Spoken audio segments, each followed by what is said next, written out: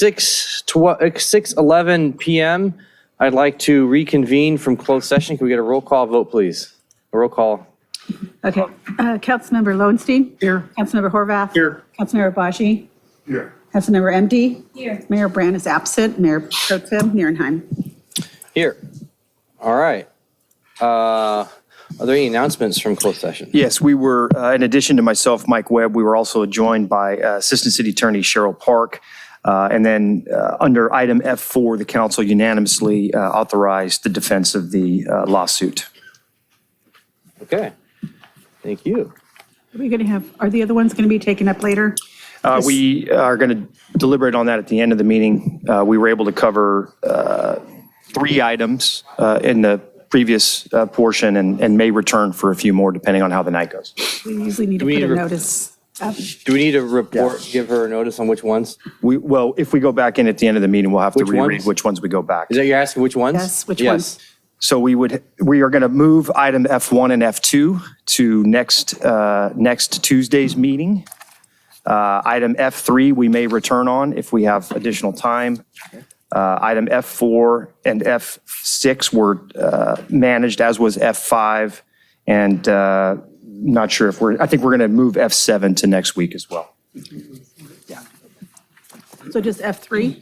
So just F3. Okay, great. If we Thank are you. able to return Thank you for tonight. that direction. All right, that finishes that. All right, I'd like to call a meeting order at 6:14 for our January 17th regularly scheduled city council meeting. Can I have a roll call, please? Councilmember Lowenstein. Here. Councilmember Horvath. Here. Councilmember Obaji. Here. Councilmember MD. Here. Mayor Brand absent. Mayor Pro Tem Nierenheim. Here, and we are going to do a salute the flag, and we were going to do another moment of silence for Kate Naylor, daughter of Captain Naylor, who recently passed away and has, after a really long battle with cancer. Yeah, so, all right.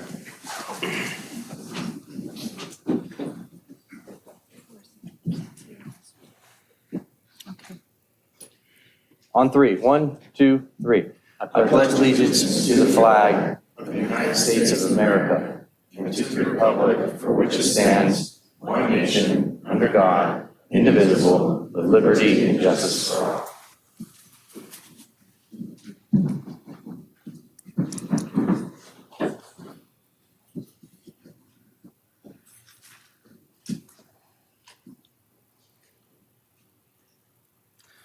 Thank you.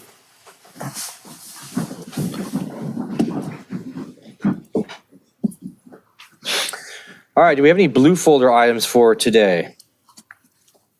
Oh, we're doing presentations. Oh, yeah, that's right, presentation, sorry. I was like, Presentation and, actually, yeah. Okay.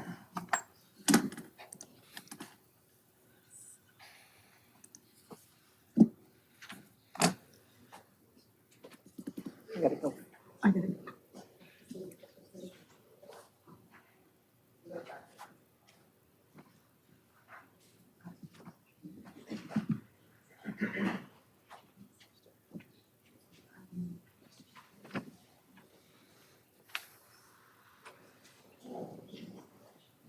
It was not, so I couldn't hear it. All right. Thank you for everyone for being here tonight. Good evening. We got some good stuff to talk about here. And tonight we're going to be honoring actually 2 city employees. One has been Employee of the Year, and the other one has served this community for 37 years. First, I want to call up Mr. Ted Simon and Mike Wazanski. So at this recent Redondo Beach Chamber of Commerce Community Awards, Mr. Andy Wingy, where are you? Come on up.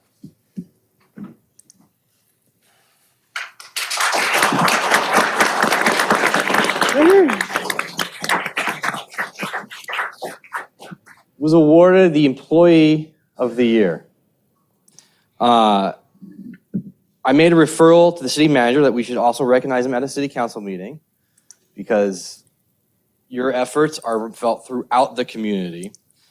So let me begin by telling you about your background, about your background for everyone. Andy was born and raised in South Bay and graduated from Rolling Hills High School, now Peninsula High School.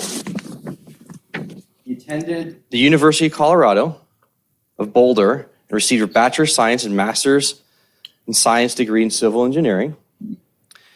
Worked in the private sector for various engineering firms for 24 years now, mostly on water, storm drain, and wastewater projects. You joined the public sector in 2010, the city of RPV as a senior engineer, where you assisted in the management of the division. In 2016, we stole you, and you became an employee, a city engineer overseeing the engineering department. Right now, Mr. Wazanski? Well, this, every year, for those who don't know, to provide a little context, we select a City Employee of the Year. Many former Employee of the Years are in the audience tonight. But this year's selection was actually quite an easy one. Andy, who leads our Engineering Services Division in our Public Works Department underneath Ted, has just done a fantastic job. Every day, all of you in the community benefit from his hard work. Under Andy's leadership, he has increased our capital project delivery by 2.5 times. He's currently managing over $40 million of active capital projects in our town. And what I love about Andy is even with all of that, if I stop and ask him a very basic customer question, a concern from a resident, what's the status of my permit? Why do I have to have a sump pump when I have, X, Y, and Z topography in my household? Andy will stop and provide a thorough answer. It is his disposition within the department, I think, that makes him such a great honoree and award winner. He is pleasant, he is well-liked by his staff, he is well-liked by his colleagues, and every day he brings a customer service attitude to the Engineering Services Division. And I'll tell you, I've worked with a lot of city engineers in my career. That's not always the case. They're not always the most hospitable of folks. And for that reason, just very pleased and proud to have Andy as part of our team.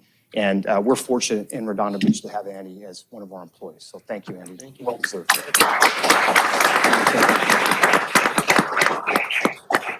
Thank you, Mike, and Mayor Pro Tem, with the kind words for Andy. Actually, what I wanted to add is a little bit of background. When I left Torrance at the end of 2015, that was the second time I actually got to meet Andy, because shortly after I started in Redondo Beach, they called someone to help them with their interview panel for a position that was going to replace my spot in Torrance. That was the second time I met Andy. The first time I met him was during an emergency preparedness meeting. I was so happy they didn't choose you over there. And I was so glad that we got to steal you from the city of RPV.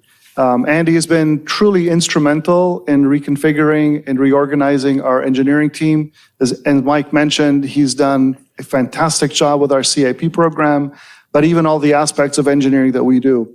So with that, I can't say thank you enough. You're very well deserving, and there's no one else I'd like to call Employee of the Year. Congratulations, Andy.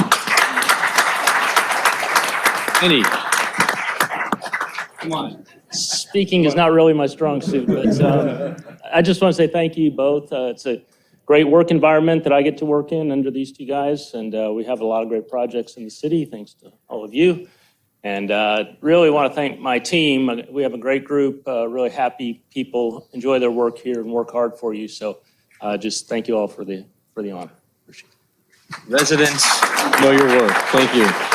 So.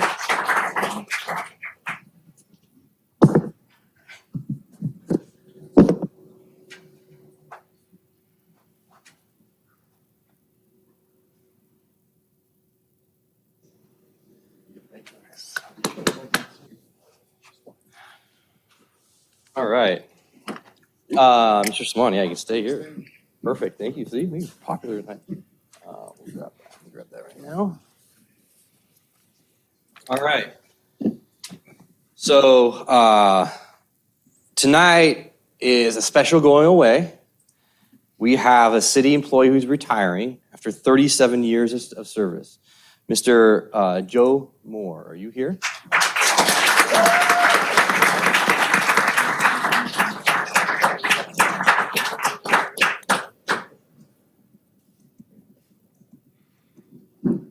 you, sir. All right, Mr. Moore, you are one of the lead workers in the Building Maintenance Division for Public Works. Grew up in Manhattan Beach, another South Bay boy. Awesome. And graduated from Maricosta High School. After high school, he went to work at Union Carbide in Torrance doing facilities maintenance. You were hired by the city in November of 1985, a maintenance worker 1 at the pier. You went through the El Nino year. Yeah, it was a hard year for sure. Did you get a pin and award for that alone? We just worked real hard. Yeah. You've been promoted to building maintenance worker in 1986, and for the next 11 years, serviced buildings at the Pier and Civic Center. Promoted to lead worker in 2007, and went to work at Rec and Park Service Director Mike Wazanski when Mr. Wazanski was in the old Community Services Department with Handy Persons Program, assisting senior residents with property maintenance projects.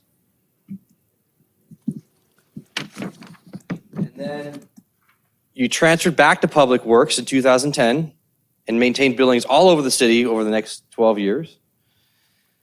So while you haven't figured out what you're going to do yet in retirement, I plan to spend a lot more time bodyboarding, hanging out with good friends from the Avenue A Surf Crew, that you co-founded in 2012. Yeah.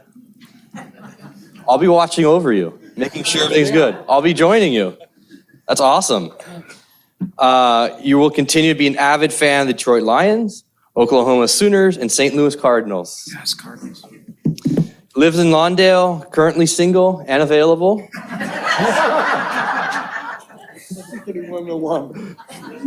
go to the beach. All right. So Public Works Director, Mr. Saman. Thank you. Joe, you're one of those guys that's soft-spoken, right? No, actually, you are one of the guys that's... Joe's been a great employee to work with. Joe is probably one of the most likable employees in the city of Redondo Beach. He has brought a great ambiance to the Public Works Department. He's always got a smile on his face, always laughing, cheering up any location. And you know, you're also my Friday pizza buddy that I'm going to be sorely missing you. So with that, I want to say congratulations on very well-earned, very well-deserved retirement, my friend.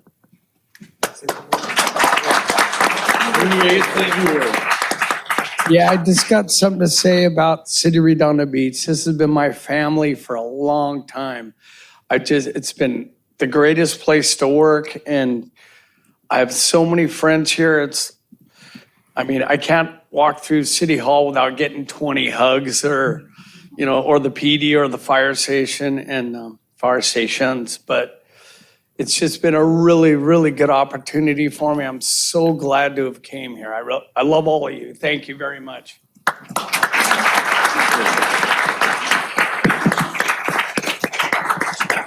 Real roll, too. Wow. All right.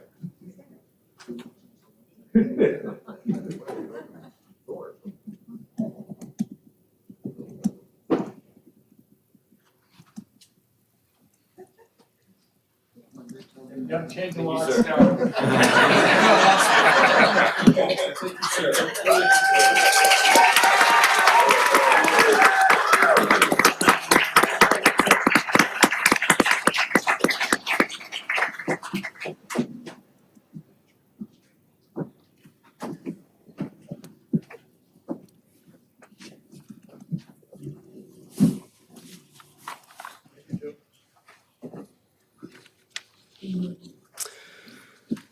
All right.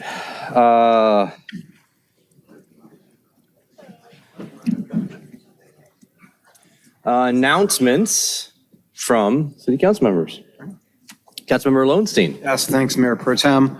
I want to first off thank a number of people. We had massive storms over the last couple weeks down at the harbor area. You all have seen the news reports. There was overtopping of the break wall. King Harbor Yacht Club's parking lot was pretty much ripped up. One of the docks came loose and needs to be replaced.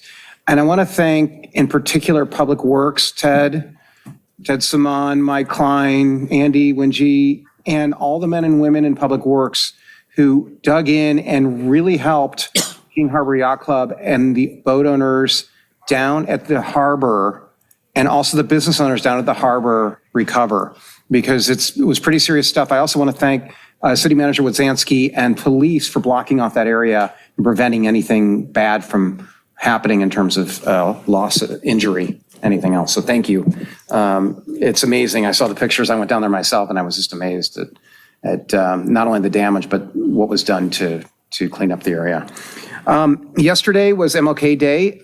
We had a great march, and I want to thank a number of people for that.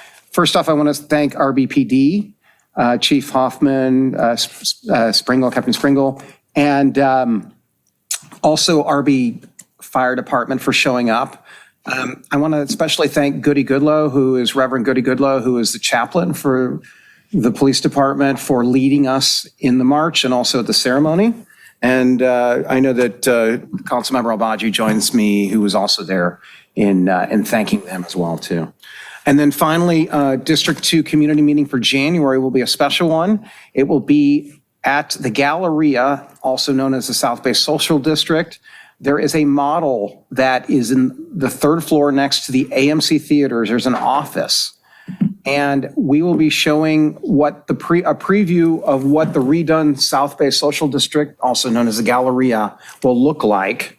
And that will be Thursday, January 26th, 6 p.m. to 7:30 p.m. There'll be refreshments. You can ask questions to staff as well as Stuart Miller from South Bay Social District.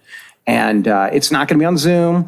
And we hope that people, if it's even beyond District 2, I hope folks come and learn more about this special project. We're all excited about the revamp of the South Bay Social District. And that's it. Thank you. Thank you. All right, Councilmember Horvath. Yep, District 3 community meeting is going to be this Saturday morning from 9:30 to 11 a.m. My special guest will be Senator Ben Allen. He's going to be with us from 9:30 to 10:30. So if you have questions for him about things going on in Sacramento, please feel free to come.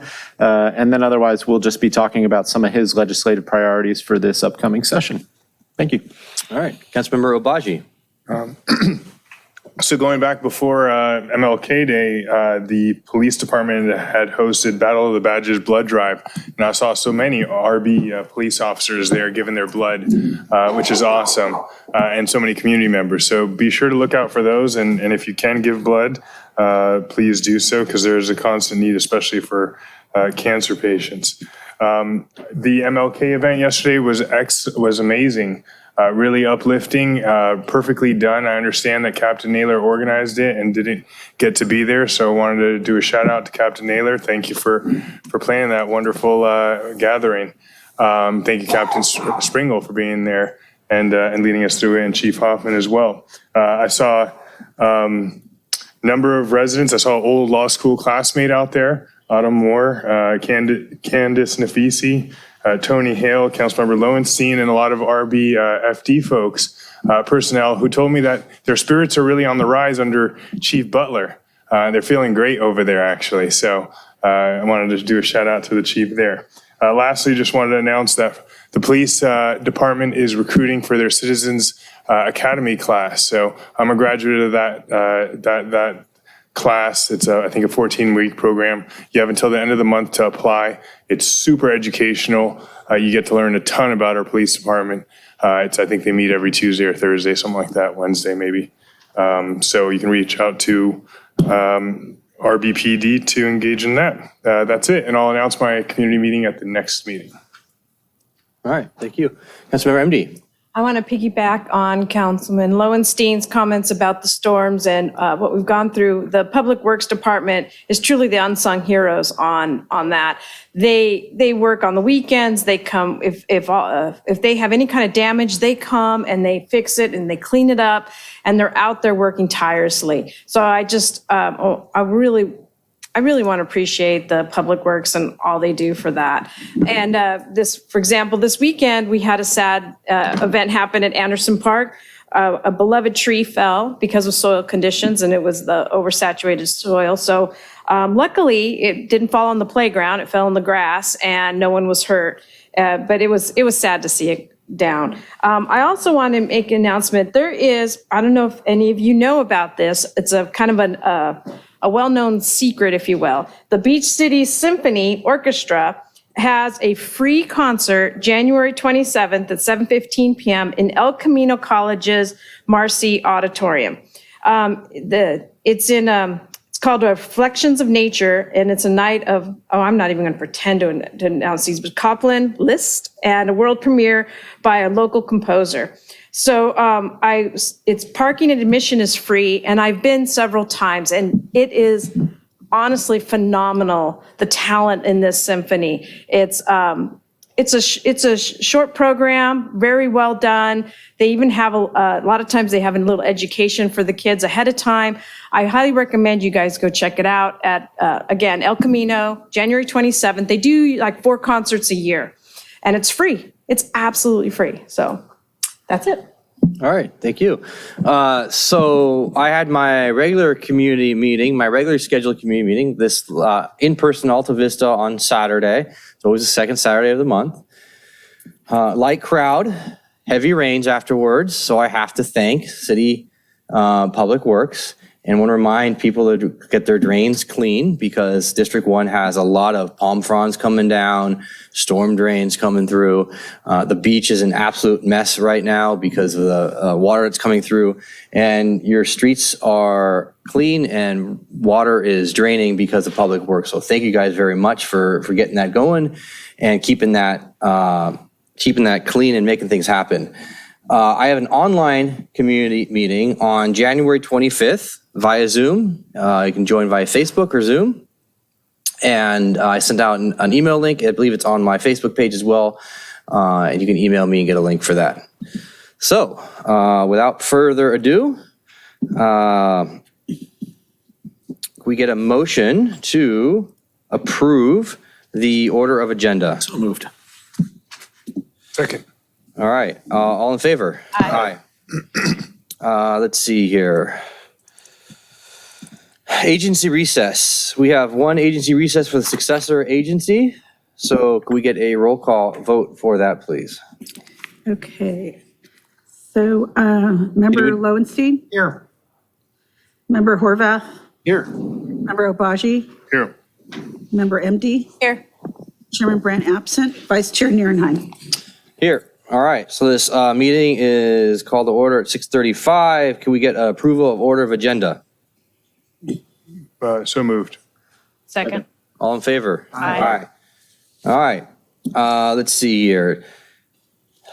Blue folder items. Not for this agency. None. All right, perfect. Consent calendar. We got 4 items on this consent calendar. Anyone can come down and speak to these items. We can pull any of these items. Any council member want to speak, pull any of the consent calendar items? Motion to approve. Second. Any discussion? Anyone want to pull anything? All in favor? Or actually, hold Public on. comment. Public comment. Anyone want to comment to these 4 consent calendar items? Okay. Okay, I have none on e-comment or Zoom. 1 e-comment? I have none. No comments. All right, thank you. All in favor? Aye. Anyone opposed? All right. Okay, I have to read C4. Title? Okay. Adopt by title only, resolution number SA 2301-01, a resolution, the resolution of the successor agency to the former redevelopment agency of the city of Redondo Beach, California, approving and adopting a recognized obligation payment schedule pursuant to California Health and Safety Code Section 34177I. Thank you. All right, thank you. All right, public participation is non-agenda items. You can come down and speak for 3 minutes. We won't be ask follow clarifying questions, but we can't have a discussion on anything. This cannot be about any item on the agenda for the the successor agency. And we'll limit it a few minutes, 30 minutes, 3 minutes each. Anyone want to talk to the successor agency? Okay, seeing none. Zoom, any successor agency? None and no e-comments. No comments. All right. Can I get a motion to? Thank you. Second. All in favor? Aye. Okay. So we are back to our normal agenda. Normal city council. Get a roll call, please. Yes, okay, hold on one second. I got let me get us back. Okay. Councilmember Lowenstein. Here. Councilmember Horvath. Here. Councilmember Obaji. Here. Councilmember MD. Here. Mayor Brand absent. Mayor Pro Tem Nierenheim. Here. All right. Any blue floor items to consider for the city council meeting that we need to have include? Yes, for H16, the maintenance service and emergency generators, we have the sign agreement. L1, which is the public hearing on user fees for Community Services Department, an updated resolution and public comments in the PowerPoint, updated PowerPoint. And N1 related to the draft tree ordinance, public communications. That's it. All right, thank you. Motion to approve. Second? Right. Second that. All right, all in favor? Aye. Anyone opposed? All right, consent calendar. So tonight, we are going to approve all 26 items on the consent calendar. That's fine. That means we're busy. Everyone that thinks nothing happens in the city, just look at our consent calendar, and there are 26 items on our consent calendar. The city is moving in part thanks to our Public Works and Ted and Andy. So we are going to vote to approve all items unless the city council member wants to pull an item. You'll be able to speak to any items as a member of the public. Councilmember Lowenstein, would you like to pull anything? Amazingly, no. Councilmember Horvath. No, thank you. Councilmember Obaji. Just H11. All right, H11. Councilmember MD. No, thank you. Okay. So is there a motion to approve all items except for item H11? Motion to approve all except for H11. Second. All right. Is there members of the public that want to speak to any of these items except for item H11? Come on down. Is there any cards? Any Zoom comments? I have one e-comment, and this is just in favor. And then let me check my Zoom. I have no Zoom for the record. All right. Thank you. All right. Motion to approve all items. Any discussion on any of these items? All in favor? Aye. Any opposed? No, none? All right. Are they to read? Yes, I have plenty. So just H6, adopt by title only resolution number CC-2301-002, a resolution of City Council City of Redondo Beach, California, leasing certain properties to Barley Vibes LLC. H7, adopt by title only resolution number CC-2301-003, a resolution of City Council City of Redondo Beach, California, leasing certain properties to JP Security Products, Inc. H8, adopt by title only resolution number CC-2301-004, a resolution of City Council City of Redondo Beach, California, leasing certain properties to High Sun, an individual, DBA for Kona Coffee. H9, adopt by title only resolution number CC-2301-05, a resolution of City Council City of Redondo Beach, California, listing certain properties to Jessica Ayala, an individual, DBA Booze Treasure. We have H10, adopt by title only resolution number CC-2301-006, a resolution of City Council City of Redondo Beach, California, leasing certain properties to So In Kwan, an individual, DBA Boardwalk Candy. H13, adopt by 4/5 vote and by title only resolution number CC-2301-007, a resolution City Council of Redondo Beach, California, authorizing a 2022-2023 fiscal year budget modification to appropriate $61,505 from the City Solid Waste Fund to the City Public Works Department 2022-2023 fiscal year operating budget, Solid Waste Division contracts and professional services account to pay for the compliance audit of the city's solid waste handling services contract. H20, adopt by title only resolution number CC-2301-008, a resolution of City Council City of Redondo Beach, California, amending the official book of classifications for the position of Public Safety Communications Manager.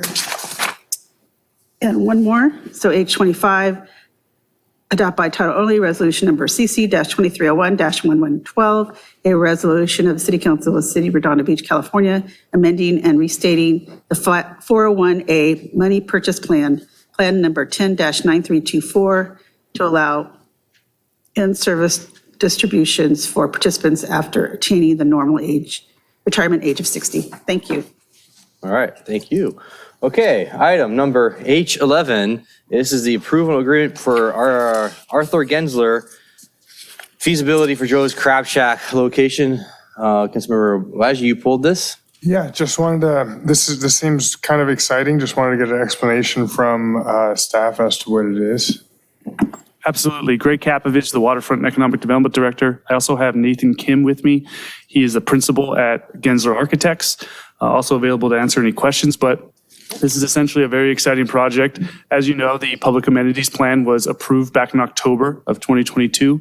One of the most exciting projects that came out of the idea from the community was traversing the Joe's Crab Shack and making that into an educational facility. Now, an educational facility is a little unique in the terms that it's going to require government assistance. It's going to require a programmer that knows how to fundraise and cover operational costs year over year.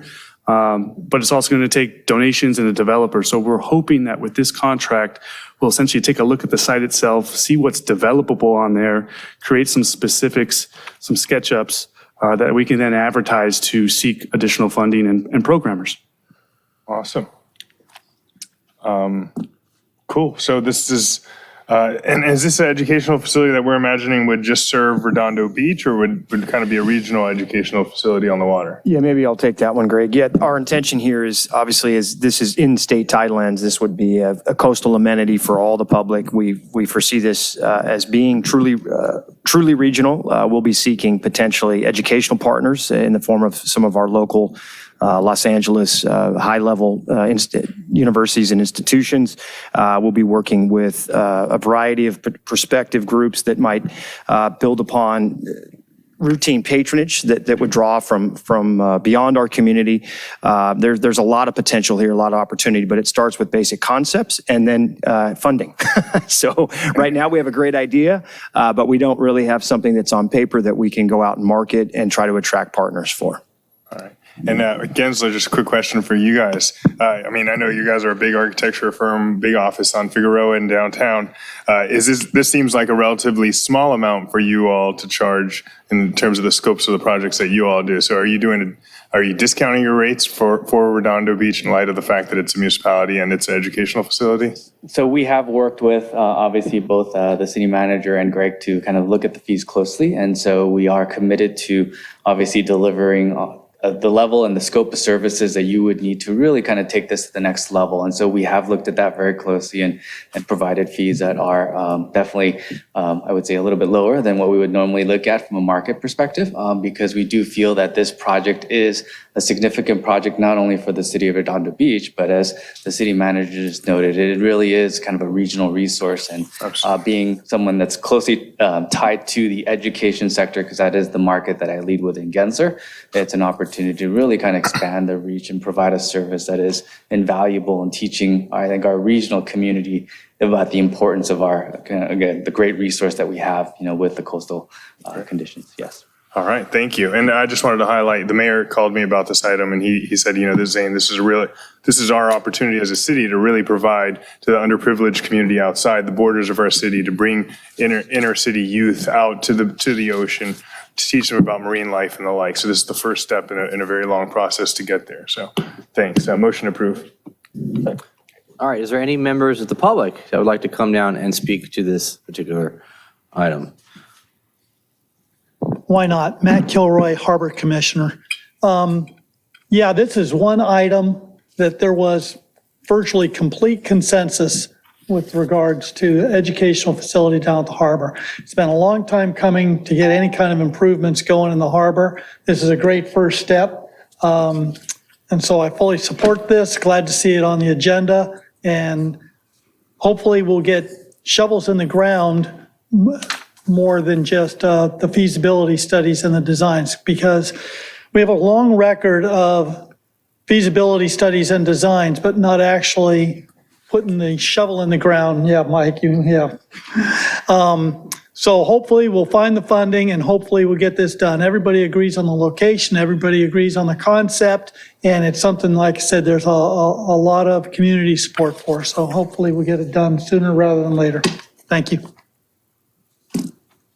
Anyone else, members of the public, want to come down? Mark Hansen, proud member of the King Harbor Public Amenities Working Group.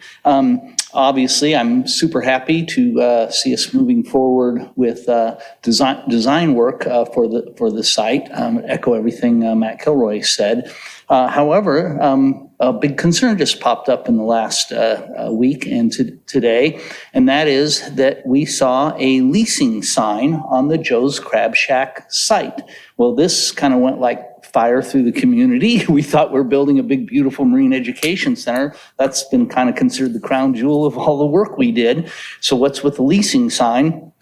We heard through the grapevine that the city's leasing agent was going to be looking for a restaurant to put in there, or another term we heard was a same-use tenant, which I guess means restaurant. I only last night and this morning got onto the leasing agent's site and saw a 7-page leasing section just for the Joe's Crab Shack, including a professional video. So obviously, in the community, we're all just confused as heck. What are we really doing here? We were quite surprised because the City Council, of course, had just recently approved the recommendations of the Harbor Commission and the Harbor Working Group to convert that site into a waterfront education facility.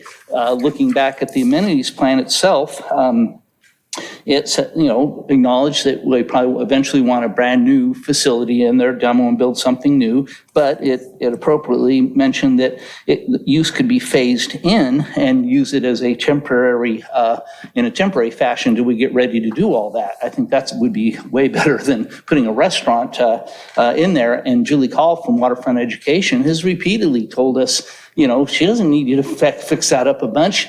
She'll go in there at her own cost and own sweat labor, make it safe enough to start teaching kids right now, which we learned then a lot about how we're going to use the property. I'd also point out that you just recently, along with Harbor Commission, approved the conditional use permits for the 2 new restaurants to merge together and create the new California Surf Club. It would seem counterproductive to be looking at putting a competing restaurant in before Jeff Jones and Alan Sanford can even get started on theirs.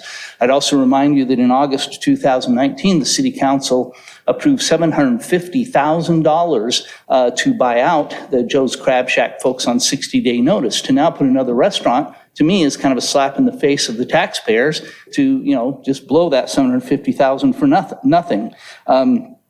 Looking back at to the recent August, can I steal just another 30 seconds or so from you? Yeah. Thank you very much. As recently as the August Harbor Commission meeting, strong, firm language from the Harbor Commission to you recommending that we activate that site now using an existing education facility. So I'd really encourage the City Council to take a close look at this. The getting the design work done, that's wonderful, but all of a sudden it's ripping through the community that maybe we're not doing that we're just putting a restaurant in there. Okay, thank you very much. Thank you. All right. Anyone else want to come down and speak to this item? Okay. Okay, I have no. Viewer Zoom. speaker, sorry.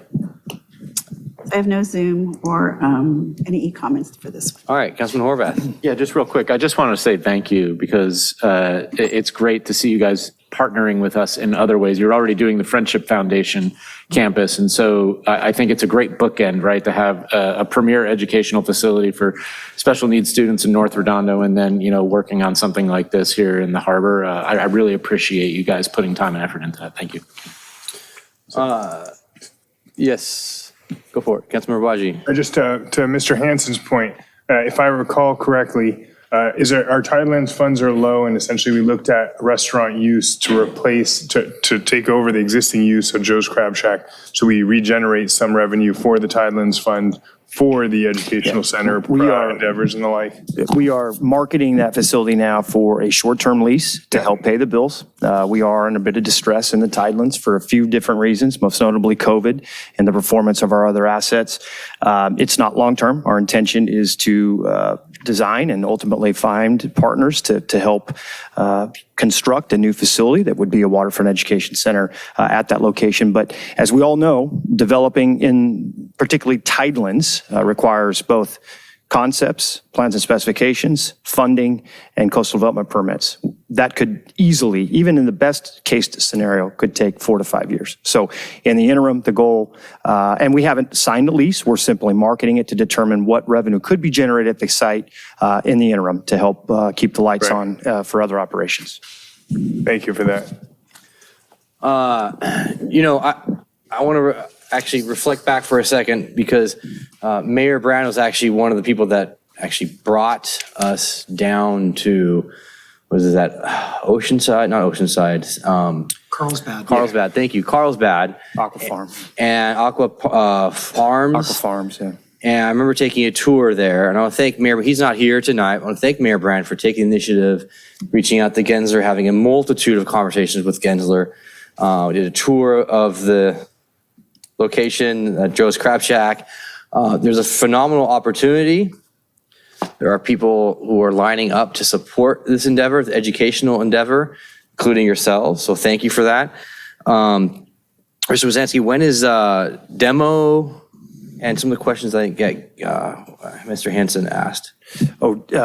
Demo. Or design, demo, Yeah, so what's the approximate? We're at the first phase, right? We're concept planning right now. We have a bit of a vision, right? The council, the community, the Harbor Commission has, and the working group, which Mark's a part of, which we're grateful for, has coalesced around a waterfront education facility at that location.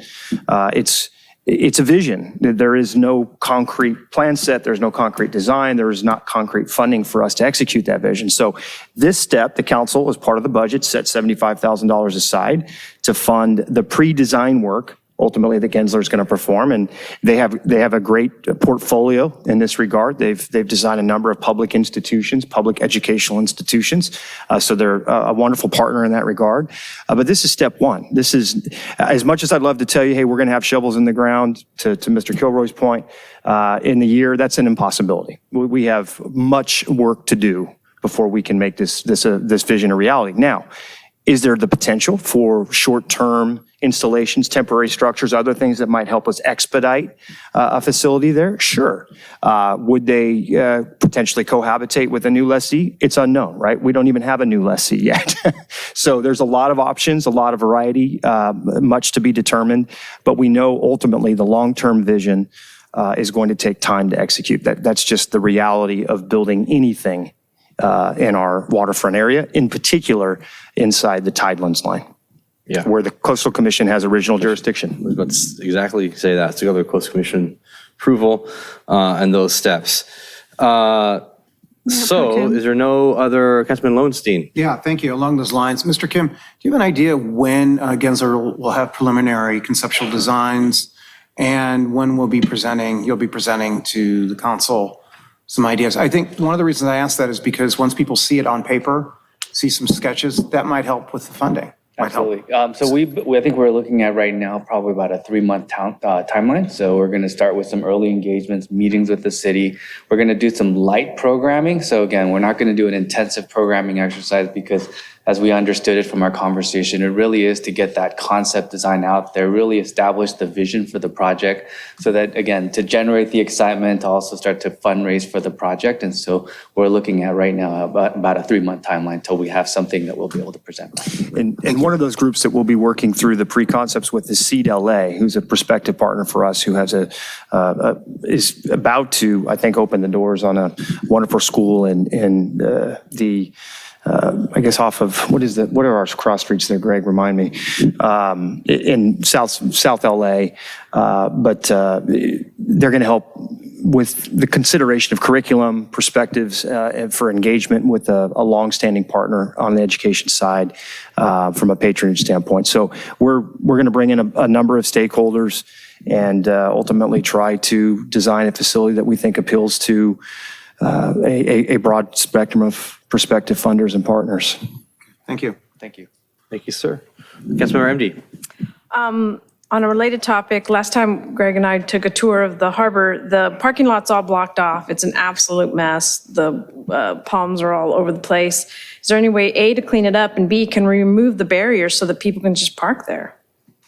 Yes, we can, we can clean it up, and then B, removal of barriers is going to depend a little bit on safety and access concerns. We'll have to look at that to determine that we don't have any issues there. We did have, with the vacancy of the Joe's Crab Shack site, we did have a few folks find their way into the facility, so we've been hardening it to a degree.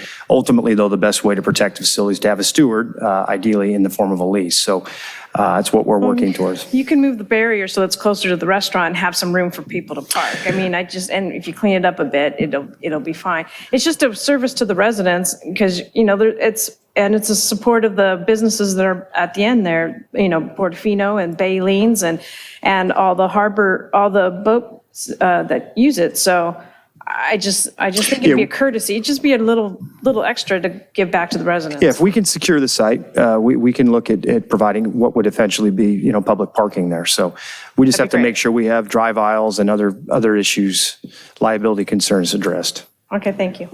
Mayor Pro Tem, we have a Zoom. Thank you. Okay. Bennett Taskey. Yes, I just, all this sounds great. Can you identify yourself? Sorry, excuse me. Identify yourself.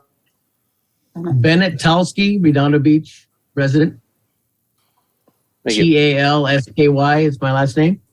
Yep. All that makes a lot of sense, and I'm 100% for Gensler. They do great work. I've worked with them for years. But my question is, if it's going to be 3 to 4 years or 3 to 5 years, has anybody ever wondered why we gave Joe's Crab Shack $750,000 to leave when we didn't have a plan in play? Is that something that's ever gets addressed or not? We can answer that question, but you have 3 minutes and then we'll answer their questions. That's it. That's my question. And you are actually marketing the space right now to lease it on a short-term lease. That's what I just heard. So, okay, that I understand, but I don't know why Joe's Crab Shack had to leave in order to go get another tenant to take the space till we know what we're going to do there. So that's my only comment. Thank you. Okay, so to start off with some of the clarification, we did not ask them to leave. They left. They filed for bankruptcy. They took the keys and left. I'm not sure if it's declaring bankruptcy or exactly what they're going through. The $750,000 that you were referring to was us to buy out an option for the lease, an extension of term. So this was years ago, and that would give us the option to put a boat launch ramp there, to do what we're doing right now, to release it, repurpose the site, and it's right in line with the years of other lease repurposement. Mr. Zansky, anything else you'd like to say regarding? Yeah, I think you covered it well. Had we not opted to acquire the option, the bankruptcy court right now would have control of that site for, I forget the math, I think maybe 11 years.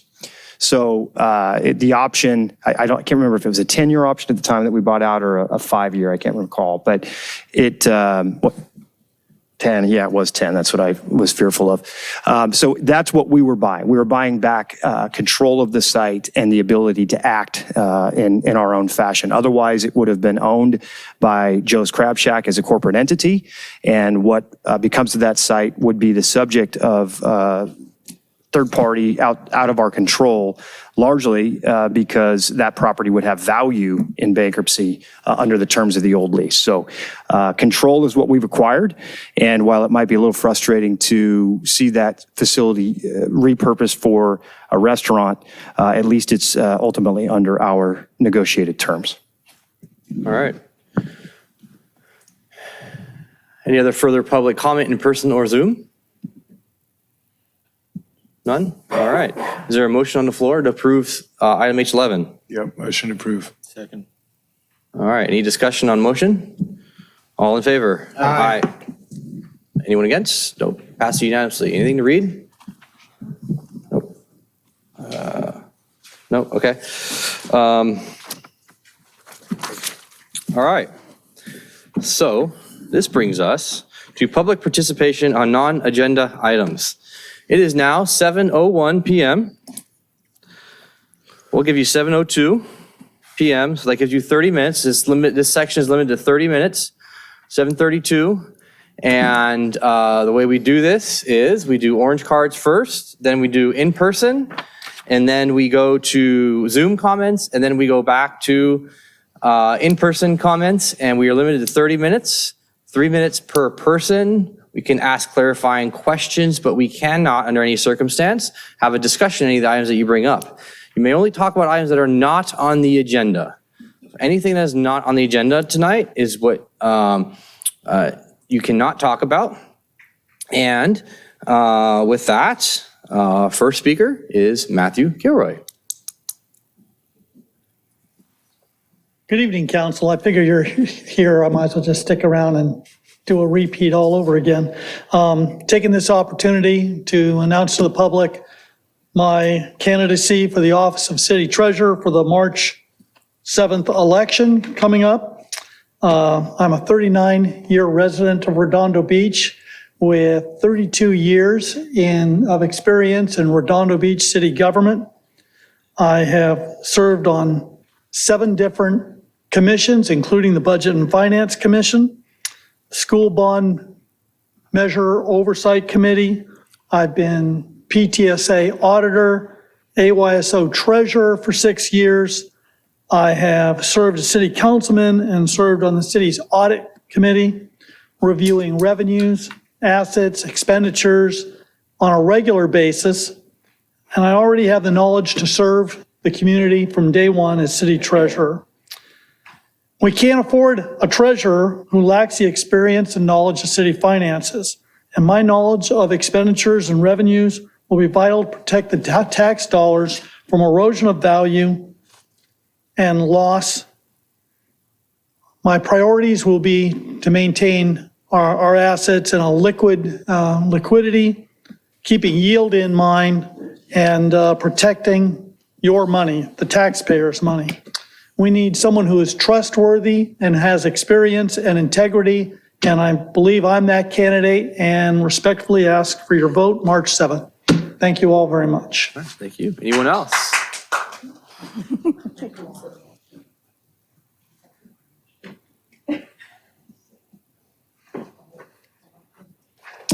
Mark Hansen, now speaking to you with my hat and blue blazer on as a staff commodore of King Harbor Yacht Club, here to extend a huge thank you to city staff of Redondo Beach during the storm. They were beyond belief in their commitment and their outreach to us. Mike Klein, who's with us this evening, he was like our personal communication guy. One of our other staff commodores lives down the street from him, and he even chaperoned, chauffeured, I should say, our club manager into the club, when nobody else could get there to check and see how bad things were. At 1:45 Thursday night, I got a text from our fire chief, Pat Butler, showing me the asphalt being torn up in the parking lot, but assuring me that the police department was providing security. I later learned that they had 3 patrol cars with the bullhorn telling people, you're on private property, get off of here or we're going to write you citations. So talk about, here I am at home just not knowing how destroyed things are. The warm fuzzy to have the fire chief himself sending me a text at 1:45 saying, it's okay, Mark, we got it. So they were fantastic. Fire chief,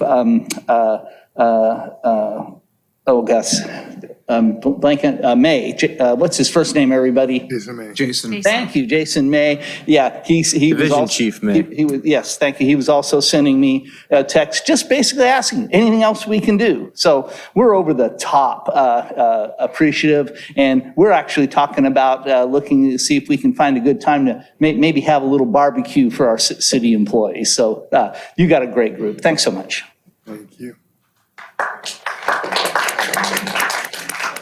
All right. Anyone else want to come down and speak in person? All right. Any Zoom? Oh. So, City Council, I'm Erica Snow Robinson, D2 voter.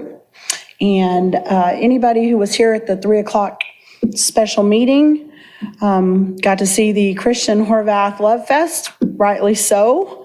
happy to say we get to hang on to him for another 8 weeks. He doesn't have to sit down. That's great. And we thanked him for his service, but I also want to bring attention to Laura MD, who will also be leaving in about 8 weeks, and say thank you to her for all the things that she has done for our city. It's been a long time, and a lot of things that you've accomplished and frankly put up with. So I just wanted to say thank you for that, and we will miss y'all both. That's all I got. All right, thank you. Anyone else want to be in person? Before we go to Zoom comments. Zoom comments.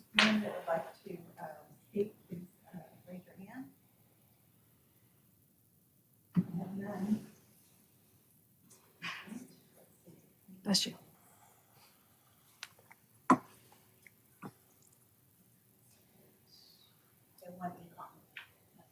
Okay, thank you. Anyone else? Last, second final, third and final requests and asks? All right, it is so closed. There you go. Moving on. All right, tonight we have item L1, which is a public hearing to consider proposed user fee amendments for the Community Services Department. This is a notice public hearing. So the first thing we're going to do is do ex parte communications as to who we've been talking to on the city council and public and so on and so forth. I alone have only talked to city staff. I've not talked to anyone on the city council regarding this item. In fact, I don't even think I've talked to anyone in the public about this particular item, just staff. Councilmember Lowenstein. No one. Councilmember Horvath. No one. Councilmember Obaji. Tree ordinance? No. No. Bicycle permit. Oh, no, nobody. Councilmember MD. Just to Dr. Grace Payne. Okay. All right, can I get a motion to open the public hearing for item L1? Is there a second? Second. All in favor? Aye. Okay. What is this wonderful item about? User fees. I'll just do a quick intro, and then I'll hand over things to our transit manager, Joyce Rooney, who has a brief presentation for you.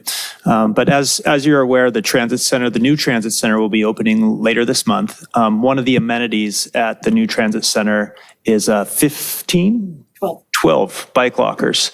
So the item before you tonight is establishing fees for those bike lockers. It's a $24 rental fee for 6 months in a bike locker, as well as a $20 security deposit. So we're asking you to adopt those fees as part of the master fee schedule. And with that, I'll hand things up.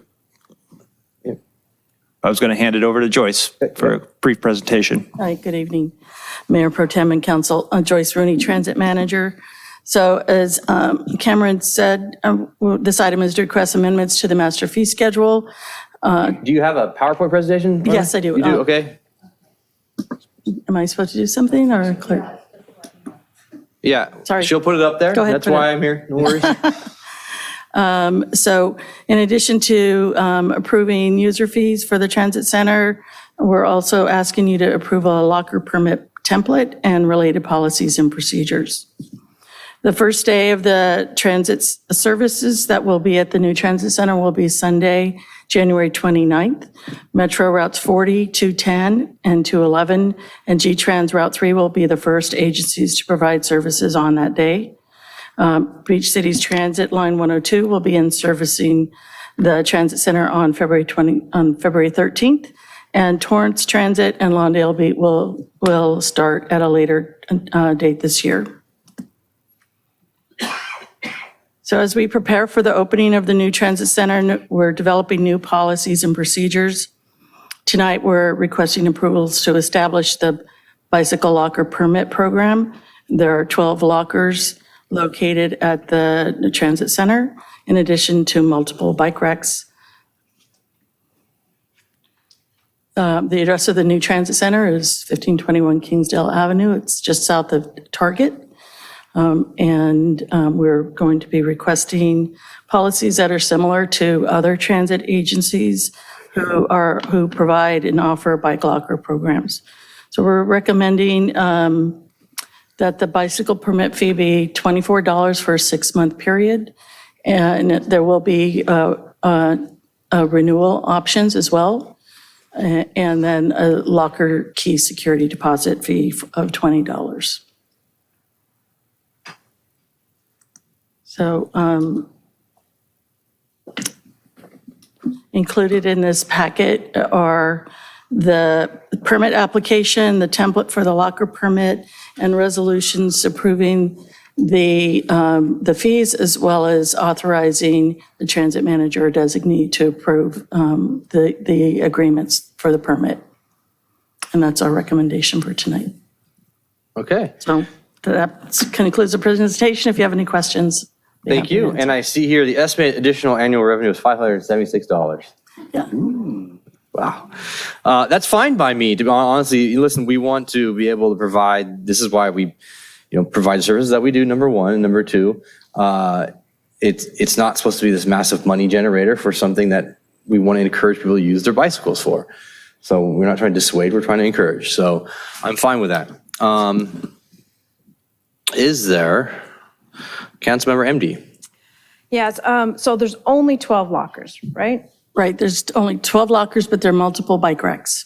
Right, I understand that. The problem is by using them all as 6 month is then people can't use them just for a day use or to be able to use them, periodically.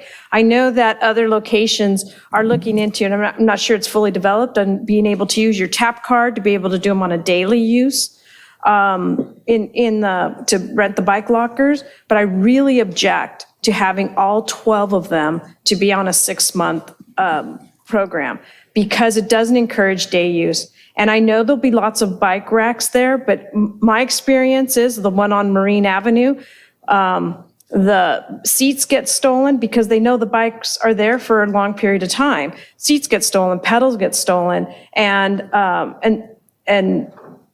this community has a lot of really expensive bikes. And if you really want to have people encouraged to go there, there needs to be some day use options. I'm okay with the fee schedule the way it is, but I do object to having all 12 be on a 6-month basis. That's number one. Number two, if you have them on a 6-month basis, do you know if people are actually using them? Or in other words, do you just do your 6 month and then you just let it sit there vacant? Or is there going to be some kind of monitoring whether or not they get used? So in regards to the day use, Santa Clarita has a new program where they do even less than a day use, but it's all electronic system. That's probably one of the only agencies that's doing it that way. And Metro has multiple lockers at multiple locations. I believe they, for the most part, are doing 6-month rentals, although they are in process of changing their program to allow for other types of use. In addition, at some of the Metro stations, they have an actual bike hub where people, and it's an enclosed building where people can leave their bikes and they can use it on a short-term rental. But for the most part, most of the agencies that have lockers are doing on a 6-month term. And the other question was? The other one was to monitor because people pay for 6 months and then never use them. So we do have the ability, part of the agreement is to allow us the ability to inspect the lockers. So our intent is around the 5th month, we would do an inspection unless there was something was broken in for the lockers that are being rented, and staff will do an inspection of the lockers, and we'll notify the people who are renting them at the beginning of the 6th month and give them the opportunity to either renew the locker or return it to us, and then we would make it available for new people to rent. I agree that it's in development to be able to do them for day use or hourly use or anything like that. But I anything we approve, I hope it's with that we put in, well, would like to put in the motion that we explore these day use type bike lockers in order to accommodate more people using them, because they do tend to hog them. And then there's long waiting lists for these bike lockers. And yes, you're right, there's plenty of bike racks, if you will, but that doesn't always satisfy the commuter. Thank you. All right, Councilmember Lowenstein. Yeah, I had a lot of the same concerns as Councilmember MD. How do we determine the quantity that would be installing in terms of 12? That was probably determined sometime in A few years ago? 2000. 2003, Part of the maybe. design process in the early 2000s. Okay, so there's a long history. The reason I ask that is if other transit agencies can give you an idea of their usage, we can get an idea of that. The second thing is, I actually agree with Councilmember MD. I think of these, like I was in Europe this summer, went to some train stations, they have lockers there, it's electronic. People will tend to squat on these and not give them up over 6 months, and they may not use them. The issue with not corrals, but the bike racks is on rainy days, nobody wants to use them. They want their bike to be indoors. They want it to be protected. So I'm not sure that's the right solution. I think what we might want to consider lower turnover. I mean, more turnover, like every 3 months instead of 6 months. And having some that are available for half-day usage, full-day usage. I think that would allow more people to be able to use them. We might find that they're not used. And I guess what we could do is, if that's the case, then we can go to monthly or every 6 months. I don't know how hard the program is to administer, but we should consider that. I hope it's not too manual where we have to be the ones that administer everything. It's so much easier to do it using something like a tap card or something that is an automated system where you can go and you unlock the door using some type of an ID. RFID. So something to consider. I don't know if this is the be-all, end-all tonight. I understand that the user fees need to be approved, but I think we should also consider having some available to people for shorter term usage than 6 months. I'm just concerned there's going to be 12 bikes there, parked there for 6 months, and that nobody else is going to be able to get to them. First come, first served. That's it. Thank you. Yeah, I think those are very good points from both of you. And if you'd like tonight, what we can do is approve the template agreement, if you will, and then we can look at considering term and modifying term. The big action tonight that we need really is the master fee approval. So we've got an ability to charge fees, and I think we have enough discretion here. Is this a $24 per 6 month fee? Is that what this is? So we would, as long as you give us enough discretion to break that down into a monthly, in shorter time increments as appropriate, we can play with that as we administer the program. This is obviously our first blush at this. Center's only been under construction for 20 years. We're just happy to open it and actually have lockers on property. If we actually get to the point where we have this problem, where we have too much utilization, I think we'll all probably be excited about it. So, but yeah, I think your points are all well taken, and we'll try to investigate alternative shorter term. And I certainly don't options. want you to take it the wrong way. Yeah. We want to make sure they're optimized. The short term, the concept of short term rental will change the whole design mechanism for the lock itself. Yeah. And we'd have to go out to bid for services, and it would take them additional time to implement that type of change on the current lockers. Thank you. Okay, Councilmember Horvath. Yeah, I won't belabor it because I had the same thoughts and comments that both of my colleagues have already made. I think we even had a conversation about this. Councilmember Obaji brought up a bike getting stolen from another metro area, about a year ago. So I'm fine with approving it as is tonight, but under the same thing that Councilmember Lowenstein was getting at, that we use that time, whether it's 3 months, 6 months, to then explore how do we make it, to Councilwoman MD's point, something that is utilized on a daily basis by people, and it's not just, creating a scenario where somebody just squatting on a locker. I don't think it promotes the real idea, which we want is people to ride their bike or e-bike to the transit center, use it to go where they need to go, and then come back and reclaim their bike at the end of the day. I think a first come, first serve is always going to be much better for the greater community. Done? Yep. All right, Councilmember Obaji. Councilmember Horvath's correct. I agree with everything they've said. Now, what it seems to me like is that this transit center was designed 20 years ago, funded over the last 20 years, and eventually constructed before we had the electric bike, the takeoff. And I think at some point last year we did have a hearing wherein we opined that we wanted cameras on the bike racks. So do we have, I know we don't have images of the bike racks here, but do we have cameras on the bike racks? There are cameras everywhere. There are 56 cameras at the transit center facility. So yes, there are cameras. More cameras than bike racks and bike storage lockers. Yes. Oh, boy. Okay.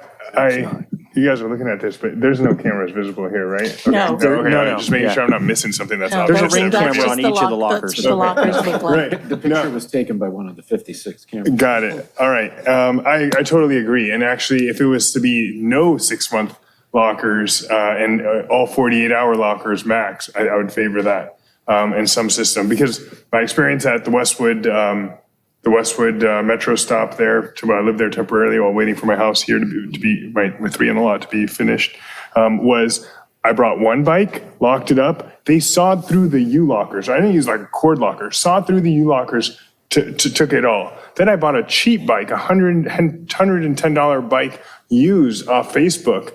Then took it again. Like they just left pieces that they didn't want, and they took the rest. And they couldn't even write it away. But it was in the middle of the day. I literally left in the morning, went downtown, came back, and it's gone. So, and there's security station there too, for that matter, right? But the security wasn't there at that exact moment. So this is going to be a fertile ground for theft unless we really have the security of these bikes at the forefront of our minds and make this known as a place where people are going to get caught stealing bikes. So that's all. I just want to make sure that the cameras are on the bike racks, filming all the time for whatever help that may provide, maybe some monitoring here and there. So I'd motion to approve these two with staff direction to come back with some proposal to move at least 50% of these lockers to day or 48-hour use. Don't we have to close the public hearing first? Oh, yeah, that's right. We're not making, you gotta listen to public first. That's right. So, are you done? Yeah, done. Thank you. All right. Members of the public, orange cards first, and in person, are there any orange cards? No orange cards. Any members of the public want to come down and speak to the bike locker user fee?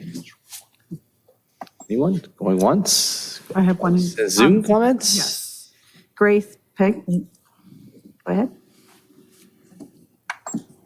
Can you hear me? This is Grace Peng. I've been a Bike Plus Transit user since I was a teenager growing up in Silicon Valley. And I know that I've experienced long wait lists for bicycle lockers my whole life. And I also had my bicycle stripped for parts while parked at UC Berkeley. I really feel Councilmember Obaji's pain. So, but one of the things you want to consider is that in San Francisco, they discovered bike lockers were being used by homeless people who were using it as secure storage for their belongings, and also people who lived in small apartments and discovered that bike lockers are really cheap rental space for their seasonal storage. So, I mean, I really want secure bicycle storage for transit users. That's what we all want. So we should design a program that helps people who just want to take an occasional trip with their kids be able to store all of their bikes, whole families worth of bikes, and then get on a bus and then go somewhere. Have you considered a bike station? I mean, the Metro makes very expensive top of the line deluxe bike stations, but in Boulder and Denver, they have very basic bike stations where it's got a metal it's got metal fencing all the way around. It has a roof so the snow and the rain doesn't get on your bike. You tap your card and it remembers who used it, and it takes a picture of you, so it knows what you look like, what your bicycle looked like. And then when you leave, you tap your card again, and then it makes sure that it pulls up someone someone looks at it and makes sure they compare your picture coming in and out to make sure that you're going out with the same bike that you went in with. And they even have like a rack where you could leave your U-lock so that you don't have to haul a 9-pound U-lock to the transit station every day. I mean, that wasn't that expensive, and it allowed a lot of people to use it. Could we do something like that? We'll definitely include it. Go ahead and ask your questions, and we will answer them after you're done. I already did. Are you done? Is it? Yeah. Okay. All right. What was that speaker's name, by the way? Grace. Answer the question. Okay. Hold Well, we could look into what the options are at the facility once after operation starts, but as it's currently designed, we'd probably need to go, do back some and more, look go at back it. and rethink Been at what 20 else can be years. offered at the facility. Won't be 20 years. No, what I'm saying is, Yeah, we got to get up. We got to get up and running. We need to kick the tires on the facility. This isn't going to be the only issue that's going to have growing pains. I'm sure there will be others. And this is a facility that's going to be fluid and in motion, I think, for quite some time. We have to move on to the operations and maintenance building on a design basis. We have a new green fleet requirement to study for changes in transitioning buses from diesel to clean energy, or actually electric. I think we have to go electric. So there's a lot that has to occur. We'll look at this. If we get an abundance of bike users, we'll try to find more creative ways to accommodate e-bikes and other bikes. And that sounds like a very creative, technologically savvy option. Most of those creative, technologically savvy options take time, money, resources, and some design to get there. So we'll look at it. It's not a bad problem to have, like I said, but we need to gauge ridership first. I'm not sure what kind of use we're going to see at this point. my comment is we designed this 20 years ago. Now, opening on what, February 7th? We're going to have a grand opening. The flyer's just about to be released. You're getting a preview time. It's February 7th. I believe it'll be before a council meeting. I think 3 o'clock. What do we think? 2 o'clock is the ribbon cutting on 2 February o'clock. 7th. 2 Much o'clock. better than 3. But Metro and G-Trans are starting operations on January 29th. But ribbon cutting, council ribbon cutting, invitations coming soon, February 7th, 2 p.m. All the public's invited, all the bike users. Maybe we'll get an immediate Hannon. bike corral problem. Jim Hannon, Beach Cities. All right. Just a question, are the bike racks covered or not covered? There is a shelter above the racks, yes. Oh, excellent. That's wonderful. And by the way, just to remind you, we did approve security services for the transit center, so there will be on-site security from 6 a.m. to midnight every day. Sweet. Awesome. Thanks. Okay. Motion to close public hearing? We have one e-comment, and that's neutral, Okay. Thank you very much. for the record. All right, no one else in the public wants to comment? Thank you. All right, are there motions on the floor? Yeah. There's a motion in a second to close. To close the public hearing. All right, all in favor? Aye. Aye. All right, are there any other motions? A motion to adopt by title only resolution CC, can I do them both at once? Yeah, 2301-009 and resolution CC 2301-110 with the caveat that we asked staff to explore other options for day use. And shorter term permits. Shorter-term rentals. Second. Okay. Any discussion on the motion? All in favor? Aye. Any opposed? None. All right, very Okay, good. adopt by title only, resolution number CC-2301-009, a resolution of City Council, City of Redondo Beach, California, amending the Community Services Department user fees. Adopt by title only, resolution number CC-2301-110, a resolution of City Council, City of Redondo Beach, California, approving the template single bicycle storage permit and authorizing the city transit manager to execute the agreements on behalf of the city. Thank you, Mayor Pro Tem. Thank you. Okay, this brings us to the next item N1, which is discussion of possible action on a draft tree ordinance for regulating trees on private and public property.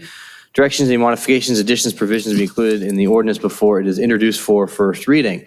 First thing I'd like to say is, Mara, I apologize for not being able to get back to you. We've been playing phone tag, going back and forth. You guys have done a great job. With staff and everything else. So I apologize for not being able to get back to the next 48 hours, 24 hours, whatever it was. A lot going on. So with that said, Mr. Saman, this is not the first time it's here.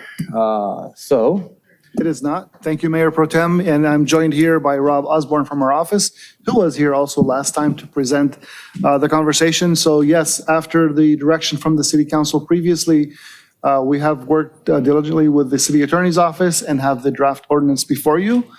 We did have some conversations with the proponents of the tree ordinance itself, and from the motion is how we drafted the ordinance, but I don't want to take away all of Rob's presentation slides. But before we turn to them, I will tell you that Cheryl Park from our City Attorney's Office is also online. She's not available here, but she is on Zoom and online available if we have any questions for her. So with that, I'll turn it over to Rob. Okay, thank you, Ted. Let's go. So I'll start out with the background, the chronology of how we got here tonight. So as Ted mentioned, a couple years back, we had some residents express concern that the city's urban forests seemed to be shrinking. They were noticing trees disappearing both from private property and from the public right-of-way, and it was suggested to adopt the city's first tree ordinance to regulate the removal of trees. So going through the chronology, August 17th, 2021 was the first time the City Council reviewed this. You looked at the draft ordinance suggested by our residents and requested that we go on a little tour of the various commissions to get their input on a draft ordinance. So Ted and I did that starting November 10th of 2021, went to Recreation and Parks, December 1st to the Public Works Commission, and then on January 20th to the Planning Commission. So we took their input, came back to you on March 15th of last year, and the council reviewed all the input from the commissions, the draft ordinance that was before you, and directed us to go off and officially put together our first draft ordinance with a certain laundry list of things that you wanted to see included. And here's a list of the things that the council wanted included. Primary goals in general, unfettered removal of trees to certainly regulate that, make sure that's not going to be ongoing. Anytime that trees are removed for authorized removals, that they be replaced on a one-to-one basis, and just the general goal of preserving and growing the city's canopy throughout Redondo Beach. Another element was to create a protected heritage tree designation. This would be a certain designation given to trees of certain size, certain characteristics that would have special protections for situations where a resident or property owner wanted to remove the tree. Also, council wanted to look at preserving trees on private property. This is something we've not done before in Redondo Beach. We have rules and regulations for trees in the public right-of-way, but we've never, to this point, property owners have always had free reign to trim, remove trees as they please, and council wanted to take a look at regulating that. Another issue of concern, this was actually raised by our residents, was when trees are removed, there was concern that larger trees were being removed and the replacement ones were very small, didn't provide much shade canopy, or wouldn't do so for many, many years. And it would be more appropriate to require a certain size of tree so that the canopy isn't reduced too much. Council wanted us to take a look at the ordinances in place in Manhattan Beach, Encinitas, Beverly Hills. We did that and incorporated what we thought were the appropriate and best parts of those ordinances. Council wanted to see lists of favored and disfavored species. So we do already keep a list of favored trees, our certified arborist in Public Works, list of trees that are found to do well in our climate, list of trees that we often look at parkway trees. Trees that do well in the confined space of, parkway is often only about 4 feet wide. You don't want to put in trees there that are going to outgrow the environment and cause damage to sidewalks and whatnot. So that will be part of the ordinance. Looking at when properties were sold, council wanted to include when a property is sold, again, something we've not done before, require that trees be planted if it's found to be a vacant location. Like, for example, in the Parkway Strip, if there's not a tree there, a suitable location, that would become a new requirement when properties change hands. And then on the enforcement side, council wanted civil enforcement, nothing criminal. But you did want to include significant fines when there are violations, not just a token, but a real deterrent. So moving on to the ordinance itself, a couple of quick definitions. Protected tree is we broke down into two different categories. For private property with the heritage tree that I mentioned earlier, and I'll get a bit more into the specifics of what constitutes a heritage tree in the ordinance. And then on public property, just any tree, they're all protected. So as you see here, heritage tree, the first thing we looked at was size, trunk diameter, at least 18 inches. We also put a circumference minimum.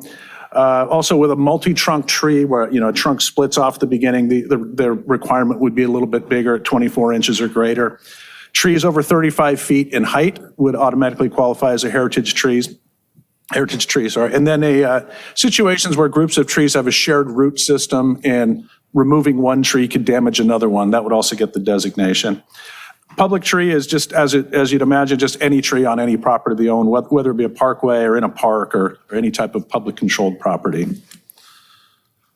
So moving along, so we separated the ordinance into public and private sections as there's a lot of overlaps between the two, but the regulations do differ in a number of occasions. So I'll start with what the ordinance includes for trees on public property. The first thing we did was we've had a number of practices in public works that we've applied over the years, nothing officially documented, nothing approved by the city council. So that is all in the ordinance. So it would become, rather than just public works policy, it would become city policy. We included a process for removal of trees on public property where residents would come to us if they feel a tree is dying or causing trouble or causing some type of damage, it presents some type of safety hazard, they would request the city to take it out, and we would review that. And the justification would be very strict criteria. We want to protect trees on public property whenever possible. We would only consider a removal if a tree was in very bad shape, again, damaging sidewalk infrastructure. If it was a safety hazard, for example, if a tree was overgrown and it might drop big limbs that could, hurt life or limb, then that would be a legitimate justification for removal. But nothing for sight or view obstruction, anything like that would not be considered. Along with that process, there would be an appeals process where if someone challenges the decision of the Public Works Department, they could file an appeal, take the issue to the Public Works Commission for a final decision. We also included, as I mentioned earlier, when trees are removed, the city would do the removal. We'd replace it with on a one-to-one basis to grow the canopy and not let it shrink. And with minimum 24-inch box trees, that's a significant size tree as a replacement. Then a couple other things, as I mentioned earlier, when properties are sold, we take a look at requiring tree replacements if there's a suitable vacant spot in an adjacent parkway. The ordinance would create protection zones around trees during construction. There was concern that trees were getting damaged by construction activity, so the ordinance would address that issue. And then again, civil enforcement with fines for violations. So moving on to the private property section, I mentioned the heritage tree designation for trees of specific size or historical relevance. Those would have special protections. There would be a permit process for residents to seek removal of a heritage tree. On private property, it'd be administered by the Community Development Department and also have an appeal process. Being private property would be the Planning Commission that would be the authority on that. Whenever trees are replaced, one-to-one replacement with significant sized trees, and similar to the public section, protection zones around trees during construction and civil enforcement with fines for unauthorized violations. As Ted mentioned, we were able to meet with our local residents who had first brought up this issue to go through the ordinance, get their input. And they did have a couple of comments that we wanted to bring to the council's attention possibly for discussion. One was the ordinance addresses on private property, protecting trees in all parts of private properties, not just front setbacks. So for example, in the city of Manhattan Beach, their ordinance only addresses about the first 20 or so feet, whatever the front setback is.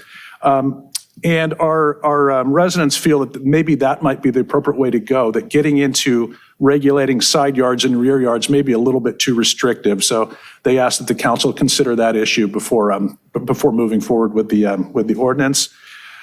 Another request they had was to look at when all building permits are issued, other than very minor ones just for mechanical and electrical type work, that we look at the properties to see if there seems to be a vacant location that would be a good suitable spot for a tree. Take a look at that each time. And then regarding sale of the property, I talked about it earlier, we would look at a vacant parkway strips.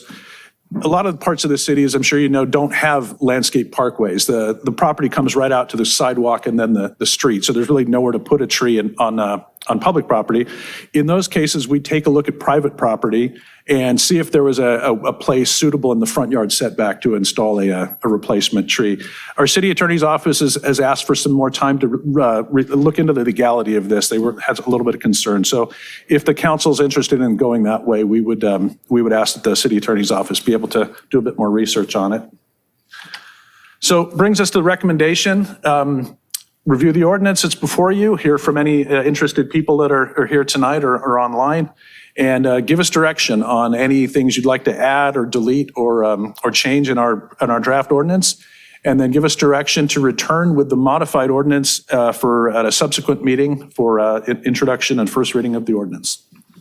That concludes the staff presentation. Happy to answer any questions. Okay, thank you, sir. The first thing I'm going to say is one of the reasons why I've been moving this forward is because living in California here my whole life, I have family throughout entire California, friends throughout entire California, and visiting those friends and family, I've noticed communities that have tree ordinances have higher property values, more community involvement, better place to live. And most importantly, I've noticed that a tree ordinance is actually in highly liberal communities, highly conservative communities, and is truly something that across the board ties the communities together. And if you look at a community like Manhattan Beach, that has a tree section and a tree ordinance, or Beverly Hills or San Carlos, which in the Bay Area, which recently passed a tree ordinance, you'll see that those communities have overall much greater character. They value the environment, and people just can't just come in and bulldoze an entire property, including the public right of way, and just because they want to put in a larger house and SB 9, as we know, and just because they want to move the driveway from one side to the other side. This affects the parks. This affects the parkways. This affects only on private properties in the non-setback zones, or excuse me, the setback zones, non-buildable areas of setback zones. And we here in Redondo have taken a big stance against state bills like SB 9 and SB 10, particularly SB 9. And a little bit later, I'll show a photo of an SB 9 project and what has happened to the parkway and the right-of-way in the setback zones. We here in this community understand the value, the long-term value of a tree and keeping trees in place. I always say this, and people always think it's funny or it's, but it's not. I always ask a very simple question. The old library down in Veterans Park, it's over 110, 115 years old. There's a tree next to it. What's older, the tree or the library? I think actually libraries are 90 to 100 years old. But the tree is far older than the library. And that's not the interesting part. The interesting part is when they built the library and it was so designed to be built around the eventual growth of the tree. So now you have this old library with this massive canopy and a huge tree above it. And we're not looking to protect all trees. Fruit trees, no. Trees that are, ficus trees that grow really fast and don't belong in a certain area. It's not what we're looking to protect. We're looking to protect heritage trees that have community value. And we're looking to create stricter guidelines and standards for city staff. I was recently approached just to get rid of a tree the other day just because they didn't like where it was. And I said, no. And it's a constant barrage. I know Councilmember Horvath and Councilmember Lowenstein here were recently dealing with, was it on Barrel, I want to say? I got some comments and emails on the trees that were left. So this is a long-term, for me, this is a very long-term conversation, and we're doing this for the community over the long term. Councilmember MD. Thank you. So apologies to anyone who's here after a post I made. I did make a mistake on one of my criterias. I didn't have the benefit like some of the couple residents that got to preview that draft. I just got it recently and I was piecing things together. But the basic gist for anybody who didn't hear the post is when I was first approached about this tree ordinance, it was about growing our tree canopy. And one of the ways to do that is to become a tree city. So tree city designation is just a piece of paper, but it provides a framework to maintain and grow our tree canopy. And having a great tree cover that covers our asphalt areas, or mainly our streets, is great. It helps cool the city. It helps absorb traffic sounds. It creates a more appealing neighborhood. I'm all for that. But I don't believe in anecdotals such as staff just presented, that people felt that the tree cover was going down and there was trees being taken out. So what is the desirable tree canopy for a city that is west of the Mississippi, an urban area that's west of the Mississippi? And that's 25 to 35%, truthfully, is the optimal tree canopy for our area. Now, I haven't been able to track down the tree canopy for Redondo Beach specifically, but for LA County, it's 18%. And I was talking to the arborist and he thought it was about that for here. So I'm going to go with the 18% number. Then in addition to, we had a presentation a while ago in which staff had identified 1,000 public places where we could plant a tree. 1,000 places. So we as a council said, all right, let's do 200 trees a year to commit to planting 200 trees a year so that we could end up with an extra 1,000 trees in our city. And what will that canopy, so my question would be that once those 1,000 trees are planted, then what does our canopy percentage look like? So anyway, what are the 4 steps to qualify to be an official tree city? One is to spend at least $2 per capita on urban forestry. We spend way more than that, so we're good. And then we maintain a tree board, which we could have Public Works Commission do, and we can celebrate Arbor Day. That's easy enough to do. And the 4th is to have a tree ordinance. So I agree that the motion that was done by Mr. Obagi was to regulate the unfettered removal of trees, but he also added in the motion, he said specifically to preserve and grow a desirable tree canopy. So we have to put what is a desirable tree canopy, and I think the first one would be 25%. So, and when you talk about a 24-inch box tree that needs to be replaced on any tree that you remove, I want to make sure that people understand what that means, because in the motion it says something about obtaining a permit for a small fee. But anytime a 24-inch box tree costs right now anywhere from $600 to $900. That's how much a 24-inch box tree costs. That's in addition to the permit. So if you go, so I was talking to the arborist, and I said, all right, let me get this straight. And these are all things that are going to get worked out, but these are things we have to ask ourselves, right? So if you have a tree that you want to remove, and the arborist comes out and says, yeah, that's a healthy tree, we're not removing it. He can't really know that unless there are tests done on it. There are some trees that, yes, you can look at it and say, yeah, that looks unhealthy, but there's some trees you have no idea that it's going to fall. And so you'd have to do some tests, you'd have to get some samples, you'd have to get soil samples. And knowing this city, they're gonna wanna cover their costs. So I don't know what a small permit fee is, but if you start to add in all those things that you're going to need to truly determine whether or not a heritage tree is healthy or not, then that fee isn't so small. It's going to be a large undertaking. And these are all reasonable things to do if your goal is to make residents keep their trees, or is it to really to expand your tree canopy?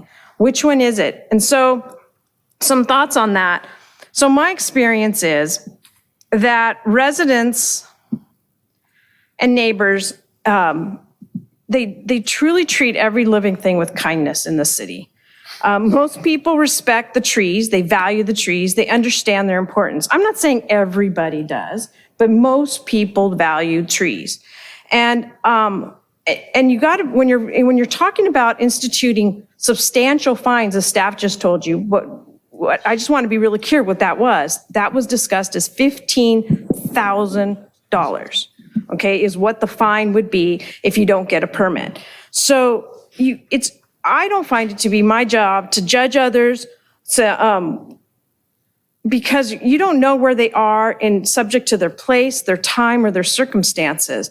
And I do understand the importance of trees in the neighborhood. Trees add value and peace of mind to the community. But the minute we're concerned more about what others are doing or not doing, that's the minute we fail to do our own part. And my argument is the city needs to do our own part first before we start becoming punitive to residents. So we have 1,000 locations to be able to plant a tree.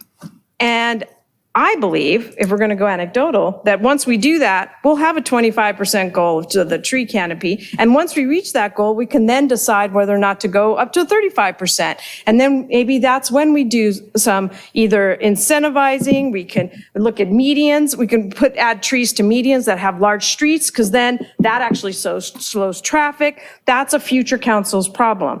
So one of the questions to see if we're going to go into private property, if our arborist goes in and says, you cannot take out that tree, and then the next day, just like in Anderson Park, the tree falls and damages something, who's liable? Are we liable for that? And right now it would be the homeowner would be liable. So these are all things you got to kind of consider when you're starting to infringe on private property. Private property, because a tree is a private property. So you have a tree, it takes up the driveways. And we tell them no. So now, do we have to replace the driveway because it's our tree? And right now, there's a homeowner in South Redondo that has a public tree in front of their house, and it is breaking up their driveway. And the city's telling them that they have to pay for the driveway. They can't take it out. And I said, well, you got to push back on that, because if it's our tree, it seems like we'd have to pay for that if we're going to keep the tree. It starts getting fuzzy when you start mandating what people can do on private properties. Now, that's not to say that I don't want some protections for heritage trees on private properties. You know, there are some exceptions to that. But I really am not thinking that we are ready until we have done our part in the city to fulfill the trees, that we should be going into private properties. The one mistake I did make on that post was that the diameter of the trunk to determine whether it's a heritage tree is measured at 4.5 feet, and it has to be, what's the diameter? 18 inches? Yeah, 18 inches at 4.5 feet. That's what it was. It isn't that the tree is only 4.5 feet or taller. That I made a mistake on that. It was 35 feet for the height of the tree, and it's measured, the trunk is measured at 4.5 feet. And that's where the mistake I made for anybody who was paying attention to that. So anyway, that's my biggest concern on starting to introduce mandating on private trees now. So thank you. All right. Councilmember Obaji. All right. I have a slightly different viewpoint than my colleague here. The way that we protect private property rights, we can protect private property rights is, hey, there is no tree ordinance at Redondo Beach right now. You've got a problem tree on your property, cut it down now before the tree ordinance comes into existence. But what I've seen is that's really disturbing, and the trend that is really disturbing, especially with what the state is doing, is things like this. If we could light up 2B, Madam Clerk, I'd appreciate it. This is just over, since the last time we had this discussion till now. This tree is on Goodman and Wiley in North Redondo in District 4, Golden Hills. Beautiful tree, single family home there. Guess what? I mean, look how gigantic that is. I think that would qualify as a heritage tree. I think it exceeded 35 feet. Look at that bark. Look at that, and down. I mean, this is sad. This is about as sad as it gets as far as Mother Nature goes in Redondo Beach. Now, take a look at another property that currently is up for sale here in District 4. This is on beautiful woodsy tree, looks like Big Bear on Grant Avenue, 2121 Grant Avenue. You can buy it for, I think, $1.6 million. Look at what's behind it. Look at this forest. There's got to be a dozen trees back there. And look at the impact that the trees have. They make the homes next to it look totally beautiful. I mean, this looks amazing. And I used to live behind that house, actually. If you cut these trees down, who's going to be affected? I mean, who isn't going to be affected? And so I am inclined to protect these trees. And the way that you do that in part is by saying, hey, these trees are protected in Redondo Beach. You buy a property with these massive trees on it, you are essentially binding yourself to keeping these trees on them. There's a buffer period. We can put in a 3-month buffer period, a 6-month buffer period after we enact this. So people who've retired in their houses and have these big trees on them and are planning on selling, they can get out, they can sell them, they can get rid of the trees if they absolutely must. But after that, I think this needs to be our norm. Now, turning to the actual substance of the ordinance, first, I want to say thank you to our staff for working so closely with the residents and meeting so many times with Mara and Laura to come up with the best ordinance possible. I do have some comments as for proposed amendments, and I'll have some more after I get to take a look at your document. Going back here to my, I did receive some comments from residents concerned about, one resident gave me an example, or gave us, I think she emailed all of us, an example of how a tree was its roots were starting to grow into her house, cause damage, cause water to leak into her house, and so on and so forth. In that circumstance, I don't think anybody would disagree with you that you're going to have to be able to remove that tree. And so as it concerns private property, I'm not sure where we're providing the prohibition on removing trees on private property, but if it threatens or causes property damage as the property currently exists, I'd want a resident to be able to remove the tree, assuming that they are then able to, they can replant a different type of non-invasive tree on the property. And I haven't mastered this ordinance to see exactly where that language should go. If you look at, I'm sorry, if you look at 5-11.16, it's the exemptions for private trees. And if you want to amend it, C, which is trees which are determined by a certified arborist to be hazard and or pose a threat to public safety or personal property. Okay, so that's, you said 5-11.06? 16. 16, got it. private trees, D. Gotcha. Yeah, C and D. Okay. Well, D is public infrastructure, right? So trees which determine residential hazard and oppose to public safety Yeah, or personal. So C would be, private, D would be it's tearing up the sidewalk.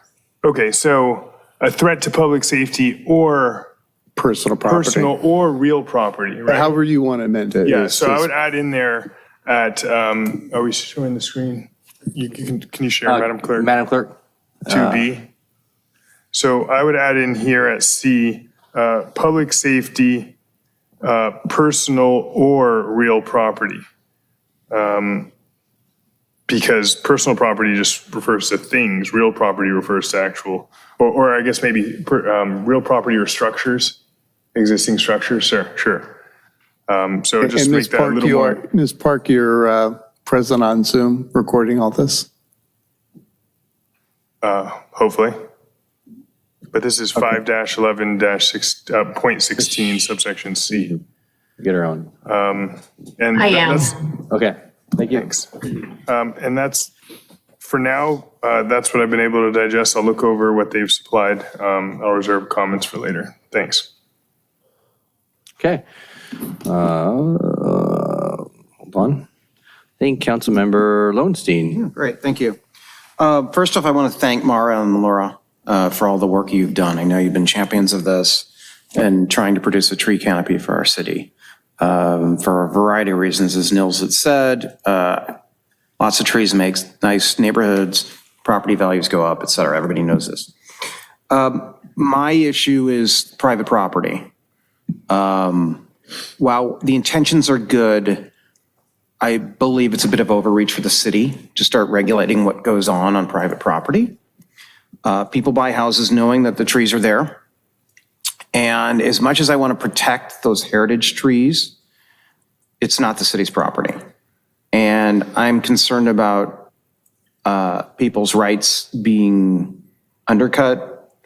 As wrong as it would be to cut down a large tree, people have a variety of reasons. Somebody mentioned to me they have ficus trees in their backyard. They are horrible when it comes to the root systems. You've got magnolia trees. We see what they do to our sidewalks. We see what they do to sewer lines. For forcing folks to go and plead before the Planning Commission or other commissions and asking the city council, whatever it might be, to do that seems wrong and could potentially expose us to lawsuits. People have a right. I'm not a huge private property person in terms of private rights. I believe there's a mix. There's a good mix. I believe people have the right to do what they want on their private property, but it does affect neighborhoods. It affects other things. But I think in this case, I think we are a step too far, too ambitious. I think I see the reason why we want to do it, but I'm not sure we have the legal authority and quite honestly, the rights to do it to private property owners. So I hope people understand that. The other concern I have is, let's say this goes through with that. You are going to see a rush of people to start trimming down trees in our area, which will have the exact opposite effect of what we want. We want people to keep those trees there. And I don't think most people will want to take down heritage trees unless there's serious problems. With exceptions. I mean, I recall I lived on Lucia, and about 3 or 4 years ago, there was a 2-in-1 lot that was built, beautiful Torrey pine front yard. And it was maddening to see it chainsawed down in about an hour. That's a tree that took 50, 60 years to grow, and it's gone. And, I lived in Atlanta before this. I remember they would take down an entire grove of pine trees, throw them in a huge pile and set them afire to get rid of them when strip malls went in. It was atrocious. So I'm very, very obviously concerned about canopy, but I think this might have the opposite effect. And so I hope that we seriously look at this. We want to protect those trees, but we have to be very careful on what we do. The next thing is topping of trees, line tailing, whatever you want to call it, in the public right of way. I'm totally in favor of protection of public right-of-way trees. Those are our trees technically as a city. But there's a couple things to think about. One is sometimes people need those trimmed for views. They have a view. I know sometimes it's not the most popular thing. people buy a house because they want a view of the ocean, or they want a view of other areas. Maybe it's the Palos Verdes Hills. It might be of downtown LA from North Redondo, or, Mount Baldy, whatever it might be. That's one thing. The second thing is, we're on a 4-year cycle to trim a lot of these districts. Sometimes it just takes too long for us to get there. I've had people complain about it to me. We have issues with wires. I think we need to think really hard about that, unless we consider, shortening the cycle to 3 years or whatever it might be, which costs us more money. We need to think about that as well, too. Enforcement. How do other cities enforce this? We need to ask other cities, because Manhattan Beach and other cities in Encinitas might have a really difficult time, especially with private property, in terms of enforcing these things. We have a hard enough time enforcing leaf blowers. And we tell people we don't want to necessarily have them blasting leaf blowers, right? Imagine now telling people you can't trim a tree on your own yard. Good luck with enforcing that. That's going to be a tough thing. It's also very expensive. Again, I'm okay with the public right-of-way tree. It's the city's trees on the parkways. I want us to be very careful about the backyards. And I applaud what we're doing in terms of protecting trees, like I'd mentioned earlier with Torrey Pine. I think, I'd mentioned all these things when we had our last meeting about this, about private property. The other thing I mentioned, and coincidentally, I actually ran into somebody I went to college with who lives in Memphis, who is a developer down there. And I told him how amazed I was when I went there 30 years ago, 40 years ago, whatever it was, to see how wooded their neighborhoods are. And that's because they have ordinances that protect trees during construction.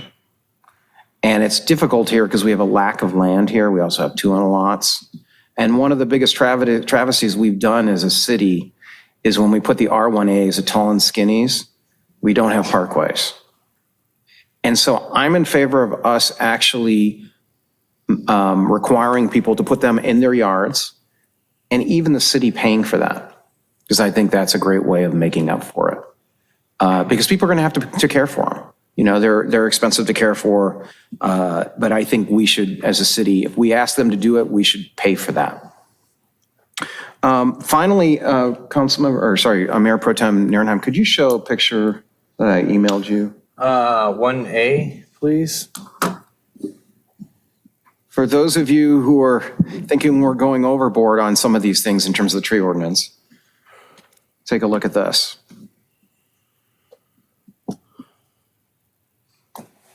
Nope, not that. That's beautiful. That's Avenue E. Yep. That photo, by the way, just so you know, has been in LA Weekly and many other places because those trees are iconic. This is what we're trying to prevent. This is on Broadway.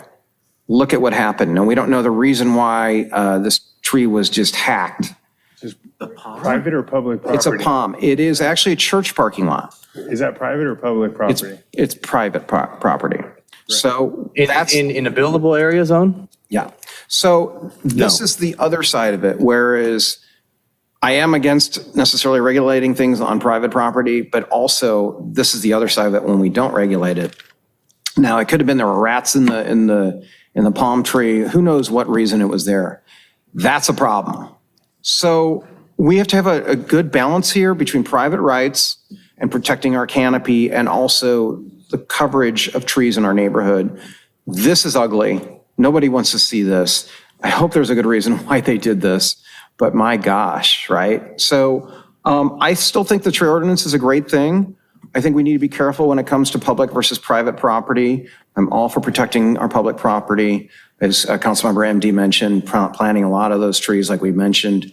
But we also have to be very careful of private property rights. It's a very complicated thing. It doesn't seem like it, but it is. And I think when we go through this ordinance and the readings, we need to figure out a good, healthy mix of balance between public and private rights here. So those are the things that I want to address with this. I thank you guys again for all the work you've done with staff as well. Thanks, Rob. And so my only suggestion is, as we craft this ordinance even more, let's figure out a way to balance public versus private rights. and also make sure that we do what we set out to do, and that is to produce a nice urban forest and canopy. Can I just ask clarification? Are you advocating that people are allowed to lion trim, what was the term? Public trees? No. No. Lion top, What thank I'm you. saying, though, is that we will have people that get frustrated that we're on a 4-year cycle with the public trees. And so we have to think about that, because we say you can't trim anything that's in your front yard, including Parkway. We're going to be faced with people saying, why aren't you doing this faster? It's causing lots of issues. If it would take me 2 seconds for me to lop off a limb and be done with it. So I think we need to think about that too, because I don't want people fined for something that is a real problem that we're not getting to. So I hope that's clarifying it. What's line trimming, if anybody can answer that? Mine. I assume it's cupping up the top and some other things, maybe making, I guess, look, maybe, why don't you clarify that if you would? I think that's when somebody will do random sort of trimming on a tree. It doesn't look like it's shaped the proper way. It looks like a bunch of strands that are sticking out. So it's not a good way of trimming a tree. There are rules and regulations about how to trim a tree well Depending to on the encourage species. growth, but line tailing is one of those that does not encourage good growth. It may actually be more detrimental to the reconditioning of the tree. Got it. Thank So you. again, I'm all for protecting public trees. I think that's within our right. But we also have to be ready to, respond to people's concerns about those public trees on their land in front of their views and all the other things that are involved in it, so. So, Councilmember Lowenstein, I have a question for you. This tree is actually not on church property. It's on rental property. It's owned by someone who doesn't live in Redondo Beach. How would you then specifically propose to prevent that from exactly happening in the picture that you just showed up there? Because you've said nothing so far to protect this tree in what you've just said. I want to see how other cities do something like that. Because there's obviously, it's unsightly and it looks probably pretty unhealthy for the tree. I'd be curious to know how other cities deal with something like that. I don't know what the right answer is for something like that. But I do know. What's that? Palms are not really a heritage tree. They're not deciduous. They don't create canopy. There's no ancillary. Well, that's true too, but this could happen on a deciduous tree. It could happen on any type of tree. Did you have a quick follow-up question to Councilmember Lowenstein and Councilmember Baji? For what his. I've heard now two of you talk about legal liability, and this is something that the city attorney worked on with the Public Works, and I don't see him citing legal liability. Maybe I'm not reading it closely enough, but what do you say? From what source are you deriving potential legal liability? Property rights. Infringement on property rights. Cities get sued all the time on property rights, don't they? Yeah, I'll get to that later. Taking a total taking of somebody's property, but protecting a tree isn't a total taking of. Well, I think what's important is there has to be the clause that provides for the exception, where there would be a petition and a permit to request removal, and we would have criterion to determine whether or not it's eligible for that removal. As long as that outlet exists, I think we have mitigated our liability. I think there is the potential for somebody eventually to challenge us on the review of that process. I'm certain that will eventually occur. But whether or not we can do it, I think it's going to depend on, do we do it well, and do we have good justification for how we evaluate those requests? I'm not sure that particular palm under this definition would actually meet the heritage tree standard. No, it certainly It's not big enough, I don't think, under our current definition. And the one thing, I think, to answer your question, Councilman Lowenstein, and then Rob and Ted, fill me in if I'm off base here, but I think how cities do protect against that is by forcing some dialogue with City Hall before the removal occurs. It may not prevent that. I mean, they may come in and say, hey, can I take this tree down? And well, okay, how big is it? Does it meet our definition of heritage? And if the answer is no, then okay, you can remove it, have at it. If it does meet the definition of heritage, then they would have to justify and rationalize based on the other criterion. So I think that is the process other cities are using, those that have robust tree ordinances. City Attorney Webb, in relation to my concern about private property rights, where does this lie? Talk about an open-ended question. Yes. Well, one, and Ms. Park, feel free to jump in, as she's the one that worked on it. But I think that City Manager Zansky summed it up well. I think the bigger issue, because you were talking about enforcement, is somebody just removes it. Because how many people know what's in the municipal court ordinance? They don't. And so you're setting up the future city attorney to sue them for $15,000 plus the replacement of a tree. And that's going to come as a huge shock to a lot of people. And I think you've seen that whenever enforcement is taken, there is a pushback. Yep. And so, this council, future councils, are they really going to want to listen to a resident's tale of woe? I didn't know. And your ordinance says you did it without a permit, you get a civil suit and a $15,000 fine. Yeah. And not to mention, it sets So- up neighbors to tell on other neighbors. Oh, Well, he you- cut down his tree. Well, you have that with everything. So, I mean, and, Don't have that already. so, He used to get along with your neighbors. All right. Are you done, Councilmember Lowenstein? I'm finished, yes. All right, Councilmember Horvath. So let's just step back for a moment, because I think the whole point of where we're at today, regardless of the hard work from, the audience members or, the council and staff, is that I think we have had consensus on really wanting to expand our tree canopy throughout the city. I think everybody has agreed that that is the ultimate goal. And to the point that Councilwoman MD made earlier, the easiest and the fastest way to do that clearly is where the city has control to do that on their own. And I think we have already established that that is a goal. And so we are doing that on an annualized basis. And as long as the future council continues to put money into that program, we will hit that goal in less than a 5-year period now. So that step one, great. I think we're headed there. Having a tree ordinance, I think nobody here has actually been against having a tree ordinance as a way to memorialize what it is we want to achieve. Ordinances are just ways for the council to set some type of policy that is there for everyone to see, and it helps staff understand what the baseline is for how we're going to function, in any given area, in this case, as it relates to trees. I have to agree with Todd and Laura that there are aspects of this, and I think I said this at the last meeting where we discussed it. I feel like we're going a bit too far. And so to borrow from, a former colleague's thing, I think this is really more of a stepped approach item. It's not to say that we shouldn't do this, because I really want to have something memorialized. I want to expand the canopy, but I don't think we need to go as far as being punitive. I think we can, Todd made the point, we can incentivize people, on their private property to grow trees. I think we don't have to penalize them.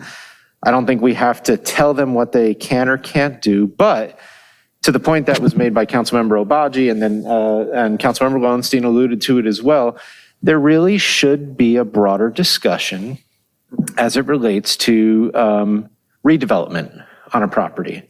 So if you are, that example of that house on Grant, right? That's going to come down and it's going to go to a multifamily. It would be my guess, right? But if it has that beautiful canopy in the back, there's no reason why, as part of our, and Brandy, you will have to correct me if this is wrong here, but as a part of our community development and design guideline process for what happens when a property changes hands and it is going from, say, like an R1 type perspective to an R3 or more multifamily type situation, that there should be a consideration for how to preserve the trees and for how the architects or the builders incorporate that into what that property eventually becomes. People do it all the time. I mean, I've seen people build houses around trees, which is it's a unique thing. You don't see it very often necessarily here in an urban area, but it is unique and interesting. And there has to be, a possibility to explore that. So I'm going to agree with Councilmembers Lowenstein and MD that I would like to move forward, but I would like to, no pun intended, kind of trim this back a little bit and not necessarily go down the road of punitive measures, permits, requirements. I think there's a better carrot and stick approach where we can get what it is we want to achieve throughout the city. I think we could hit that 25% or more. And I'm not against going above, the 25% or whatever it is. But I don't necessarily think that some of the ways outlined in this are meet the needs of everybody. And I think it will cause more problems, to the point that Councilmember Lowenstein made. Thank you.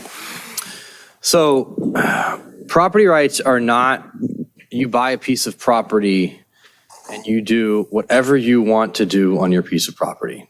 That's not what property rights are. I buy a piece of property, does that mean I can put a 7-Eleven there? If it's formerly a residential, it means I can take an R1 and move it to, 50-unit apartment building?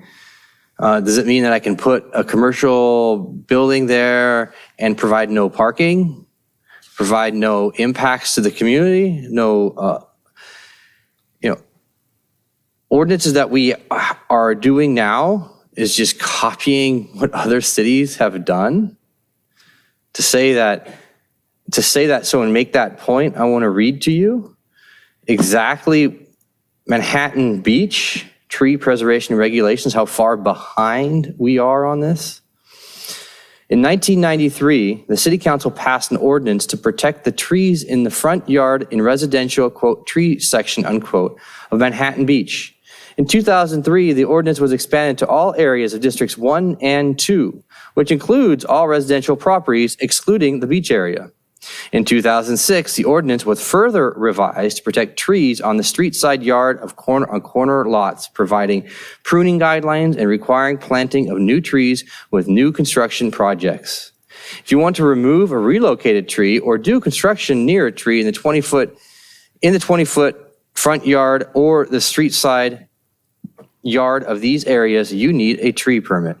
Tree permits are available from Planning Community Development Director on the city's website. Pruning standards are available from the tree care industry to non-members at their own online store.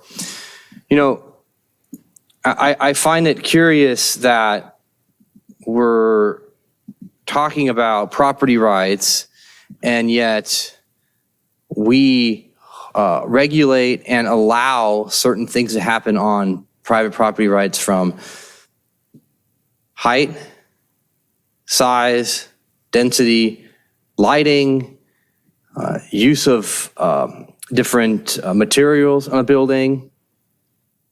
The spectrum of how we allow to happen in our community for long-term longevity is very, very wide, and you can see a community that has a long history of having something like a tree ordinance by looking at Manhattan Beach or Beverly Hills or San Carlos, or looking at PV, and you see all the red tile roofs. That's all because of the rights that the community has given to the property owners through the process. Is exactly what we're going through. So we're not blazing a trail here. We are simply catching up. We're planting a seed for future generations to grow and have trees. So Councilmember Baji, your hand is still up. Is that by mistake or? No, kind of by intent. I'll go through some of the issues that you flagged, Laura and Mara, in a moment when you come up to speak. But I guess to Councilmember Lowenstein's point about we want to see what other cities have done, we've had many months between our first discussion on this and now. Now is the time for us, and we advanced this, to Councilmember Horvath's point, and hopefully he's hearing me, but we advanced this on the basis that the city council was behind this. At least a majority was, if not four of us were. And then Public Works invested all this, and the city attorney for that matter, invested all this time and effort, which they don't have too much of, into advancing this agenda, and so did our community. So what I want to hear ideally is, what is it going to take to get 3 votes to move this forward? Because we do want a tree ordinance here, and we do need a tree ordinance in this city to grow our tree canopy. And the residents do bring up some good points in their document, which I'll ask them about, but some of them I question, like why they want notice for when somebody applies for and gets granted a removal of a tree by the Department of Public Works, why you want postings on the tree in advance, but we'll hear about that in a bit, so. In answer to your question, if I might. Yep. A couple things. One is, if you remember our previous discussion, I was against regulating private property, especially in people's backyards and side yards.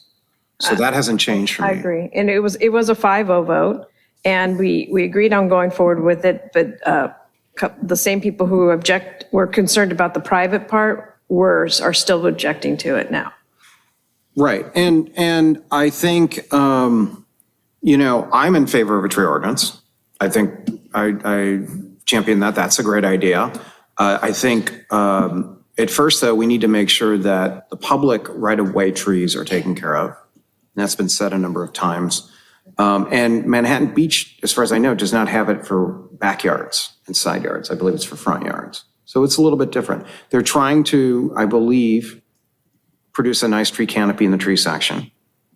They have the same issues that we do in the sand section in terms of R1s, R1As. I believe there's areas that don't have parkways. And so, I think we can incentivize the tree canopy by, again, protecting the public trees, public right-of-way trees, and incentivizing people to plant them in their front yards. That's what I'm saying. All right, thank you. All right, public comment. We're going to take orange cards first, and then we will go to non-orange cards, and we'll use Zoom. And we have some here. All right, Mr. Douglas Seeker. After that will be Laura.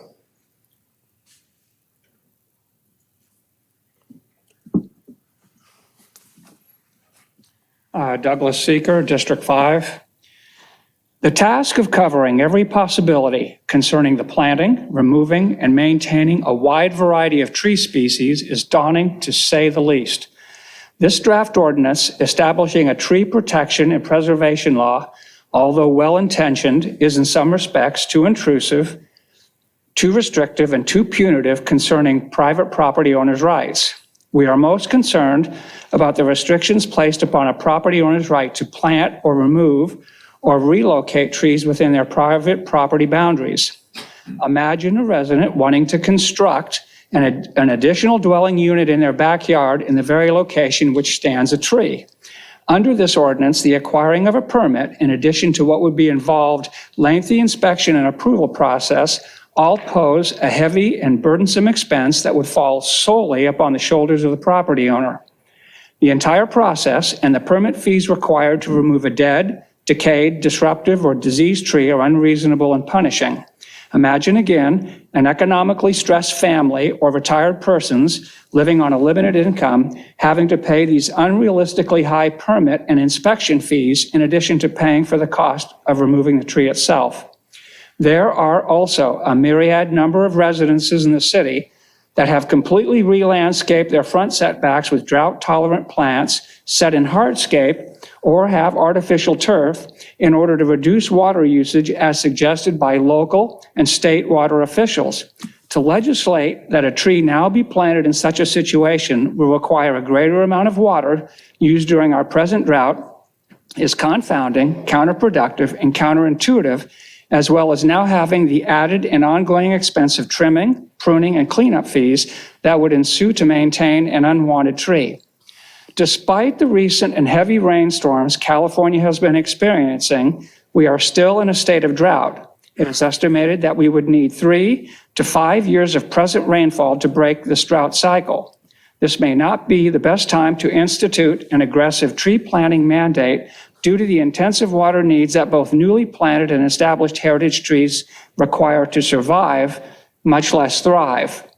In considering all that our community has endured over the past 3 years, it might be advisable now not to heap more stress and anxiety upon residential property owners with landscaping mandates that include exorbitant fees or large fines, but rather that they be free to decide for themselves in how they wish to design, alter, or reconfigure their own landscaping. Thank you. I'd like to submit these. Yeah, motion received and file. Second. All right, everyone's in favor? Aye. No one opposed? Sorry, excuse me, no one opposed? All right, Laura, you are next. And then after that, Elisa. Good evening, City Council. It is such a pleasure to be here, and I have to say, I'm just heartwarmed by the work and your sentiments. I'm heartwarmed by the staff and their efforts to present this tree ordinance that captured much of the ideals that we put forward. Your support for a tree ordinance, although we have slight variations, the version that Mara and I put forward was a compilation of ordinances and our ideas, and they were to reflect basically what's in the interest of the common good. And we're getting hung up on one point, it seems, one point about private property. We have examples. We have an example from Manhattan Beach. We have, in our case, in this ordinance's case, the circumference that the city is proposing is significantly larger. And I first had reservations too about going on private property. And so the ordinance we initially proposed did not address that. And that came from council. And I think that there is perspective we need because it's really going to hit a small percentage of trees. So last night, hear me out. This is the circumference, the size of the tree. I went and I measured my neighbor's tree in their front yard, and it was about 18 inches too short to qualify as a heritage tree. I went to my other neighbor who has a big old magnolia that was built in the subdivision in their parkway. I measured it, and that was in the 1950s, and it was about 2 inches too short in circumference. I don't think there's that many examples in the front yard that we need to get hung up about this particular issue. And that said, while I was initially hesitant, I got moved because the front yard area is part of the streetscape. It's part of what we feel when we go home or when we visit a place. And seeing those landmarkish type trees that may be on private property, I don't know if we should give up on them completely. But that said, the difference between, actually, I want to say this about staff's, the draft ordinance before you. Mara and myself have put together a few modifications and have presented that. I don't know if those made their way to all of council. I have copies. I think we got it late. You got it late. I have paper Got copies it. if anyone would like it. You have copies for all of us up here? Yeah. Motion receive and file. Second. Could you detail for us? Anyone opposed to that? All right.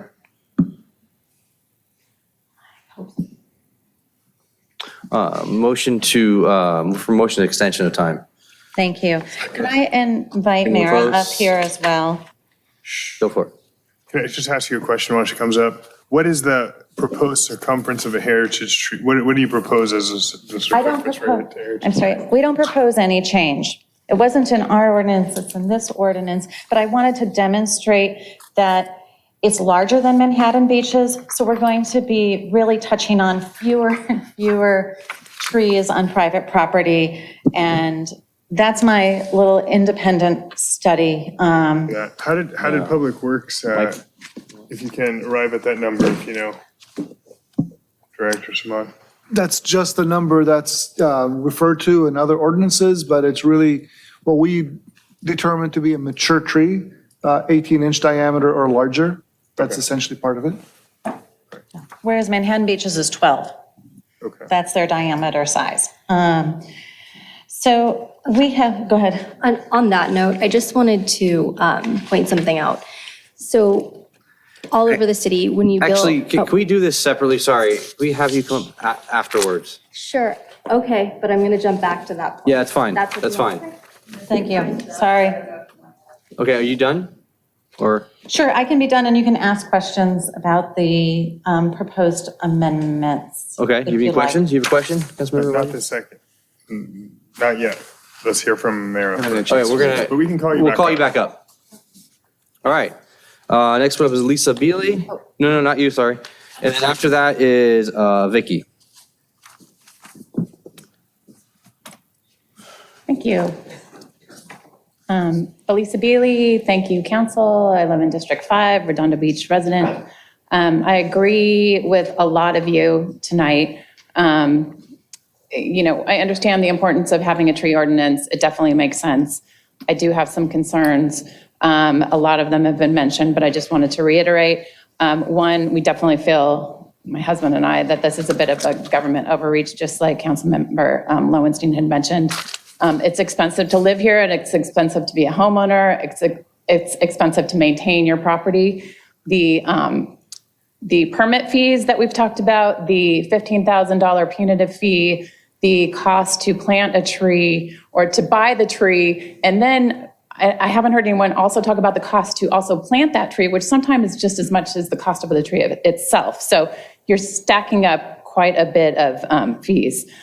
Just in reading the ordinance, some of my other concerns, it didn't just talk about removal, but also the severe pruning and preventing reduction of more than 25% of the foliage. So I'm concerned about that. I want to know who would be monitoring it, who decides what's severe pruning, the lion tailing, the 25% foliage reduction, who hires the arborist? Do I use mine? We've been using an arborist. Is my arborist okay, or do I have to use your arborist? If my neighbor removes or prunes a tree, or maybe puts a driveway within the tree protection zone, am I supposed to turn them in? Not going to, but I don't understand, or I'm curious how you plan on collecting these. But ultimately, the reason why I'm here is we have an old tree in our front yard. It would be considered to be a heritage tree. We've measured it. It's a carob tree. I'm sure it's been there since the neighborhood was built. It's diseased. We've been trying to keep that tree for years. I've been in that property for 13 years now. We've been trying to keep the tree. We've talked to arborists. We've done a lot to try and keep the tree. Ultimately, we might not be able to keep the tree. The tree's probably going to die at some point. So my question is, what am I supposed to do? Do I wait until this goes through? I pay for the permit. I go to the planning commission. I hire an arborist. I plant another tree, or I risk the $15,000 fine. So that's one thing I could do. Two, I could wait for the tree to fall down. And in addition to the tree that you mentioned in Anderson Park, there was one that fell down about a month ago on Manhattan Beach Boulevard. There was a large tree that came down on Beeland. There was a tree on Pinkard that fell down a year or two ago on a house. So do I wait for my tree to fall on my house or fall on someone? Or the third thing, which I'm sorry to say is probably the most likely, I take the tree down before you pass this tree ordinance, if it's going to affect private property. And I'm not the only one, I'm sure, who's going to be doing that. So you guys, your intention is to keep the tree, increase the tree canopy. I'm worried that people are going to start taking trees down. So that's it. Thank you. Thank you. All right. Vicky, Etzel, and then Gail.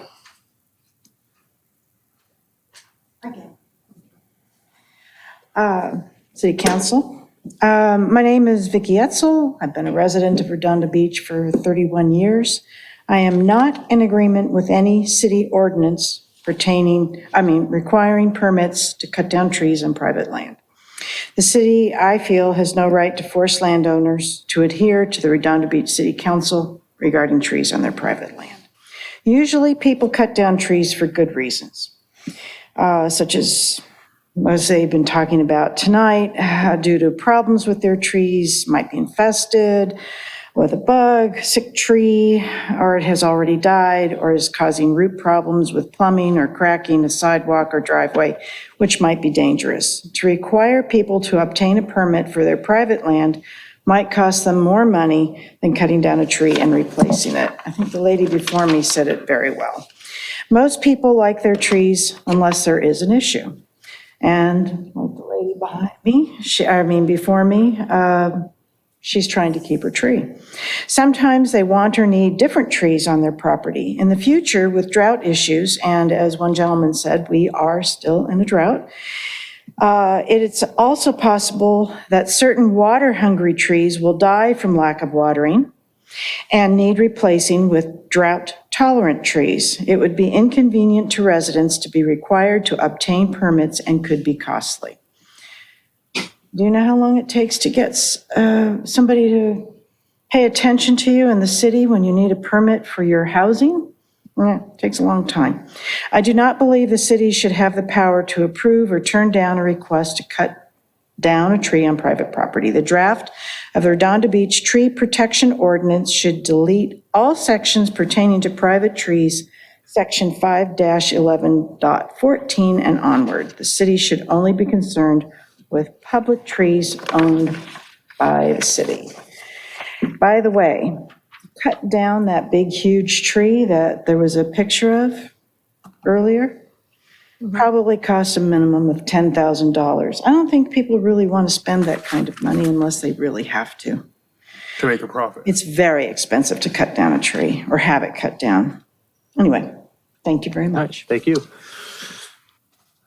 All right, Gail Hazeltine, after that, we are open to non-agenda cards, and Mara, I will be first. Hi, Gail Hazeltine, District 1, 55-year resident.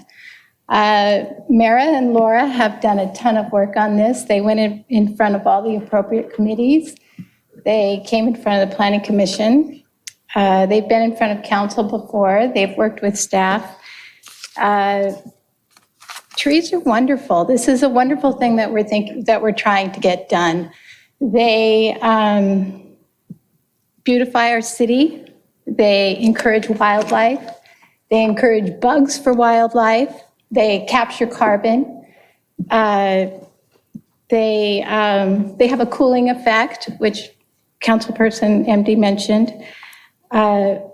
So if we look at some of the other cities that we have that we love to go to, Pasadena, beautiful tree canopy, San Marino, beautiful tree canopy. They have rules about taking trees down, and we really are behind. And it was pointed out, what Manhattan's doing by Neal's, Councilman Neal's. So there was a couple of issues that came up. One was that the state encourages, or water districts encourage, artificial turf. That actually isn't accurate. We're not supposed to be putting any artificial turf under tree canopies. It's illegal in the state of California, and that's going on all over the place. So that's something that nobody's actually doing anything about. 18 inches is actually pretty huge. So very few trees, as Laura said. So maybe we actually want to decrease that and put it more in line with Manhattan Beach. As far as property rights go, we're only talking about trees that are within a setback that we can't do anything anyway. We're arguing about, or discussing rather, air conditioning's within somebody's setback. So why wouldn't we say, well, you have a really beautiful tree there. You can't build a structure there, so why not leave the tree? I mean, all of that just makes sense. So how do we get this all done? As far as Council MD says, is making us a tree city, marketing to people that we love trees, we need to plant trees. If I look just on my block in South Redondo, there's probably at least 20 trees that can go in just on my block alone. So I'm all for this tree canopy, this tree ordinance. So I hope you guys pass it tonight. Thank you. All right. This is just a discussion. This isn't the first reading of an ordinance. Right, that is Just to correct. be clear. We're giving proper direction to staff. All right, first one's up. Mara, come on up. I have no more orange cards, so if anyone else wants to speak, you can come to the front. Okay, so I wrote something, sort of a thank you, and I want to say that first, and then I want to talk about some of the other things that have come up. So I first wanted to say thank you for your continued support and attention to the possibility of this ordinance. And also thank you to city staff who shared their time with us and considered our feedback. This has been a formative education on civic process, and I will not soon forget it. We are fortunate that so many forward-looking cities have come before us and have paved the way with workable, sustainable, and effective tree policy. Their work was and is a resource allowing us access to exceptional policy that we can adopt as our own in this ordinance. These cities have been generous with their time and resources, and it is a testament to who tree people and tree cities are. They are generous and forward-thinking and consider the collective good. And their cities are bursting with beauty and life as a result. There are many cities that have come before us in adopting a tree ordinance, and there are many that will come after us, but right now, this is our time. At times, it has felt like the future is writing on this ordinance because being written and passed, but because in a way it is. Our future way of life is writing on what we change here and now. There is a lot out of our control, but tonight we can make a meaningful change that will have a big and sustaining impact on current residents and future generations. It's our duty to do what we can.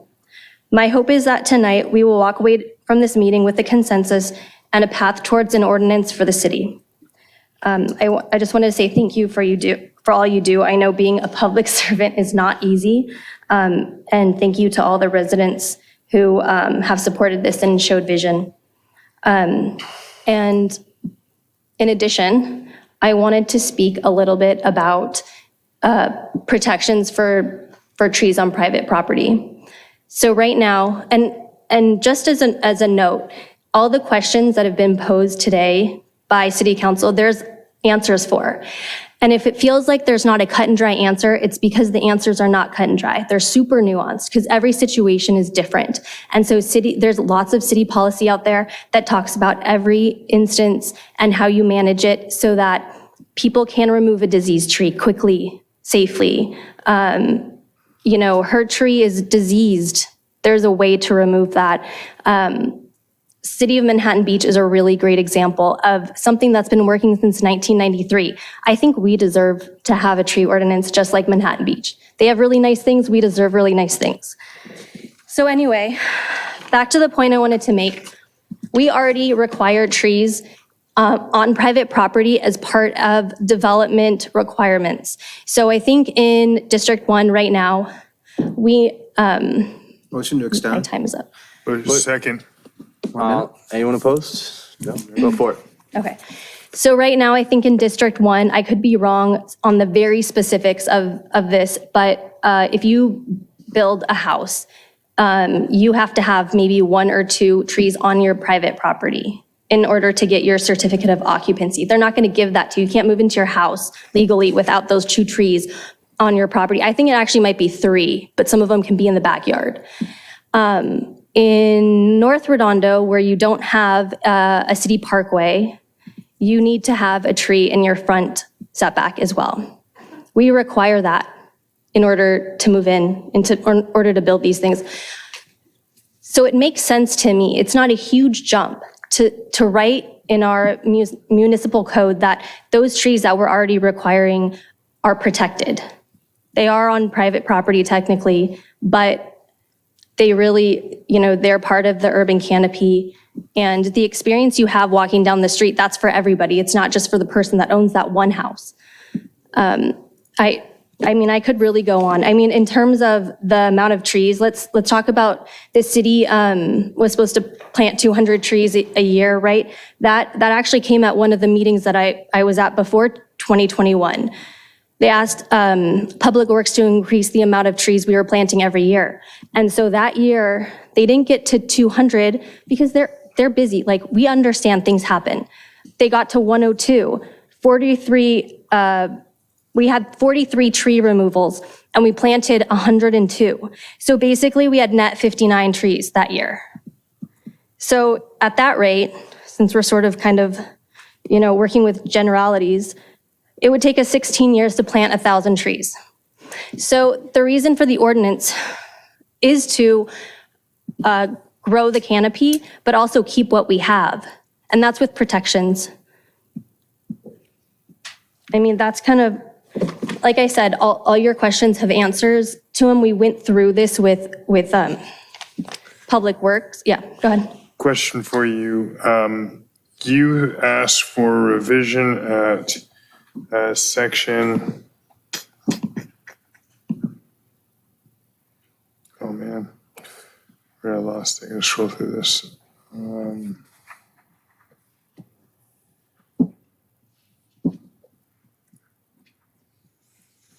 5-1105 public trees development related requests to remove. By the way, thanks for going over this with such a fine tooth comb.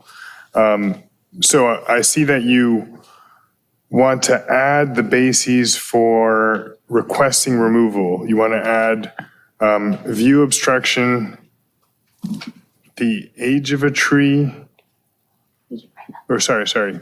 Requests associated with view obstruction, the age of the tree, or maintenance demand shall not be considered. Okay, so I get that. As far as, and you say that a determination shall be made by the city official within 25 days. I appreciate that, which is kind of lacking here, is an outside bound as to when somebody's going to get a response from the city as to their request. That we should put some time limitation on it. They want 25 days. Is that something that we think realistically we get back to people within a 25-day period of time? Assuming the request is complete, yeah. I mean, I guess it depends on how we want to classify initial response. Evaluation, completing evaluation, I'm not sure if that can be met. This is for development-related requests to remove trees. Where's Brandy? Development-related requests for 25 days? You can at least answer it on the public right-of-way trees. If it's within 25 days, yes, that is. How about this? Can we say this, that the instruction shall be to consider how long, what the outer maximum is that you guys could put into the ordinance for when the city would get back to an applicant who's seeking to remove trees? Yeah, we can absolutely sit down and figure out a standard and apply that to the ordinance. Let's do that. And then what if the city doesn't meet that? So we set a date. Is the person allowed to do it without a permit? There has to be a consequence to putting in an outer limit. You sure? You have to move forward with the removal? Well, I'm asking, because if you put that in, you put in a city requirement, and city employees sometimes don't meet that. There are other obligations.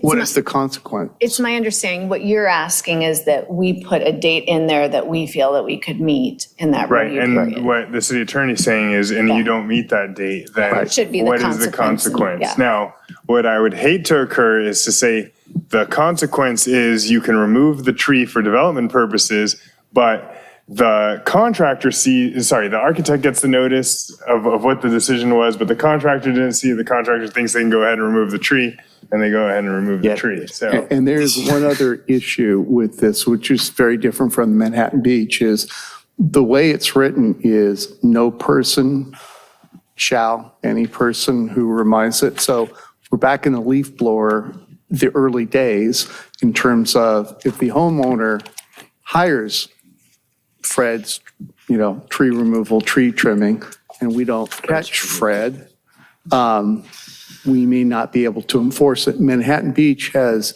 different language, but theirs is much more restrictive. You have to have the city, the resident is liable if they cause someone to remove it, but they also have licensed tree trimmers, and the resident is subject to a misdemeanor if they hire a non-licensed tree trimmer, which gets back to Councilman Lowenstein's, I don't know, because they have a misdemeanor, they have administrative fines, which we don't, I just don't know what the level of enforcement or what issues they've run in. But this ordinance is different than the Manhattan Beach ordinance. Can I just ask, so that's one of the questions I had, is Manhattan Beach, certain cities, not just Manhattan Beach, require that residents trim the public trees, all the trees in the front yard, whether it's public or private. So, and we don't, we do our own tree trimming, right? Is that correct, that I'm understanding that Manhattan Beach and other cities have? Well, I'm looking. Well, it looks like you have the answer. Let me jump in there. Yeah, I know I live in Manhattan Beach. Yes, we are required or responsible for maintaining our own public right-of-way, including tree trimming for parkway trees. And that's a key difference in that. So when you compare the Manhattan Beach ordinance to what you want to do in Manhattan Beach, right now, residents have the privilege or the luxury of having the city take care of these trees, as opposed to Manhattan Beach does not. They have to do it. So I get why they're much more punitive, because they're trying to take care of their own tree and make sure that residents don't go overboard on that. But as opposed to us, if I have a problem with my flowering pear tree in my front yard, I know to just call the city. They have to take care of it because it's your tree. It is the city's tree. Councilmember Obaji, let me just come back for a second, though. That section 5-11.05, public trees development of related requests to remove, these are not trees that are going to be removed within a week, 2 weeks, or 3 weeks. This is a development or redevelopment of a property, and therefore they're going to go through some submittals, site plan reviews by the planning department. They will come in if it's a significant remodel, if you will, or reconstruction. Then it'll also be reviewed by the Public Works engineering staff. So these are not things that are determined within a 25-day period. They may take multiple iterations of review of that plan set before it's determined that that tree can or cannot be removed. The removal of that tree, if it was to be approved, usually comes months, if not years later, after that initial review has been done. So when it's development related, it's because it's going to go through some internal review process before we make a determination whether we agree or disagree. But I'm reading their amendment different. I believe the 25 days is a non-development. Is that correct? Not the development. It's 5-1104, not a 5-11. They included the requirement in both, yeah. Okay. So. Inherit it, but I can appreciate the distinction and wanting to treat them differently. But I do feel like residents or property owners should have an expectation of when they're going to get a response. Because it's a shot clock, basically, Okay, so that's built in. I appreciate that we don't need it for development-related requests. I suppose I just asked staff to come, when we do bring this back, include some time period where and somebody, well, what's an example of where somebody would ask for tree removal, public tree removal for non-development related requests, like the tree on Fermona where the residents complaining about the needles falling off the tree and getting into their house and the like? Is that like where the tree's causing a nuisance? That can be one of the requests. And depending, we have exclusions that are here in the draft ordinance, but that may be one of those requests. And, back to the question of what happens if that shot clock runs out. Public trees are public trees. They're protected. They are not subject to someone removing them just because we don't respond. In this particular section, But then what is Correct. what's the point? Because staff could Right, okay. So ignore it. I will say this, I've struggled with us including this provision at all.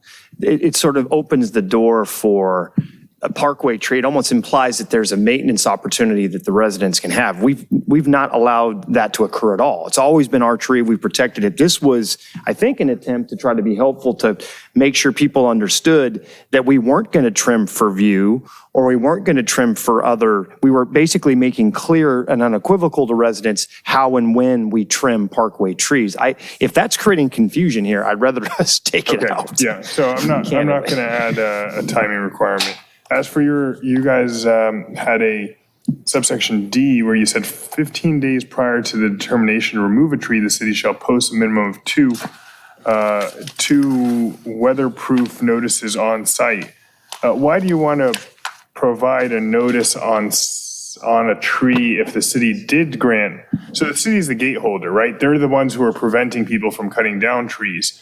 And then if the city does grant somebody authority to cut down a tree, why do you want the city then to go post a notice on the tree? Because there's an appeal process, and how does the public get notified of that appeal process that tree is subject to? The city's own ordinance actually did say they would post a notice in it, but it was very vague.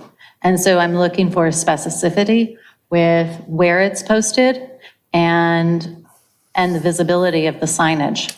Okay, so then can we just provide assuming that we get the votes to move forward on this, can we provide that if the city grants authority to remove a tree, that some sort of posting will be required by either the city if it's on public property, or else by the private property owner on the tree if it is private property? But hold on, when I read it, it said the applicant can appeal. It doesn't say that the neighbor can appeal it. It said the applicant can appeal if it's not taken down. That's how I read that.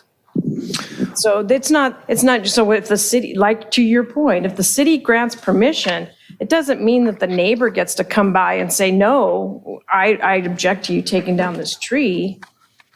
That's not how I read. I read that the appeal process. I'm finding it. It says applicant. Yeah, section 5-11.11 is the property owner or resident who wishes to overturn a decision. Well, it's a resident, so it doesn't mean that it has to be the owner of the property where the tree is located. Oh, okay. Okay, well then I misread that. Well, that makes it even more, again, you're pitting neighbors against neighbors, once again. That's true. That's not true at all. All right. Hold on. So as far as posting, is there? Okay, let's start though. I'd like to make sure we're focused on the right section at the time. So are we talking 51104 where we actually describe a 15-day notice posting? That's in there for 51104. 5-11.04. Or are we talking about development-related requests on 05? It's also the same, 15 days. I just want to make sure we need to be, I think we're at a point now where we need to be very specific and we need to reference our own draft ordinance Okay, so if we're you going do to make have a posting. modifications. You do have a posting requirement. Yes. For public trees. And for public trees under both scenarios, development-related requests and non-development-related requests. So I just want to make sure we're talking, which section are we referring to here? Okay, so they do have a posting requirement. I guess Mine's just a why is yours refinement. different? What's that? Because I'm saying the location of where it's posted, and I'm saying the size of the signage. Okay, so she's specifying that it's going to be, no offense, but the city's posting with a 11 by 8 piece of paper on a 2 by 4 outside of a development. To me, that flies away or gets, rained upon is really insufficient public notice.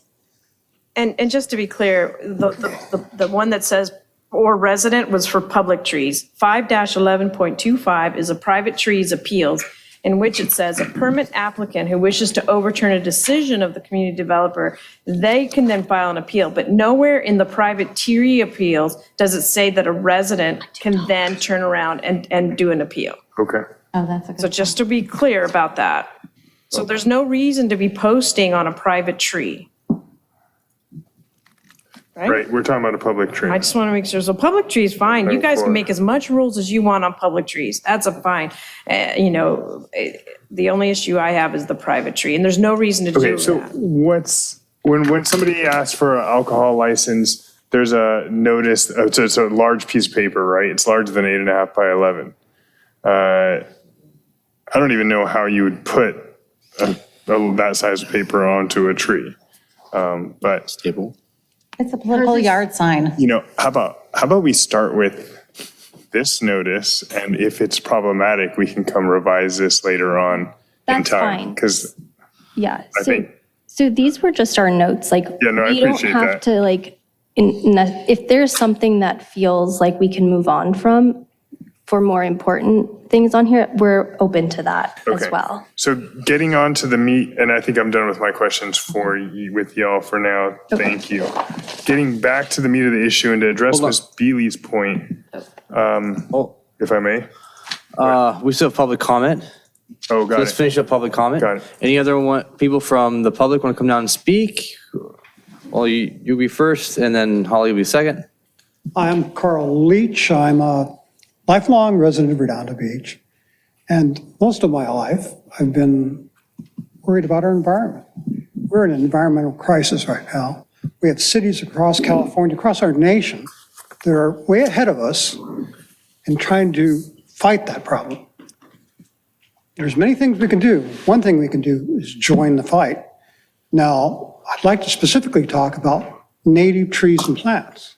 You guys talk about trees and how we can protect them, but we got to talk about the pollinators, the birds, the bees, the butterflies. They provide us our food, and we're very poor in our city with native plants and trees. So as we talk about the 200 trees we plant a year or whatever, we should specify native trees, native plants. We need to help them survive so we can survive. But I'm 100% with them. We need to move ahead and join the fight. Thank you.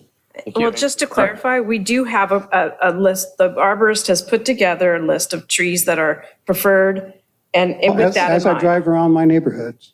Well, no, but that's what we're working on. Good, that's good to hear that. Updated that list, we're updating that list as well. We've updated the list, and that's part of what we're working on. Yeah. Great. Also, what we've learned, I think, from some of the hearings on the waterfront was that when you have native trees or plants sometimes next to the concrete environment that we have and the asphalt, they're experiencing temperatures that they wouldn't ordinarily experience in this native environment. And so therefore you need something a little more resilient. Well, there's lots of different native trees. Maybe we pick a different one that might Right, I know. might fight it better. And we got to also consider ADA issues, right? That it's not buckling the sidewalk and kicking. No, I know there's lots of considerations. But thank you.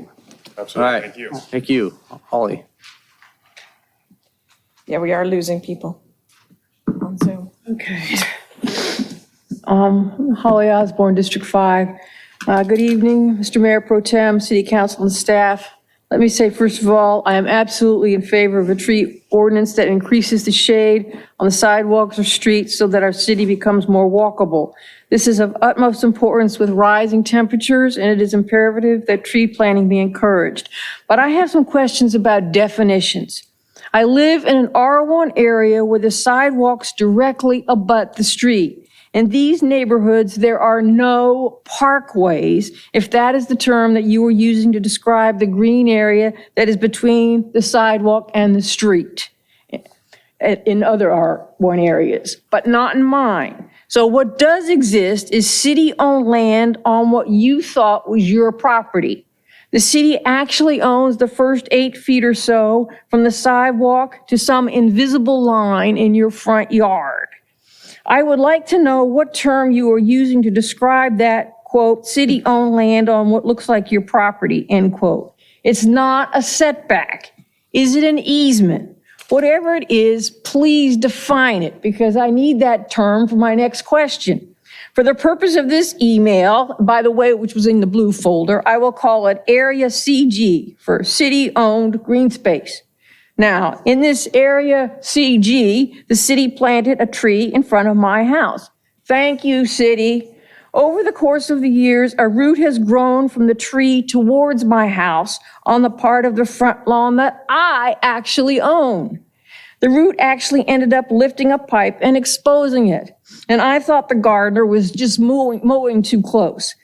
The plumber dug up the root on my property and cut it off. Now my pipe is covered up again. But I want to make sure that the wording in your ordinance will not prohibit such activities by a plumber, nor will it require a permit from the city.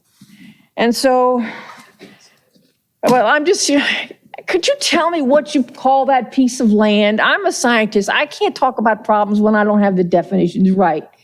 And quit laughing at me. It's also a parkway. No, you're asking a very good question. So public tree in the definition is any tree planted in the public right-of-way, which I think describes the 8 feet of green space if Calling that a you've put public grass there. right-of-way? Yes, that's right. It is public right-of-way under engineering standards. Correct. It may not be clear to everybody, to your point, but it is public right-of-way. And Holly, to answer your question also, it varies. In certain locations, we don't have any additional public right-of-way behind the sidewalk. In many places we do, and that can vary from a couple of feet to 8 feet, as you mentioned in your particular case. Those vary, and any resident that needs that clarification, we're more than happy to help them out. Okay, well, the guy already cut the root. This was about a year ago. Was I supposed to come to you first? When he's out there doing other work and he sees the problem, he goes, that's a root. I said, that root came all the way from that tree? He said, yes, cut it. That's good.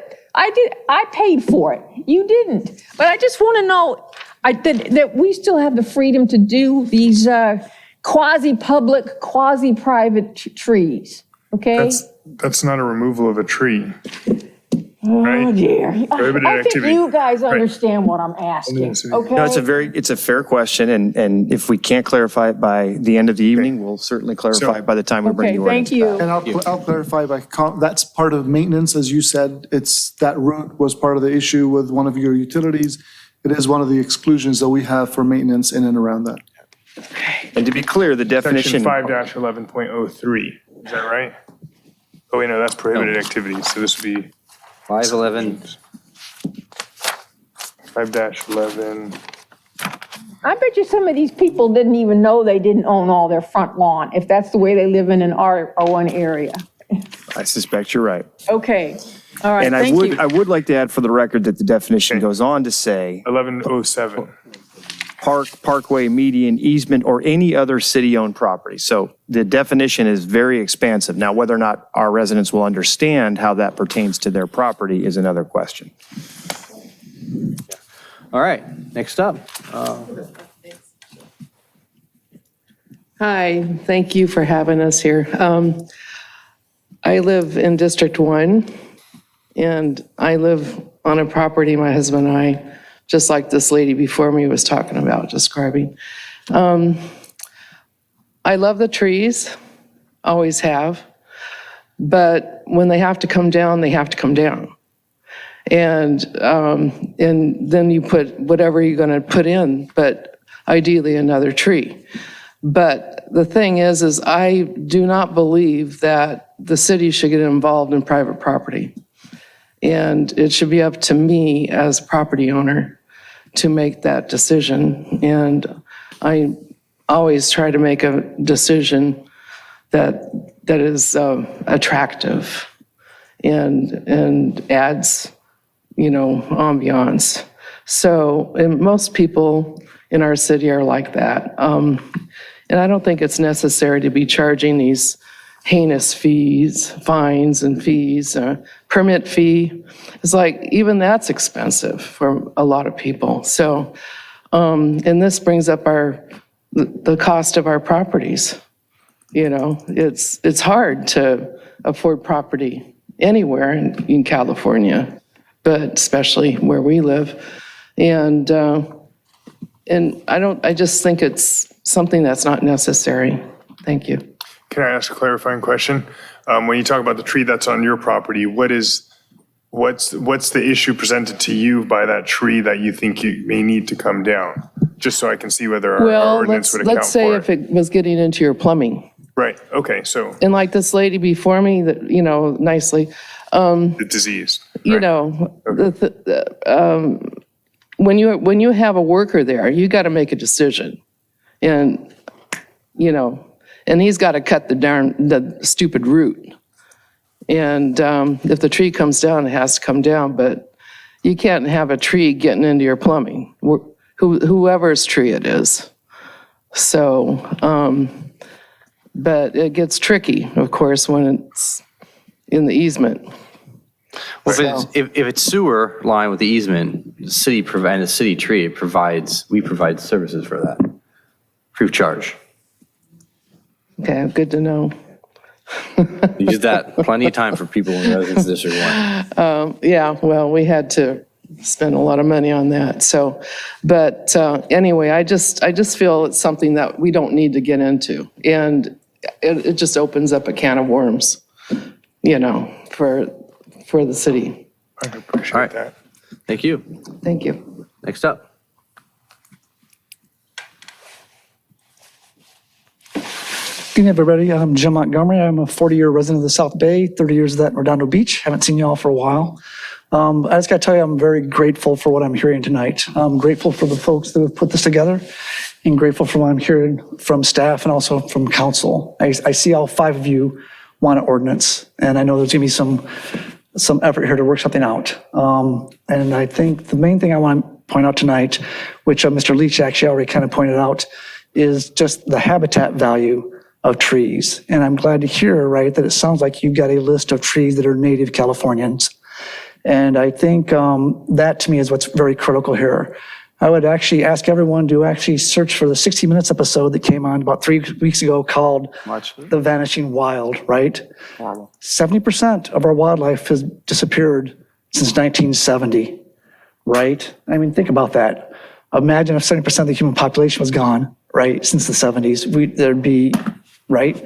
So I hope we all feel a great sense of urgency. I certainly do. I spend every day of my life now thinking about how can I be a good human restoring habitat. And that's something we can do with this ordinance, right? Respecting property rights, but also finding a way for we humans to do what we need to do in this decade. Because if we don't, I think we know what the future for our kids are, right? So that's what I'm asking us all here to do tonight, figure out a way to maximize habitat restoration. I'm with South Bay Parkland Conservancy. I'm the project lead down at the Esplanade Bluffs. And we're gonna go ahead and restore 2 miles of coastline with native plants. And I think, that can be a model throughout the city in the South Bay, and we can lead the world, right? To reforest the planet, rewild the planet. It can start here, with the ordinance that does that. So I thank you all, and thank you to Mara, and I don't know your name, but thank you for starting the ball rolling. We can do a beautiful thing here tonight, so thank you very much. Thank you. All right, next up. Hi, I'm Jacqueline Morstadt. I'm in District 4, and I'm pleased to see this draft on the table in such deep discussion. I see it needs a lot of fine tuning. I'm in agreement with that, as you all have spoken this as well. Just from a deep appreciation of trees, I'm just going to read a little something and go from there. Trees, so giving you are, canopies of shade on sweltering hot days, aesthetically pleasing, living additions to our favorite landmark places. Respite for tired birds, home to wildlife, purifying the air we breathe.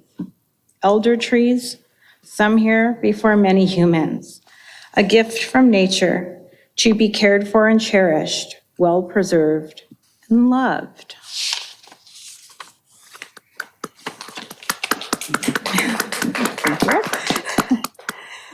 In 1974, a beloved family member gifts me with Shel Silverstein's The Giving Tree.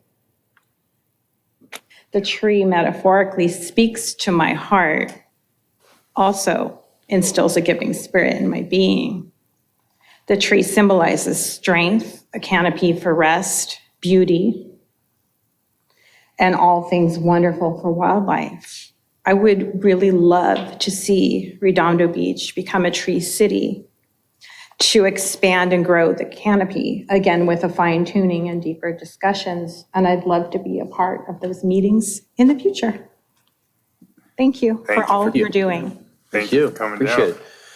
All right, next up. Hi, my name is Lloyd Taylor. My wife and I, she grew up in Manhattan Beach, and her parents, live near Penny Camp, and they have one of the larger, like a 50 by 100 foot lot, and they've had large trees. Some of the neighbors in the back have trimmed eucalyptus trees, other trees that are not deciduous or natural to California landscape. And so as they got older, I noticed that, there was they became too expensive, wasn't cost prohibitive, but they needed to trim the trees, and that describes a lot of people that, that are sitting behind me.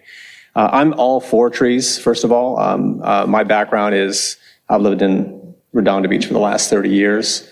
I was the former founder and CEO of Triathlon Lab, which is over on aviation. I live in District 4. And I've done some volunteer work with the South Bay Parkland Conservancy. I think what they're doing is fantastic, and I think that when you visit other cities like Savannah, Georgia, or Charleston, or some other places that have been around that have historic historic foundations that protect old buildings and structures, that they also take the step forward to protect, a lot of the trees, especially some of these oak trees that are 200-300 years old. Even if they're on private property, people still need to be accountable for, the trees. But the city works in balance with these private property owners to make sure that public right-of-way is protected, public safety is protected, but also the property owners value is protected. When we look at, the tree district for Manhattan Beach, or we talk about South Redondo versus North Redondo, everybody, that talks about land value, future land value, everybody appreciates the value of trees and tree canopy. If we didn't have any of these trees in this area and we cut them all down, we just let all the residents build, or new developers or contractors or architects just cut down all these trees, this would be bad. So one of the ways that you might be able to negate some of this stuff is through new development would be, why don't you just incentivize through tax incentives annually? If somebody's planting 1, 2, 3 or more trees, they're getting that annually. If they don't want to plant these, they don't get a tax advantage. It's simple. You're not getting into their pocketbook other than they're choosing on their own what they want to do. And then some of that tax advantage could offset the future for, maintaining, those trees too, something like that. But, you could also grandfather some of these trees that are 18 inches, 12 inches, whatever you guys decide. But it is nice, but I do agree, have to work out some of that fine tuning of the language of like, is it dead? Is it dying? Is it causing other problems? You guys will work through that, I'm sure. But new construction, because I live in the Golden Hills Triangle area, and I've witnessed over the last 30 years, every lot split, tall skinnies go up, and no trees were replaced, and it's horrendous. People think that turf is the way to go, and that's not. So thank you very much. Thank you. He brings up a good point, if I might interject, about, I was thinking this as he said this, an incentive program where we do a tree matching program, where people plant a tree, for every 5 trees or 3 trees they plant, the city matches it with another tree, much like retirement plans, right? Or if somebody has a heritage tree in their backyard, for every 5 years they keep it, we give them a tree. We plant them a tree. I don't know how expensive that would be. I don't think it would be extremely expensive, because I don't know how many heritage trees there are, but 1 tree every 5 years would not break the bank, I would think, on the property. I don't understand why a person with a heritage tree is going to have room to add more trees. Well, they may have room in their front yard. Maybe it's something else that we give them. Let's concentrate on what we have in front of us. I'm trying to make the idea of incentives. Okay, before you guys poo-poo the idea, I'm trying to make a compromise here, because what we're trying to do is not penalize people. We're trying to keep people keeping their trees and not penalizing them for what is on their private property. So before you, neg the idea, I think you should really think about ways that we can incentivize people to plant more trees and to keep the trees that we have. Do we have any more public comment? I don't know. We're not there yet. Yes, come on I down. haven't gone to Zoom yet.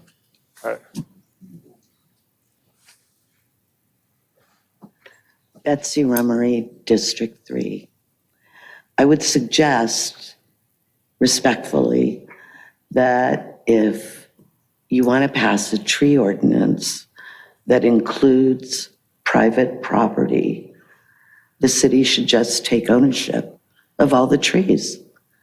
Let that be your responsibility to maintain them, to nurture them.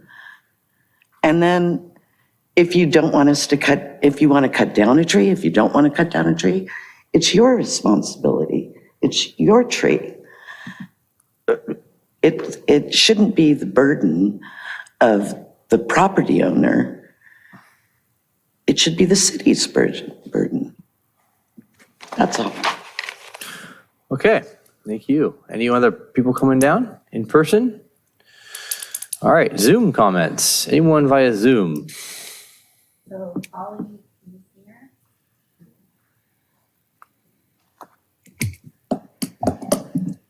My name is Polly Kinsinger, and I'm speaking to you again today. Thank you. I've been a resident of Redondo Beach for over 30 years. I think I'm in favor of becoming a, quote, tree city, because it sounds good. Everybody loves trees, right? But I'm curious as to what it really means and how it benefits us, me, the residents of Redondo Beach, the property owners of Redondo Beach.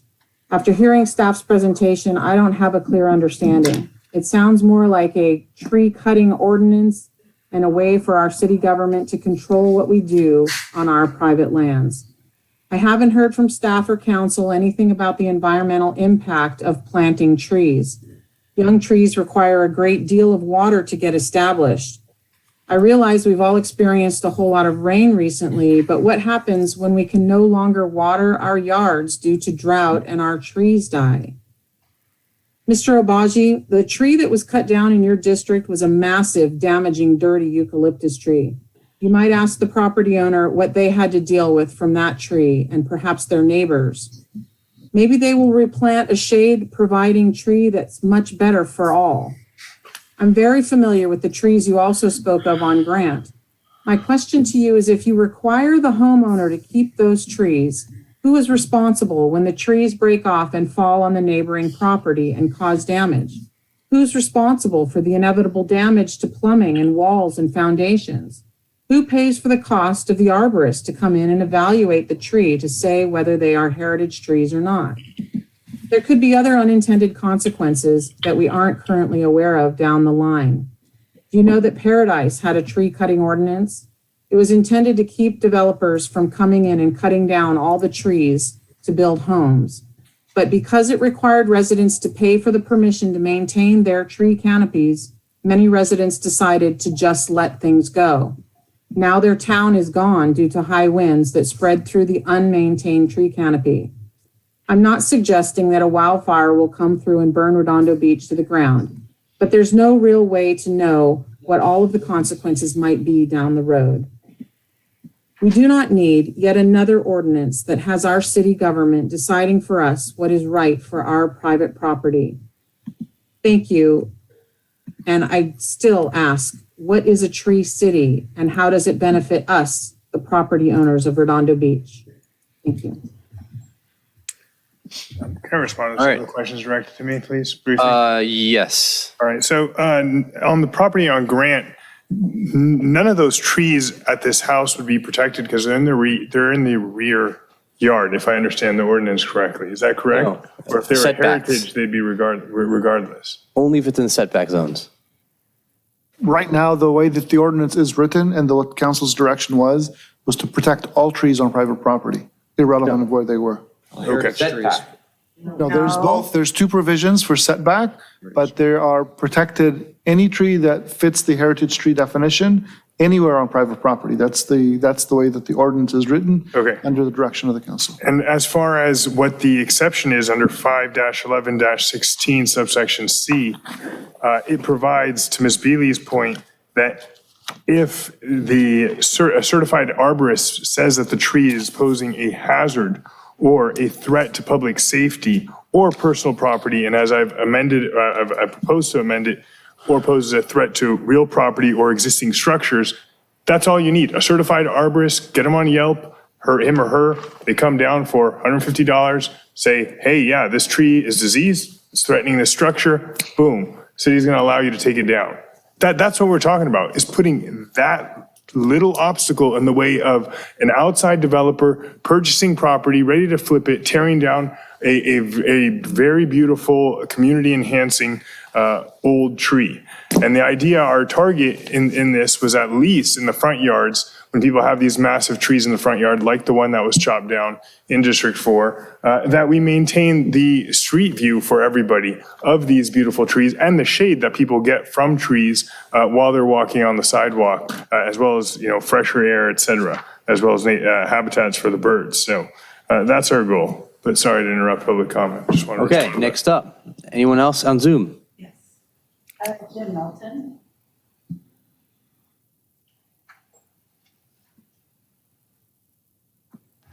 Hello. Can you hear me? Yes, sir. Go ahead. Okay, yes, I just want to add a few things. One is, this is Jim Melton. I'm a 37-year resident of Redondo Beach. And I'm retired. And like most of you, I've seen my utility bills double in the last few months.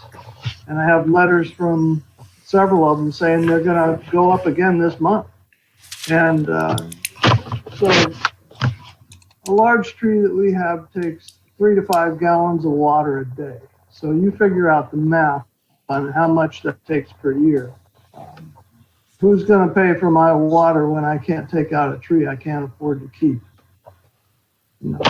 This is, I'm opposed to any ordinance that's going to require private property owners to comply.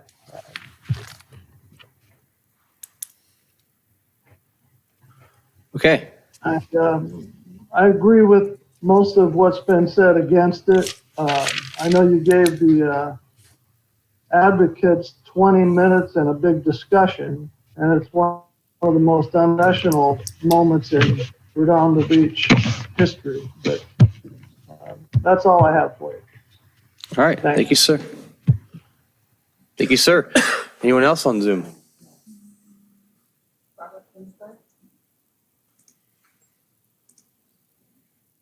Can you hear me? Yes, sir. Hi, anyone who has ever served on this sir, I'm sorry, can you introduce yourself? I'm Bob Pinsler. Anyone who has ever served on this council has at least one scar from when an idea like this has come up. The view from my house has changed when that tree at 1801 Goodman came down. It has changed our neighborhood. I miss it.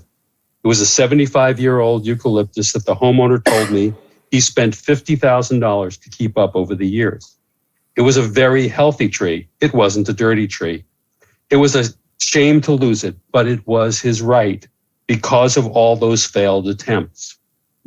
When John Parsons tried to get a tree ordinance in several years ago, many trees were taken down just due to the speculation.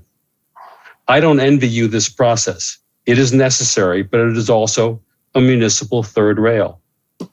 The city can plant its 1,000 trees and should, but some, mostly on private property, are irreplaceable. Their protection has to start somewhere. Thank you. Thank you. All right. Anyone else via Zoom?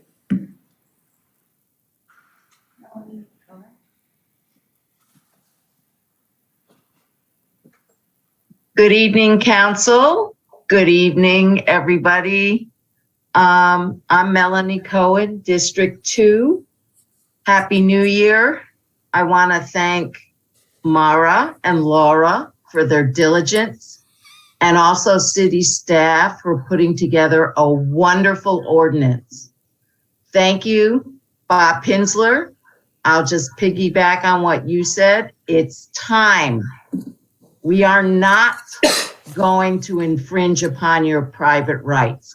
We are not going to hurt you as a homeowner.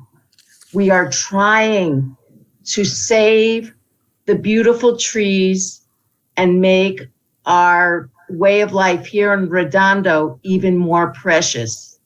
If you listen to Laura and Mara and read the ordinance completely, you will see that there are no rights being attacked and that the trees are being protected by the city. And it's time. They have worked long and hard, and so has Redondo Beach. As a adjunct board member to South Bay Parkland Conservancy who tries to protect our city, I urge you, pass this and decide what you want to do and get it done tonight. I thank you so much. Take care. Thank you. All right. Any other?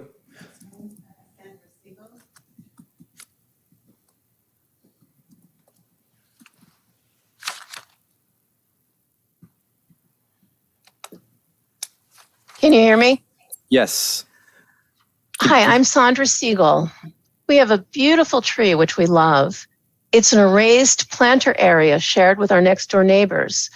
Together with our neighbors, we've spent 30 years and thousands of dollars keeping this tree alive, and our neighbors have been doing this even longer.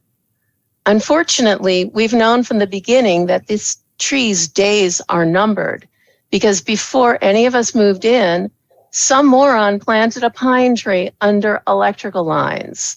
That's why we pay the arborist regularly to keep the tree safely away from electrical lines.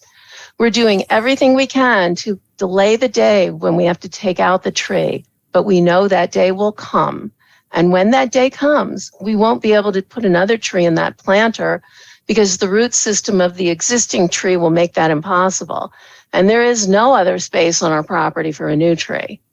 When that day comes, is the city going to punish us for working so hard and spending so much money to allow this tree to grow to its full potential? Another point is that SCE subcontracts with tree butchers who come out and chop trees near lines, but they must be getting paid by the number of trees they butcher because they chop trees that don't need to be chopped. If they ask us for permission, the way they ask suggests that you don't have a choice. Also, because it's a shared area, they could ask anyone who answers the door in either house. If asked, we always tell them that it's only been a few months since we had the tree trimmed by an arborist, and that we were told by the arborist that the tree is at a proper distance from the lines. They don't always ask for permission. Sometimes they just chop. So what happens if they chop the tree too far and damage the tree and then we have to take it out? Or if they tell our elderly neighbors that the tree has to come out and it's taken out without our permission? What happens if the tree has to come out in an emergency when City Hall is closed?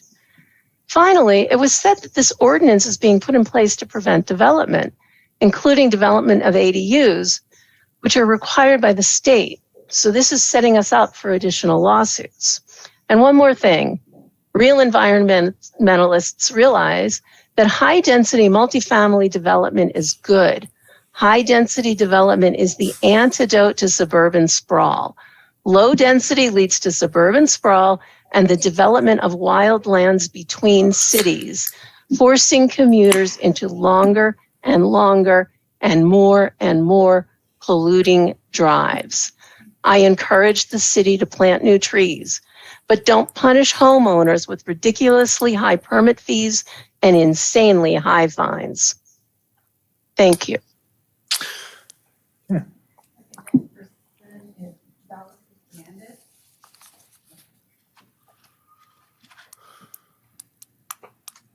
Hi, can you hear me? This is Valerie Fernandez from District 5. And I think that this ordinance is a complete overreach on the city's part, especially reaching into the side and the backyards. Go for it all you want on public property. I don't know anyone who doesn't like trees. I think we all love trees. And I think that the people that are taking them out on their own property are doing it for reasons, and they're good reasons. It's because they're tearing up sewage lines or impeding on the foundation or impeding on the walls that surround the properties. There's always a good reason for someone to take a tree out. I'm sure there's an exception or two of ignorant people who take down a tree just because, although I cannot imagine whatsoever that that's the rule.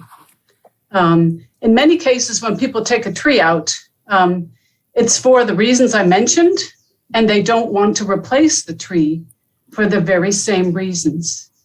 All of this overreach and the fines, which are extremely prohibitive and punishing, all of this is a moot point, considering the drought restrictions that are currently in place. We're supposed to be watering our lawns on certain days. That's not enforced very well. We're not supposed to let water run in the front yard. We should take our cars to car washes and whatnot. But you want to plant a tree to replace a tree that a homeowner can't maybe afford to put in, especially considering the $1,000 fee to remove a tree on top of the cost to purchase an approved tree and the cost to install it. But doing so on our tiny lots, we live on postage stamp size lots in most cases. We're not living in some of the cities that were mentioned that have these beautiful canopies. It's going to impede, the roots are not controllable in most cases. I have an example of that in my own backyard, despite a landscaper telling me that the trees I put into my raised bed would not crack the bed or the surrounding patio. Well, I've got 5 of them back there, and I've had to remove a couple because they overgrew so crazily and they started tearing out my raised bed. Now, if I were to have to take another 1 or 2 of those out, I couldn't replace it unless I re-landscape my entire backyard. It's a special case that someone would have to see to understand, and I would have to plead to the city not to be fined for removing a tree so that it didn't cost me another $30,000 to put in a retaining wall and redo my backyard. My last point is, are the contractors that are coming in? Time. Do you need another 30 seconds, minute? I would appreciate it. Thank you. Motion to extend. Okay. Are the contractors that are going to come in and put in anywhere from 6 to 10 units on a lot, thanks to SB 9 and 10, are they going to be punished when they take out trees because they want to put in an ADU or add, another 2 structures to a lot? How is that going to work? That's it. I just think it's insane to go into our side and backyards. That's overreach. Put the trees up. Put your 200 trees up a year and show us an example of what you want people to do in their front yard. In best case, give people trees. People love trees. Everyone loves trees. Put pay them money or put the trees in the yards yourselves. All right. Okay. Thank you. Thank you. All right. Anybody else? Yeah, next person is Grace Peng. Hi, this is Grace Peng from District 5. I am a scientist and I love trees, puppies, babies, apple pie, and dumplings. In fact, I haven't found a single person that says they don't love trees. But, a tree needs to be in an appropriate setting, and we need to ask ourselves, what is the problem that our city is trying to solve? If it's that our urban trees are neglected and they're stressed and they need to be replaced or nurtured, that's good. I'm happy to pay taxes to take care of public lands and public trees. And also, I'm worried about climate change. That's why I ride my bike all over instead of driving. You see me advocating for safe streets so I could ride my bike to more places week after week at City Council. So if we want to do something about heat, let's do something about lowering our greenhouse gas emissions. Let us let's incentivize people to put in cool roofs. I put in a cool roof in my house and it really does cool my roof. I also take care of my own trees, which costs us several $1,000s every 2 years, but we're happy to do it. But we also had to take out a tree because it was tearing up our driveway. We also had to, our lots are just not that big. And I think that homeowners should get to decide how they want to use their trees, to use their yard space. I live in a tuna lot, which means a lot of people who are in the front tuna lot, their front yard is their only outdoor space. And while it would be nice for them to provide a canopy for the city asphalt, maybe they would like to have an outdoor area for their family to use instead. Let people decide how to use their own private property. The things that the city controls are city-owned land and some of our land use controls. For instance, if you're so worried about hot asphalt and shading, why don't you relax your very stringent parking requirements on on Artesia? Why does every 4 bar stools require a car parking spot? Why are you incentivizing people to drive to a bar? Why are you forcing property owners to put in these giant asphalt parking lots? There are a lot of things that we can do. If you want to solve a problem, you solve the problem. You don't try to create more problems. Thank you for listening to me. Thank you. Okay, next person is No, let's do public comment first. Chris G, I think. Hello, can you hear me? Yes. Hi, I'm Chris Ng. I appreciate you all for giving me the opportunity to express my viewpoints on the tree ordinance on private property. Trees are great. They produce oxygen, give shade, produce food and shelter, and so on. But sometimes, as a homeowner, you may not want a tree on your property. It can attract rodents like rats and squirrels, falling branches, and the tree itself can be a hazard. It also is your liability to your neighbors and your visitors. Large tree roots can buckle the foundation of your house, clog your sewer line and water line. All this can be very stressful. You may think, I don't have a big tree, but my neighbor has one, and passing this tree ordinance will prevent him from removing his tree, which I get to enjoy. And all those stress and expenses are his problem. I don't care. A tree ordinance on private property can cause unintended consequences. For example, if your neighbor does have a big tree and he knows the tree ordinance is going to be approved, he may get rid of that big tree before the tree ordinance is enforced to avoid the hassles in the future. That big tree was not a problem now and may never be a problem. He wasn't even thinking about it until there's a tree ordinance in place. You may lose some trees due to preemptive strikes because the tree ordinance is enforced. And another thing is that a tree ordinance can also prevent future trees from being planted. Some people might like to have a tree or even several trees in their yard. Without a tree ordinance, they'll just do it. It's no problem. However, with a tree ordinance in place, they'll think, I like tree A and tree B now, but what about in the future? These trees are going to get big, and I might not be able to sell my house in the future.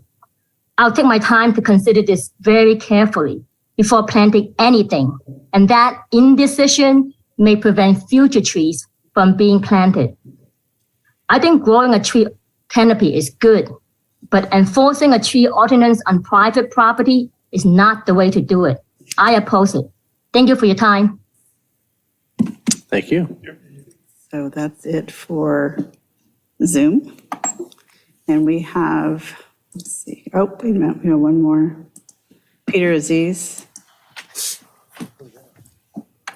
Hello, greetings, everybody. Hello. Good evening. So I am Peter Aziz. I live in District 3, and I know some of you folks have made comments on the house at 2121 Grant Avenue. I've lived in this house next to it for the last 30 or so years, and I've had the unlucky task of having to constantly clean up the pine needles that come with it. Just a few weeks ago, we had a downspout of rain and massive amounts of winds, and we were also tasked with the unfortunate event of having to actually remove one of the trees that have fallen on our property. As much as I like the idea that it would have costed us $150, Mr. Obaji, it actually costed our HOA upwards of $3,000 to remove that tree. So, like many have said in opposition of this tree ordinance, I would have to agree with that opposition because of the things laid out. It would cost more money for us to consider removing any of the trees that fall onto our property if the tree ordinance is there. Not to mention, we've had issues in the past where it has had rot and the roots have grown into pipelines, and the water municipal districts or metropolitan water basins have come out and said, well, we're not going to replace this for you. And it's upwards of $15,000 to replace a broken pipe that goes right under our front lawn. I mean, I could spell it out for you guys even further, but I think the example of what happened 2 weeks ago, now knowing that the property at 2121 Grant is now going to be selling the property to a developer. And while I love the shade coverage in the summer and the heat of the summer, there are more cons that come with pine trees if you're living next to it than there are pros. That property will be sold, and we will have a developer come in for the next 2 years or so, building out its 3 on a lot, and we'll no longer have any shade coverage. I won't have to clean up the pine needles, which is great. But that also means that our HOA is not going to have to place a lien on this property next to us because we shelled out the $3K to remove his trees that were rotted and falling on our property. Thankfully, we didn't have any damage. Our roofs were cleared. There was no down electrical lines, but I do think that this tree ordinance is punitive in nature. There have been folks mentioning some types of incentives. I love that idea. Again, an encroachment onto private property, that's policy.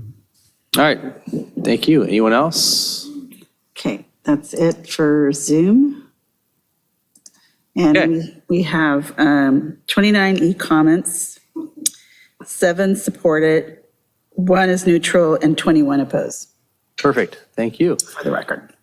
All right, is there anyone else who has not spoken yet would like to speak? Okay, Councilmember Baji, your hand is up. Yes, all right. So I've been listening intently as everybody has spoken, especially the ones against it, citing private property rights. If Madam Clerk, if you light up 2B again, I'd appreciate it. Sure. And I think what you all are missing is really the plain text of the ordinance, the draft ordinance, which says at 5-11.16, private trees exemption. So if they're determined by a certified arborist to be a hazard and or pose threat to public safety or personal property, real property, or existing structures, that dealt with Ms. Bealey's point. Trees which require maintenance or removal action to prevent to protect existing electrical power or communication lines or other property of a public utility. That speaks to Ms. Siegel's point. You could remove that tree. And by the way, this doesn't require you to pay a fee in order to get that exemption. What it says at the top here is the following types of trees and or activities shall be exempt from the provisions of this chapter. You mean this whole ordinance, this whole chapter is chapter 11 to title 5. So none of this is gonna apply to any tree that is threatening property, threatening utilities, threatening falling over on, am I reading that correctly? Great. Well, no, So- wait. Hold Hold on. on. I'm asking the drafters of the ordinance. Let me finish. I think the provisions in here that if it is deemed to be a threat to public safety, the answer is yes. It is no longer protected. It is exempted at that point. Okay, so if somebody has a tree, let's say the property we're looking at Grant, and it's leaning over now onto those properties on Ringe, and it's seeming like a threat, do they have to come to the city and get approval from the city to remove that private tree off the private property? Or it's already exempt because it's threatening, a certified arborist has given them has certified that it's a threat to personal property or real property? There's 2 elements to that. If something is an imminent threat, the answer is it is exempted and can be removed immediately. If it is perceived as a threat and they have that information available, they go through an application process with the community development director, and at which point then they can deem that, yes, it is exempt, and they may proceed on with the removal. Okay, and as far as fees, if I see here correctly, the fees aren't even set in this ordinance, right? There's a fee schedule that council would pass by resolution, is that correct? That is correct. The fees are not set up at this point. Fee schedule, and that's both, there's 2 fee schedules that this proposes, one for private property and one for public property, right? Fee schedule. So 11.24, private fee schedule set by city council. So there's no $1,000 fee, here for any of this, and we can address that with low, very low $20, $50 fees. I don't care what the fee is. The idea is that people know that there's rules that they got to follow. As far as the penalty goes, $15,000. That's for somebody who does not care about our laws whatsoever, goes ahead and pulls heritage trees out of the ground without seeking one of the many, many broad exceptions that exist here for the removal of a tree, meaning they're a hazard, they pose a threat to safety, structures, trees which have caused damage or potential to cause damage to public infrastructure, trees which require maintenance or removal action to protect existing electrical power or communication lines, et cetera, et cetera. So, Councilman, if I could interrupt you real quick, I want to make sure we're absolutely clear on something. I think even under the exemption situation, there's still an application process, if I'm reading 511.17 correctly. I mean, 511.17A says no person shall remove, relocate, destroy, or engage in any activity that causes serious harm to a heritage tree, unless such actions are instant at the authorized removal or destruction of tree pursuant to a permit issued by the community development director. So But what I'm reading in the previous section above is that it's exempt from the chapter altogether, including the chapter designating heritage tree. But maybe that's what we need the city attorney for. yeah, I mean, I guess that feels like it's in conflict if we're not forcing that determination to be made by the city first. I can speak to the intent, and Mike, you could speak to the legal interpretation. Letter C, again, if it's not immediate threat to public safety or to person, they would need to at least apply and show us why this is a problem through what a certified arborist will do. Section F of that subsection, or subsection F, is that a tree located on private property where their removal or relocation is necessary to, well, that's actually for line of sight, I'm sorry. But there are trees that if they are eminent, but are not necessarily an immediate threat, that yes, they go through the application process. But if a tree limb or a tree has fallen or looks like it's leaning and about to fall, that can be declared an immediate emergency for removal. So yes. So where is that standard, Ted, in the ordinance?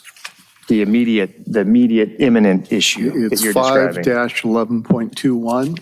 11 dot what? 5-11.21. And I think this shows that they in any circumstance need approval of the city, notwithstanding the exempt, because a permit shall not be required for the removal or destruction of a heritage tree in cases of emergency weather conditions or other catastrophic events, including but not limited to earthquake, fire, flood, windstorms, or lighting,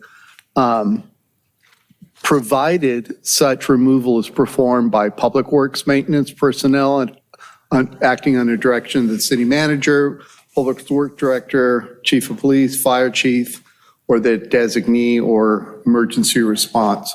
So even the most dire emergency, the way it's written now with an earthquake, you'd still need to seek city approval. Now, it almost seems like change that and just say it's not due whatsoever, but then it becomes messy with the enforcement. Why'd you remove that tree? Oh, well, it was, needed because it was. Everybody's got a cell phone these days. Everybody's got a camera on their cell phone. People could take a photo of a tree that's posing a threat very easily. So no, I'm not saying it's insurmountable, but what will happen is, So at some point, we got to take action here. So what I'd favor is, I noticed a couple, like there's a double space here on 11-01. Otherwise, we had my change that I wanted to add at 5-11.16 subsection C. I would favor a broadening of the emergency waiver under 11.21 to encompass any private action. Any private action that the property owner or even neighbor, whatever, can document through a photo, for example, to show that there's imminent harm. And I would favor in the future, when we bring it back, a resolution that our application fees are going to be low. And I don't think this changes anything about the city's effort to, Mike, you've been doing a tremendous job planting trees in the city parkways and the like, right? Well, I will add, Ted just confirmed for me that we planted in the 2022 calendar year, we planted 274. A little over 200 trees in 2022. Oh, no, a little over 200, not 200. That's correct. Okay, a little over 200 in 2022. Don't know about the net total. We don't have that information at hand, but we are making a concerted effort to do that. But to be clear on your direction on 5-11-21, because I read that to be basically when our personnel need access and emergency circumstances and are performing those removals. You're talking about expanding that emergency waiver to private action, is what I'm gathering. Right.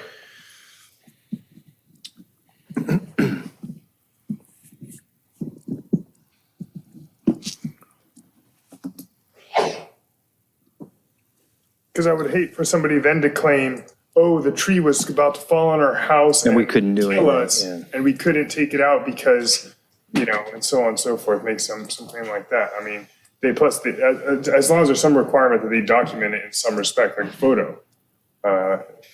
Like the palm tree from earlier. Yeah, I mean. Right.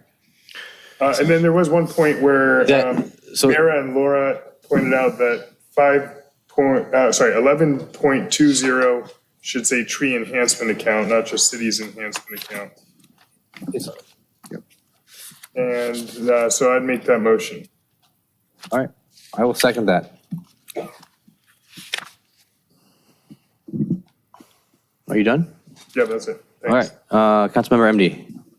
So just to clarify, the point I was making earlier is that on the permit procedure 5-11.19, it says specifically, trees that are, under exemptions, trees are causing damage to structures as follows, which is what you were saying, that eliminates it. But it says it's only granted if the cost to repair the damage exceeds the appraised value of the tree. So just so we're clear on that. So it's not just an automatic, if your tree is causing damage, that you would get an exemption. It says specifically, it's only if the cost of the repair of the damage exceeds the appraised value of the tree. So that was my point earlier. That was it. Subsection, which? It's 5-11.119, private trees under permit procedure. Right. And it's number 6A. 6A, the trees are causing damage. Okay, so the community director may grant the issuance of marriage. So it's not just automatic that if it's causing trouble to your property, that you will get an exemption. And I'm sorry, I was trying to listen in the back there, but could you repeat your motion? There is an or in there, though, we should say, at the bottom of that. Or if the tree is incompatible with the growing space or proposed development. Right. But the first part, which is if the cost of repair for the damage exceeds the appraised value of the tree, that's the only condition in which the removal will be granted. It's not automatic just because it's causing damage. Right. According to this. So, you want to change? Yeah, I'm amenable to Change removing that to get your support for it. The costs incurred by the city for the registry requiring shall be paid by the applicant. Okay. So section 6, the trees are. And I'm sorry, does your motion include all the private sections? Well, it does, because we're talking about changing it. No, I'm sorry. I'm willing to make some adjustments to some of the stuff. I don't disagree with everything, but I really want to listen to the 61% who wrote in e-comments and the variety of people who came in. And I want to take out this, the private tree part. All the private tree parts? This loses its substance if we're not protecting heritage trees in some part of private property. I'm willing to forego maybe the rear setback, but side yards are important. That's what separates in our dense communities. That's what separates the 3 lots is those trees provide privacy and noise insulation and the like. Front yards, that's what everybody sees walking down the street, is what people have in their front yards. So.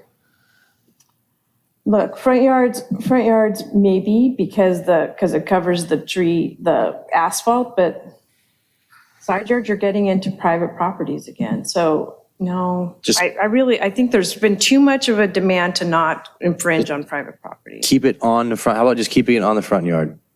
Front yard setbacks. I'm not going to give away my position if I've already got 2 people who are going to vote no on private. So no.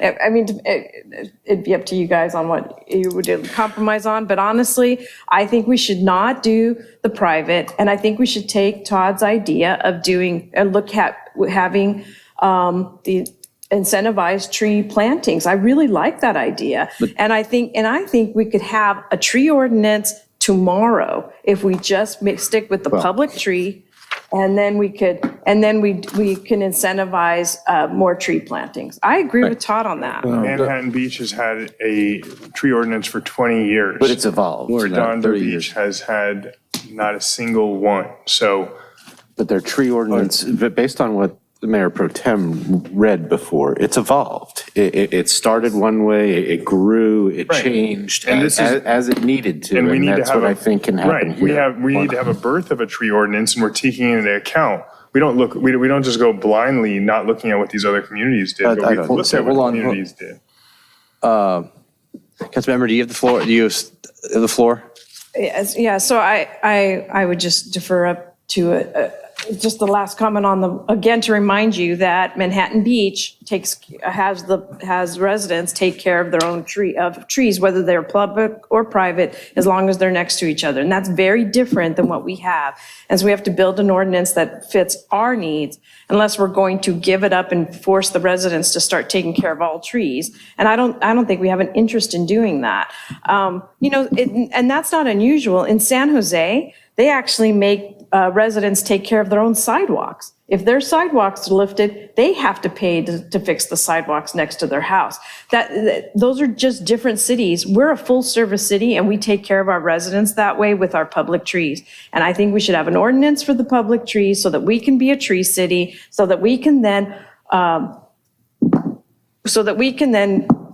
codify that we are going to commit to increasing our tree canopy. And the fact that we planted 200 trees last year shows that we are truly committed in doing so. And I just don't think we need to do to be on private trees, private lots. But I will defer to the other council members. Okay, Councilmember Horvath. Yeah, so I'm going to make a substitute motion that we direct staff to bring back the existing language within the ordinance as it specifically relates to public right-of-way, public trees, to remove the language as it relates to private property, and to further explore, and this is really, Todd, I'd really like your input on this, but this idea of how do we create some type of program, whether it's within the language of the ordinance or aside from the ordinance, that creates incentivizations for private property owners to plant trees, add trees, whatever. That'd be my substitute motion. I'll second that. Okay. Is that it? That was it. I have a question. So we don't delay this if this motion passes. The direction should be for like a subsequent ordinance, look at what other people do, because we can bring back the private ordinance first meeting in February. I mean, the public. First meeting in February, sorry. We can, as long as we're bifurcating the research on incentivization. That's the difference. That's why I'm saying, because that's going to take more time. You talked about, you didn't know whether this one, and I knew that would That's take going to be time. that's going to be more of a budget action. A deadline on that.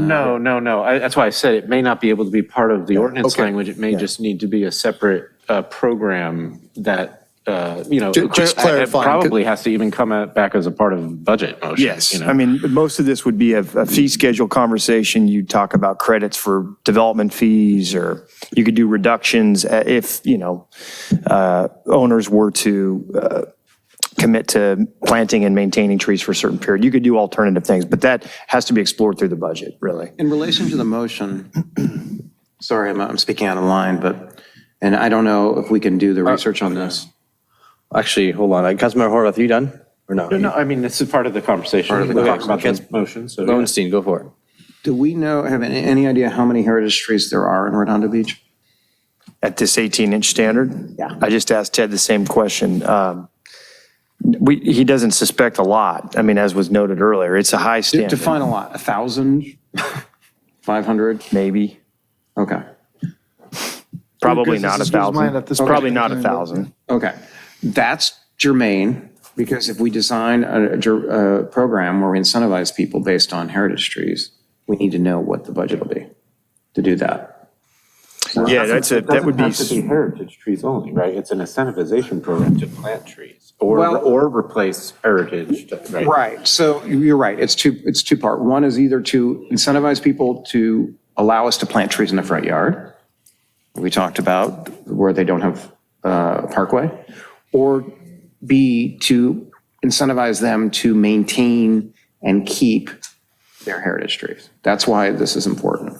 So I know it's a hard charge to ask you guys to find that out. Yeah, that's what I mean. I think budget is part of it because you really would probably create some type of a fund to support folks based on hardship or income qualifications. I mean, there's all kinds of things that could trigger to be equitable. But absolutely something we can do if that's council direction. We'll bring that back. Would it make it easier to just wrap that up into a BRR request, or?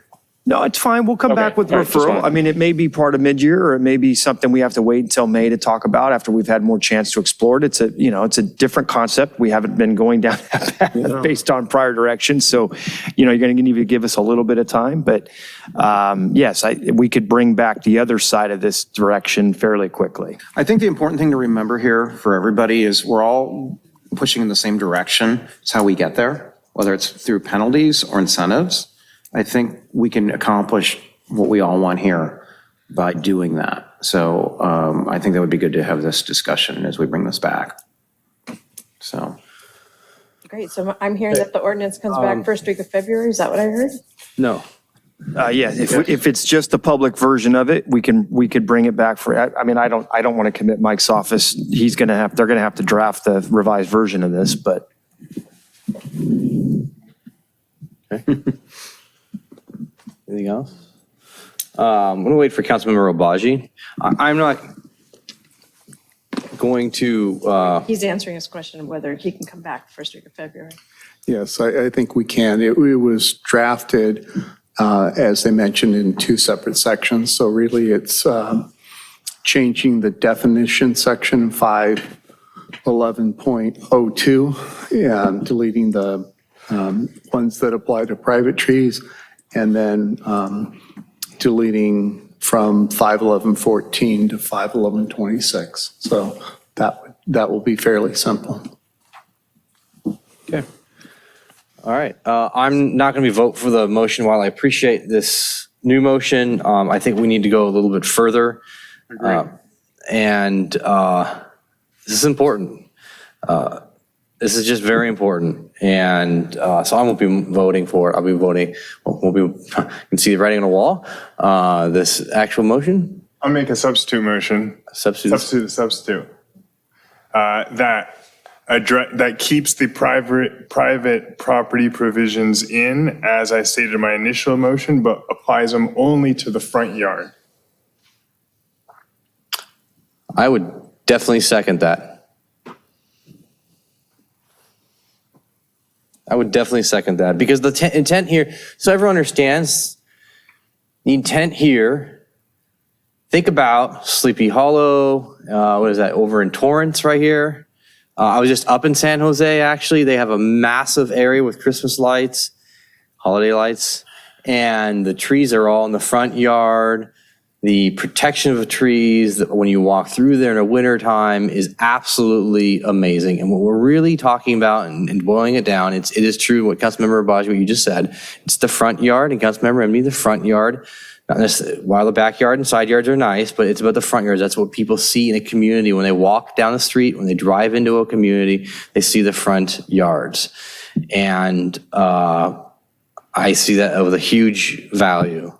So I will definitely second that motion. And it severely constrains a lot of, or takes out a lot of the issues that people were talking about with significant, I mean. And I'll add to the point that in North Redondo, at least in District 4, a lot of our streets are east-west running, which means that 50% of the houses are south-facing, which would greatly benefit as far as energy consumption from tree lining front yards and the growth of that tree canopy.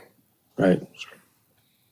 Yeah, and for me, quite honestly, everyone, it was the pine tree in District 5 that I believe Miss Osborne, Dr. Osborne, came down and showed pictures. It could have been someone else.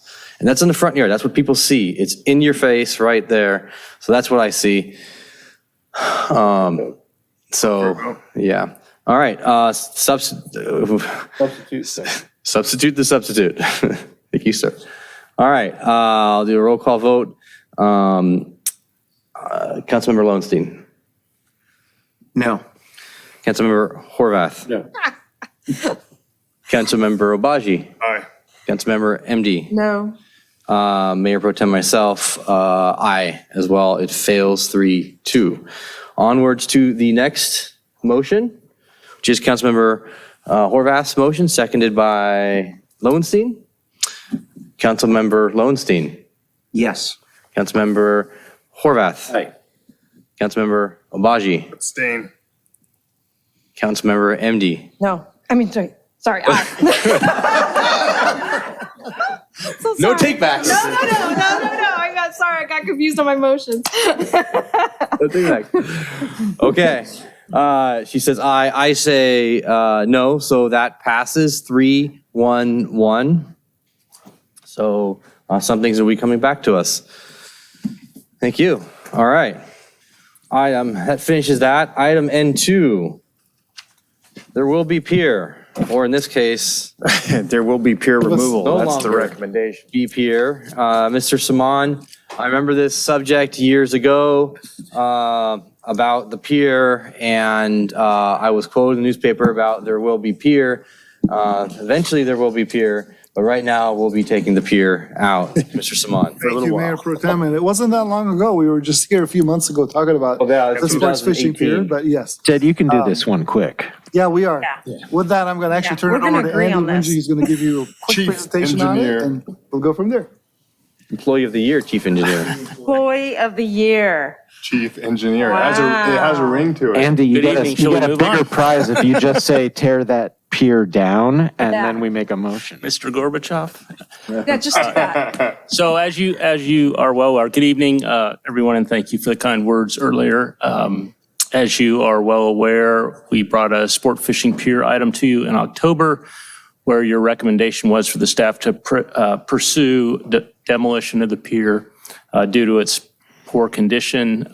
Since that time, we've had a tremendous number of storms, wave action that have further damaged the pier, and staff feels the need to kind of increase the urgency of our work to demolish the pier through the use of regulatory permitting that's available to us for an emergency situation. So we're bringing to you tonight, and I have some slides, and I'll skip just to the punchline here at the end, our recommendation page. We're bringing to you tonight 3 items to help us advance more quickly with demolition of the pier. One is approve a submittal of emergency demolition permits and notifications.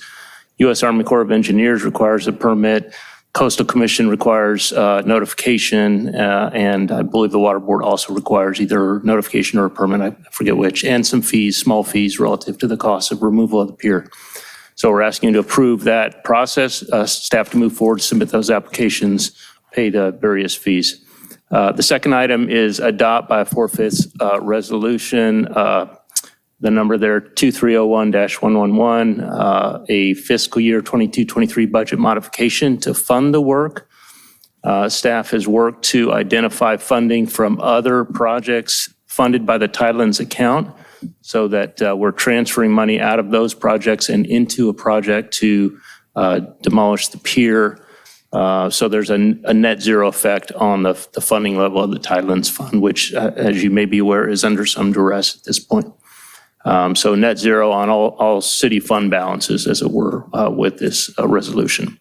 I move that we approve the submittal of the emergency demolition permits and notification, and to adopt Reso CC 2301111 for FY 2022-23 budget modification to fund the work, and to authorize the mayor upon recommendation of the city manager to execute a contract amendment with Jill Heavy Construction not to exceed $1,163,000.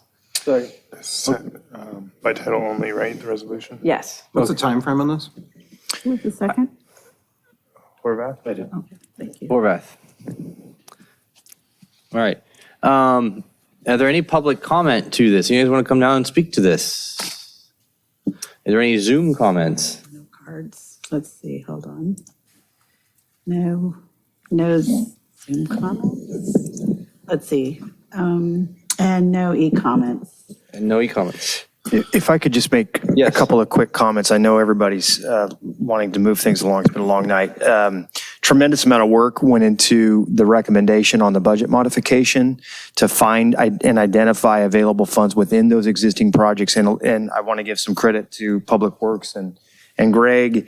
A lot of those transfers we believe are strongly recommended because we have identified, we believe, other external sources of funds to offset those transitions. So we don't think this action will harm the budget of those other projects. We just feel we have other third-party money that we can pursue to offset these changes. That's one good news. And the other thing that needs to be stated here is the traditional permitting process that we were undertaking after your direction in October with the Army Corps, with Coastal Commission alike, was becoming quite extensive and cumbersome. It was going to take a significant time, I think, to get there. This emergency action allows us to expedite that far more quickly and with good reason, given all that's happened up and down the state of California, Capitola being a very strong example, one that we're desperately trying to avoid. But Councilman Lowenstein asked, I think, a very pertinent question as to the timing, assuming this is approved tonight. If you could please fill in that answer. Right, so we've been in discussions with JILC. They have indicated they're ready to move as soon as they get a notice to proceed. We haven't finalized an amendment with them yet. We want to see their numbers and work to refine them a little bit as we can. The Army Corps requires a 14-day notice before we start demolition work. So assuming your approval tonight, we'll go ahead and give that notice right away. And then we also need the community development director to identify this as an emergency for the Coastal Commission's sake. And then we have to have the work completed within 60 days of that notification. So we're dancing between some timelines here. The JILC has estimated 2 to 3 months to do the work. So we're hoping we can get most of that done in that kind of time frame. We're very aware of the move-in dates for the Beach Cities Music Festival, or not Beach Cities, the Beach Life Music Festival coming in April, or move-in dates in April for the May event. So yeah, working hard to get cleared out, done and dusted by then. Thank you. That's why I was asking. Thank you.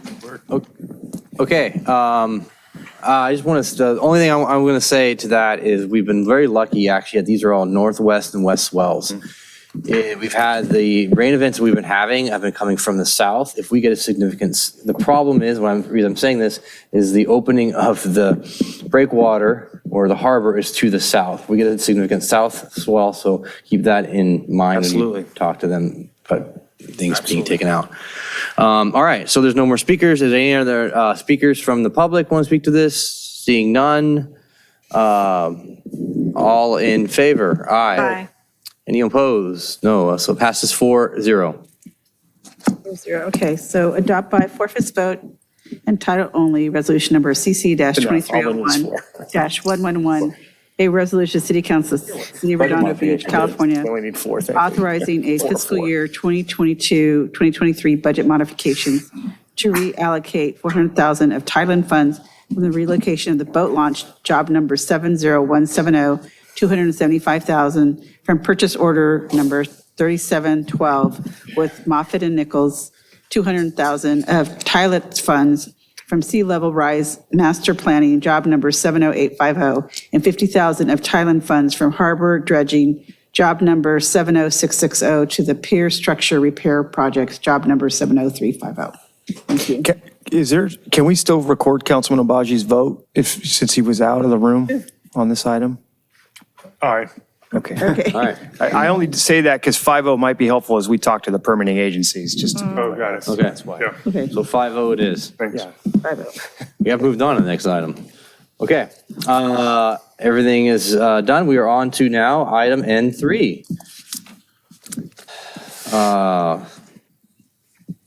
Artway. Go for it. Thank you. For the record, Greg Kapovich, Waterfront Economic Development Director. I have Dave Shirobi, Senior Management Analyst, with me as well. He's going to walk you through the presentation, but essentially we're here for a strategic plan item to return to you to discuss the community input process towards creating an archway artwork project somewhere along Artesia Boulevard. So we're here to report that process back to you, provide some comparative analysis just so you know what the input's like or the process is like versus a normal kind of permitting process. And I'll turn it over to Dave to take it away. Thank you, Greg. So we worked in collaboration with the Community Services Department as well as the Planning Department to look at different options for what a process would look like for creating an archway or seeking public input for an archway along Artesia Boulevard. And essentially, we boiled the process down to two possible options. One possible option would be an archway sign. Now, an archway sign would be a process that's fairly familiar. It would involve the city issuing an RFP to a qualified sign contractor. The contractor would seek community input, would return to council with options. City council would also provide those feedback and changes and either seek more information or move on to the next phase of the process. The project would not require entitlements if we went this route. And once the city council selects a design and a location, the contractor can go straight to permit review. The contractor would be converting conceptual drawings into construction-ready plans as well. This process is, like I mentioned, it's very similar to how the city has pursued these types of projects in the past. Now, one big difference that would be, excuse me, I apologize. One more thing is that the contractor would submit the permits, easements, and building codes as well. And we estimate this project could take, and this entire process could take about 1.5 years, depending on the RFP, community outreach, and any other factors that, may be involved in this.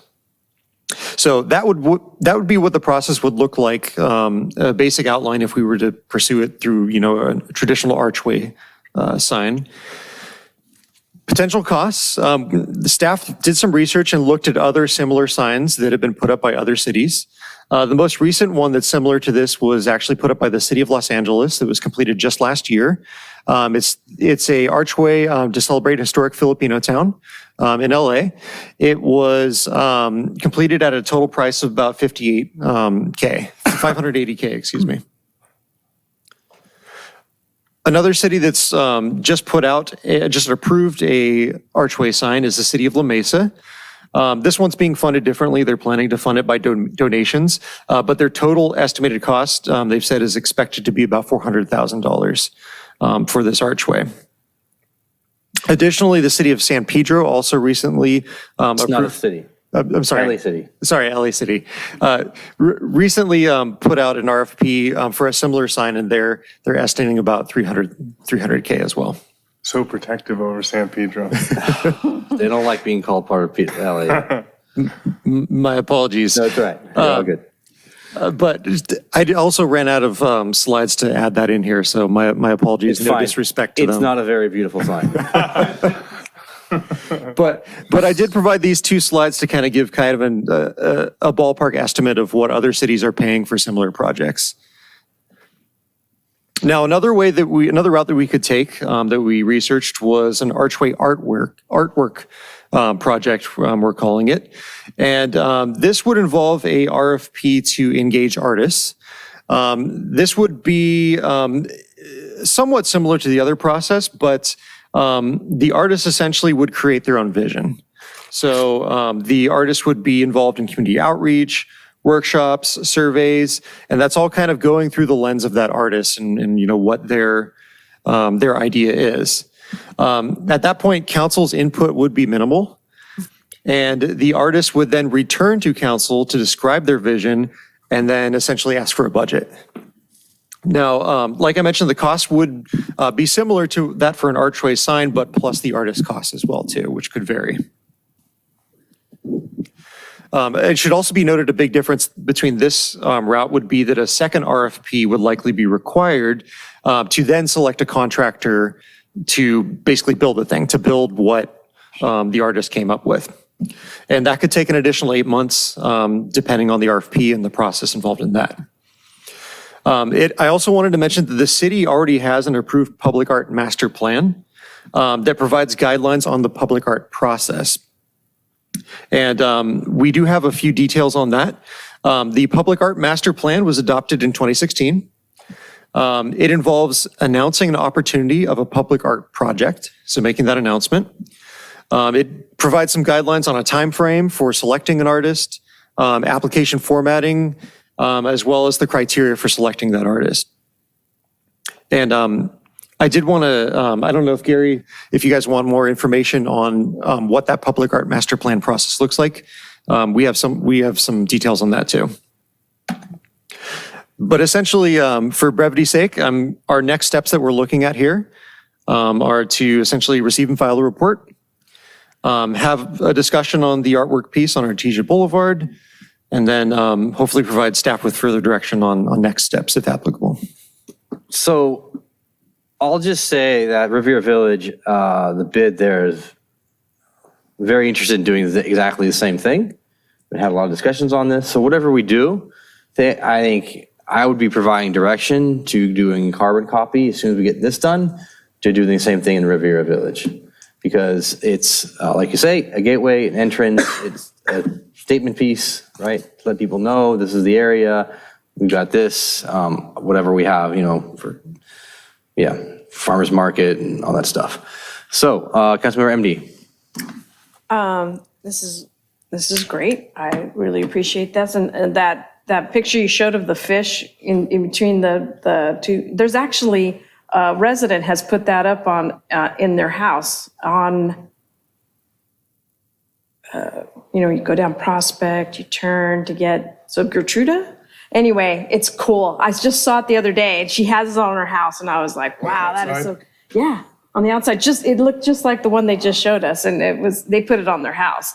And I thought, wow, that's really cool. And to have it here, that'd be so great to kind of add those kind of things along Artesia Boulevard. So I'm very supportive of this. So the way I'm understanding your presentation is that even though we receive and file and you want to get more details, you're going to still go through a whole public process of getting input from people, correct or no? Yeah, I think ultimately we kind of want buy-off from council on, whether or not you want us to pursue an art project. I think we would return potentially at mid-year budget. I can talk to Mike about that, but to set forth some money to go ahead and start that RFP process if, you guys are okay with it tonight. Yeah, that's really So there's really project's much more expensive. Is that the concern? No, I think it was just outlining the differences between going with the sign concept where you have a lot more autonomy in what the final product's going to be versus going the artist route, which is going to be just as involved in terms of community outreach and community input, surveys, however you want to do it, contests. But ultimately, it's going to be that artist that takes that input, creates their own vision, and comes back to you with a product that then they ask for a budget. They don't necessarily ask for Well, we can also changes. deny it, right? We can also say no. If right. Yeah, I think those are your two choices. Do you want to direct us down a more traditional, we bring on a designer, we hire a designer, we control the design effort through concept work, evaluation, potentially even at the Public Art Commission, the Public Works Commission, then the City Council, and sort of taskmaster the project? Or do we want to sort of throw it out as a visionary concept and let the artistic community come back to us with proposals? And in a sense, while we can still manage the input and describe the project and the request for proposals, we would have to relinquish some of that vision to the artists themselves. But it would take longer. It's going to take more time for this to be an art-led effort as opposed to a traditional, okay, we're going to have a capital project that is to build an archway along Artesia and perhaps in the village, and then we're going to need to appropriate funds to explore that effort and implement that project. Well, the art project just excites me to no end, but I don't want to sabotage doing it and making it too lengthy so that we don't actually get it done. But the art project really excites me because then it would be just something different and truly placemaking. Yep. And I would, that's the road I would prefer to see. But I don't want perfect to be the enemy of progress. So yeah, the risk with the art approach is you could potentially get a vision that is difficult to build, which could create additional delays. And so I think it provides the higher upside. It likely creates a longer process to execution. So those are really the choices that we're seeking some counsel on here. And in those parameters, of course, we'll make sure that any future, bike lanes or any kind of public amenities aren't interfered with this design, correct? Correct. Yes, we'll evaluate it for those criteria, and we would probably include that in the art proposal itself. Mm-hmm. But yeah, it's going to be more varied, for And sure. are we able to just is another option just to do it on the train tracks that are there, just to be able to kind of coordinate with them to be able to put something along? There's already a bridge there. Yeah, potentially. And then, so I think we could maybe just reach out to the train to see if we could put something on there. It might be. Well, that's a referral. You've already given us that. We Right, actually have a exactly. referral to come back. That's Just get it to clean it up yeah, first, just to try to and get the then we thing can talk about what painted. goes on it. Well, I mean, so just clean it up. We can talk to them about, Yeah. we'll put some artwork on there and then, We will ask them that for sure. Okay, Yeah. so I'm open to all those options, but honestly, the art one excites me the most, but I am certainly open to just getting something done. That's it. Thank you. All right, Councilmember Obaji. Thank you guys for this report. Is your idea Inglewood and Artesia Boulevard? Is that where this would go ideally? So we did consider a number of different options. We actually kind of went back to the Strategic Planning Commission meeting where I believe Councilmember Obaji, you'd made some comments about you were looking at Artesia west of Inglewood Avenue. So we kind of used that as our basis point, as our starting point.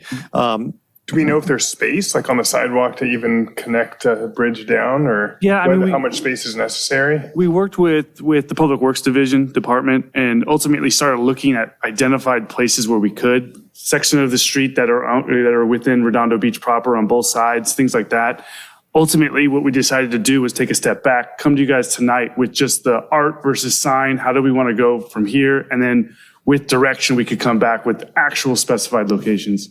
Thank you for that. And as far as the historic library outreach that you guys did, was that you guys or is that somebody? Yeah, that's community services that handled that. Okay. How difficult of an effort was that? Because you guys got really detailed information from the public as to what they wanted to see with the historic library and really synthesized it in a coherent fashion. So. Yeah, the preparation, the request for proposals wasn't that challenging. It was more taking the time to gather the input and make sure we had an opportunity to hear from commissions, the council, the community, and then incorporate that.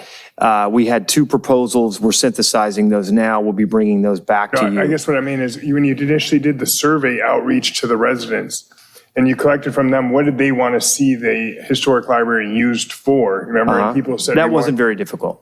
That wasn't difficult. No, that survey monkey work, we've actually gotten fairly good And at that. you guys pushed it out. I mean, you got a lot of people to answer it, right? Yeah. A lot of participation. So I would lean towards doing that here to figure out exactly like what the community would want specifically here on Artesia Boulevard. To guide the art To guide decide whether we go with the art or just a Oh. sign or, to the extent that we could capture that in a survey. We could do that. And in location and, test location and all that. There is a little nuance here. I don't know how, just to provide some context, I don't know how the community, they may have a harder time differentiating between the 2 concepts. They might think, hey, if we'll bring the designer on and you're going to come ask us if we like their design concept, as opposed to. Okay, so let's say we pursue, because I do agree that our art seems more exciting than just a sign. Let's say we go down that path. How do we make sure that we don't go with an artist who hems us into a design that's really not going to fly? We need to take some time in preparing the request for proposal and making sure that the art is well described in narrative form and that we've prescribed some of the limitations on locations and where we would want them. So we would need to spend some time engaging the community and the Art Commission to describe the solicitation and then try to force the artist to at least operate within those parameters. And in any of y'all's experience, how important are these types of things as far as placemaking and economic development and the like? If they're done right, they can be quite helpful. They become talking points. Yeah. I mean, really, people, regionally say, "Hey, have you gone to Redondo Beach and seen X?" Right. Okay. So I will tell you that in my first campaign to be elected, our Artesia was a big thing that people really liked the idea of. And remember, we were discussed at some point in mural ordinance and so on and so forth, and trying to incentivize murals and the like. So I would favor the artist path as well.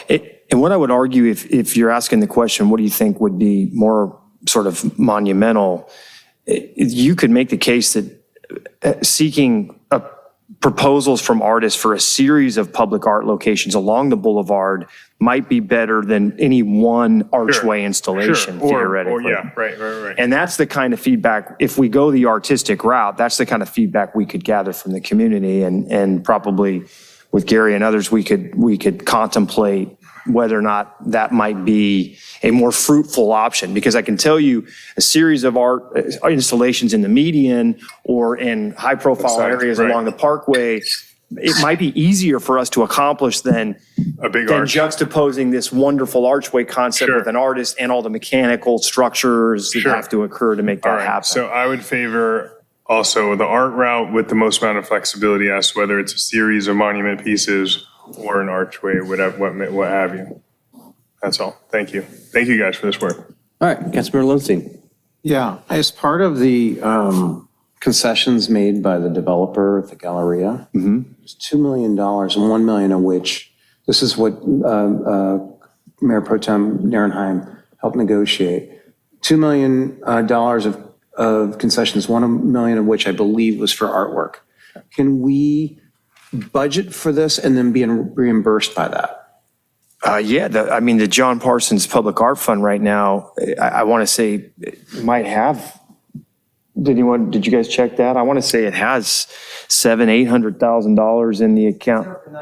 Over $900,000 in it now. So theoretically, it's going to receive another infusion from the Galleria when they pull the appropriate permits and make that payment. And what are those permits? Because that's the next question. Yeah, that one, they have written a few permit fees. That one's not due yet. That one's usually more C of O time than it is kind of construction time. So I'll have to talk to Brandy and gauge kind of the likely return on that.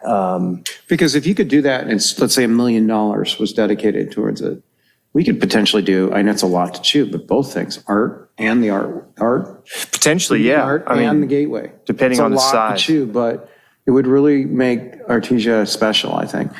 And I think the other $1 million could be used for improvements, whether it's decorative improvements, whatever, signals, whatever. Make everything like we did. Remember, we did the lights 4 years ago. I think it really helped the appearance of the boulevard. It didn't, and you know what I'm talking about, the acorn lights. Yeah, street lights. Those type of things where you do things that maybe not stick out, but things like painting signal poles, creating some type of a theme along that will really help in terms of decorative benches, whatever, will really help the look of that. Because the biggest problem with Artesia has been it looks too industrial. It looks like every other street in a major thoroughfare in Redondo Beach, like PCH or whatever. If you start doing things like that, decorative lights, decorative poles, artwork, we're going to have something really nice. And then you build around that.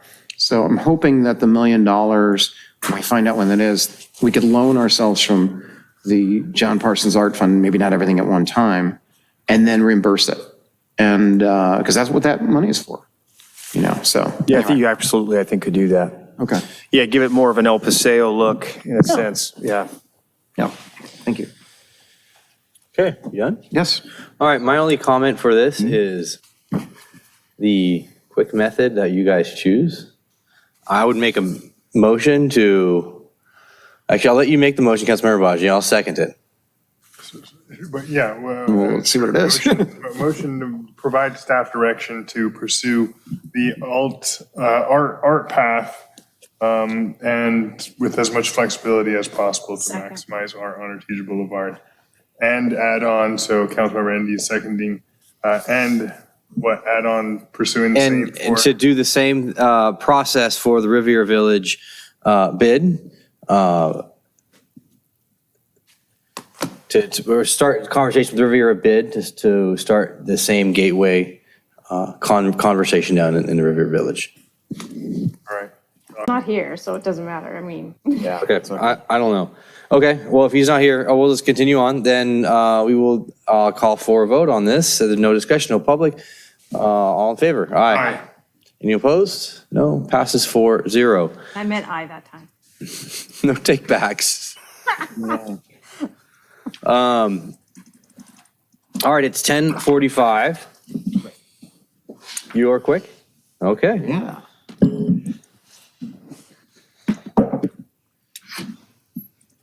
Thank you, guys. Yeah, thank you.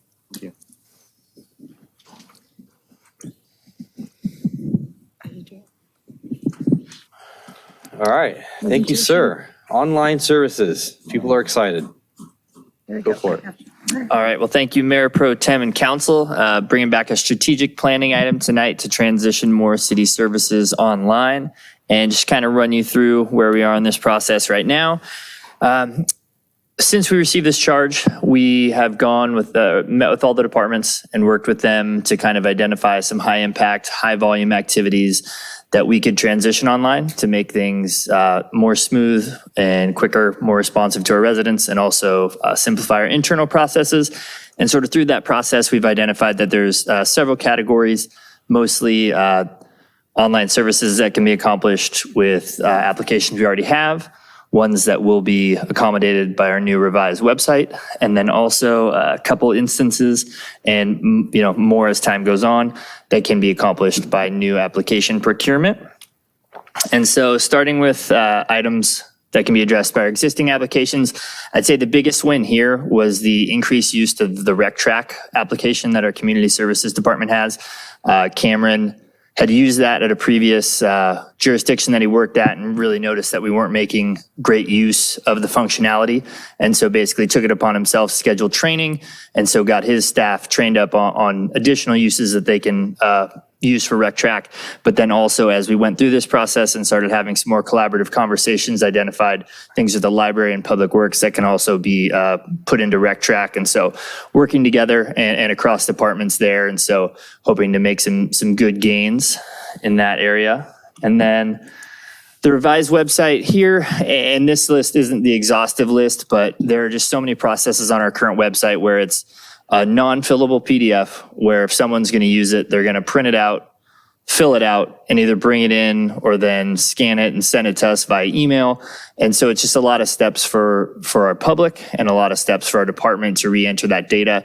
And so there's a pretty robust form builder in the revised website that we're going to be able to transition a lot of these things to a form where they'll fill it out and it'll just be automatically into the website database. People can log into their user accounts on the city side, pull this data down, and then either issue, approve whether it's a minor permit or get the application in and just really be able to communicate back and forth with people, two-way communication that's tracked. So there's an audit trail if someone has a question as to why, what the response from the city was. So I think, like I said, this list will kind of continue to expand as the implementation goes on. But I think that we're going to have a lot of quick wins in this area. And then depending on our ability to integrate with Munis in kind of more nuanced areas, might have some even bigger wins, but definitely some low-hanging fruit that we're really going to be able to accomplish and bring online and make it something that, we'll be proud of visually, but then also provide some pretty robust functionality. So pretty excited across the board there. And then the last category, pretty big functions, and this is kind of obviously one of the big ones that we've been talking about and working on is all the permitting, building, fire, construction, demolition permits, electronic plan submittal and plan review. And so this is one where we actually had a site visit today with a product that we are getting, have high interest in and are sort of starting final conversations with, and hopefully bringing it to council soon for your consideration as a platform. And so, and I know that that's a hot button issue across the board. And so it's something that we've been doing a lot of due diligence and researching applications and going out and talking to folks in the building community, and hope to have a solution there that's going to improve operations and give us a lot more tools to work with in that area. And then on the finance side, one of the areas that right now I feel like we're kind of behind the times is our procurement process. We have Demand Star, but it just doesn't give us a robust tool. We're still taking a lot of submissions via email, having paper submittal, and just don't have a huge database of vendors that we're working with on the procurement side. And so, again, we're working with a bunch of vendors, seeing a lot of demos, watching products in action. And so definitely two exciting things. These are the items, and it was mentioned in the admin report that these are items, these will have additional costs associated with them. The first two categories are things that we can do with products that we've already committed funding to, but these will be items that we'll be bringing back for your consideration with a cost attached, but no cost to receive and file this evening. And so the next steps would be basically just to receive and file this report, provide any feedback tonight on additional services that constituents have been bringing up to you all, give us direction on things you want us to continue to look at, and then basically we'll continue to collaborate and talk about these things. And it's been really encouraging working across all the departments and having those conversations and seeing where we can work together and accomplish more with what we have and make progress together has been awesome. And I feel like we've established a good fundamental momentum around the website as kind of a key tent pole that's bringing us all together and people working in this area. And so excited to keep going in that direction. And so open to what y'all have to recommend tonight. Thank you. So this came at my community meeting, and well, because I brought it up and talked about it multiple times. As it happens. It just happens. And people are very excited. But I love to do technology stuff, efficiency, this and that. And one thing that's been brought up in my community meeting over and over again by multiple people, and myself included, ADA, I'm a big fan. Oddly enough, I'm a really big fan of ADA compliance, ADA ability. And it's not just that it's ADA, it's that some people just don't have a computer or computer illiterate. They don't have internet. They just aren't comfortable with it. Might think that everyone has a computer or an internet. They don't. But then they go to your city, then they go to your community meetings, right? They do, actually, There you go. in person. Right. And that's why I do both online and offline community meetings. And that's not a joke. I know people who can't access that. But the larger point here is, as been brought up, is what about people that don't want to use a computer at home or have something? They want to be able to come down to City Hall. And here's the thing. We should be providing a computer for someone to do something in person or be able to help them, or a paper form that employee then inputs for them. A process to do that and a process to pay with cash and check, not even credit card. Old school method, tried and true, and I really think this needs to be an important piece of the pie, because we need to, as government, we need to stay open and accessible to everyone of all abilities. Yeah, I sympathize with that, and really, as RecTrack's a great example. That's the software system that Community Services uses to register folks in classes and activities. And as Luke mentioned, it's something we're expanding to do for facility reservations, permitting, Seaside Lagoon. It's a wonderful expansion. But what I will tell you is those who can't do it online can still come down to the counter or call one of our staff members who will register it for them. Now, it may be slower. They may not be at the front of the line, potentially, depending on when they're making that entree, but they can still receive that same service. Once we memorialize most of these services online, our own back of house staff are actually using the same structure for anybody who walks in or calls. So, it's very important that our counters provide that opportunity. And if there's a need, terminals are something we are actually exploring for the community development counter for the public. So they have a chance to do their own research from the counter while they're waiting for staff to support them. Across from the clerk's office where they do the business license forms, I want to say. Mm-hmm. So same place, same thing. And somebody who just doesn't want to use a computer, or they're fully literate, fully can, but they just don't want to. So I think it's still important that we have there. All right, Councilmember MD. I wanted to know was, when you went through this process, did you kind of find efficiencies did you figure out, we don't have to be doing it 17 steps. We can just do it this way. Or were there cross efficiencies among the different departments? I think a little bit of both. In the rec track, definitely a cross efficiency where we're going to be able to accomplish facility reservations, have more things that are out there. And then library can use it to book their rooms, which has been a pen and paper process where people just come in or call in. And so staff time's taken doing that and taking down the information and issuing it. But I think internally there will be efficiencies just by eliminating duplicate data entry in a lot of areas. And so building these online forms, that information is going straight in. So I think on the back end, there's efficiencies, and then the cross efficiencies just by using the same platforms together. But yeah, I think overall it's there's a lot to be gained in both of those areas. Yeah, what I would add is I think this whole process and exercise and our commitment to the website reboot this is the subject of a lot of our weekly executive meetings is, are we updating content? Are we thinking from a customer service lens? Are we trying to be more efficient, more effective, and more responsive to the community? Those are the questions that we're charging our executive staff with every single day, and asking that they think that way, that is the perspective and the lens by which they view what we do. And service delivery. So the online has been a great trigger for that.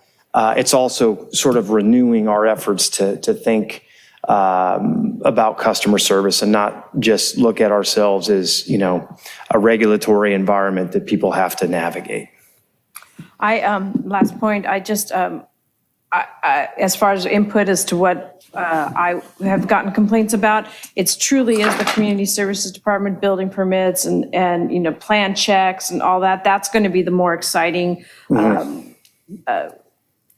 project for a lot of my residents. And then also the other one is just doing business permits online. Yep. Those are the big ones for me. Thanks. Thank you. Okay, we're getting there. Yeah, sorry, Councilmember Baji. I don't see here on the list, but roads. Where would roads fit in? Somebody looking up, hey, when's my street getting repaved or slurried? Yeah, you have already given us direction on the online capital project mapping and status reporting. So that's in motion. Is that considered capital projects? Yeah, that's the CIP project map. That's going to be an external facing and internal facing tool. Okay. And yeah. Yeah, I've been walking in some streets that are bad, and that's what people complain about, and they want to know, and it'd be great to be able to respond to them, hey, this is when it's scheduled or it's not scheduled, but I can be sure to follow up. And we need to make sure we're very clear about the year that it's being executed as well as it is being funded, because that has created some false expectations in the past. I have maps that said 2021 or 2022, a street was supposed to be repaved or slurried, and it still wasn't, still wasn't done. Yeah, we need to start using words like phasing and being a little bit more careful. At least we know it's funded, right? Funding's allocated, okay, it's scheduled, right? So at some point it's going to roll out, but whether versus no action scheduled at all for the repaving or slurring, then okay, I need to get my council members' attention on this. Right, and what we should strive to have online, if we don't already, but it certainly will be part of this portal, is what does our recent, street management survey data say, right? If your street isn't in the recommended first three phases, it still has a PCI assigned to it. It still has a condition report. So our residents should have access to look up their particular block, their particular street, and get some sense of its condition. And if at the end of the day they look at it and say, hey, wait a minute, how come you're not tackling my 55 PCI block of, Juanita? Because it's 55. Right? Yeah, and you could say, well, it's because you're behind, 40, 44, 36, and 42 or whatever, Exactly, so right. ideally, we want to arm the residents with more information, but we have to be careful in making sure that what we're communicating to them is helpful and accurate. Right. We have to stay on Why it. are you saying that, Mr. Wazanski? Because if we don't, I get the calls. That's why. No, I'm kidding. That's what FAQs are for. No, so on md.org, I put the entire schedule on the roads because I also get tons of questions like that. And the problem we ran into is I was following what the book said, Right. and the timing was off. So people were expecting roads to be done in 2022, but they weren't done until, Well, and ironically, 2023. you weren't alone in that complaint. And I think I heard that from Todd, and I also heard it from Zane. So it's, there you so go. we clearly, that old EMS report is 3 years old. And of course, it's meant to be a 3-year reflection, but the reality is to fund, design, and build these streets is taking more like 18 months. And that's where we have to be a little more precise in our communication. Oh, by far, because there were a lot of angry people Yeah. saying, hey, we were due in 2022. How come I it's understand it. 2023? Under promise, over deliver. Right. Yep. I call it, properly managing expectations, I think is what we're trying to do here. All right. Any comments from the public? There's no public. I don't see any public. Zoom comments. I have no Zoom comments and no e-comments. All right, For fantastic. the record. Motion to receive and file. Thank you, sir, very much. And I'll be spreading this report again to my online meeting to everyone. And they're going to be very happy to see the revised stuff moving forward. Can't wait for the ribbon cutting for the website. Second. Digital ribbon cutting. Virtual. Yeah, We're going to do exactly. it here. We're going to do it here. Right here? I think so. I think you're right. All right, motion on the floor. There's a second. All in favor? Aye. Okay, leaves us to city manager items. Yes, just the one, well, two things, and I appreciate you all remarking on Public Works' efforts. Of course, police and fire, our first responders, always involved, but the last 2 weeks have been challenging for our staff. And I will tell you, in my, whatever it is now, 17 years in this community, I really have to applaud our preventive maintenance efforts, because what I didn't see through all of these storms, while we certainly saw wave overrush and impacts down on Yacht Club Way and other things, I didn't see Boardwalk.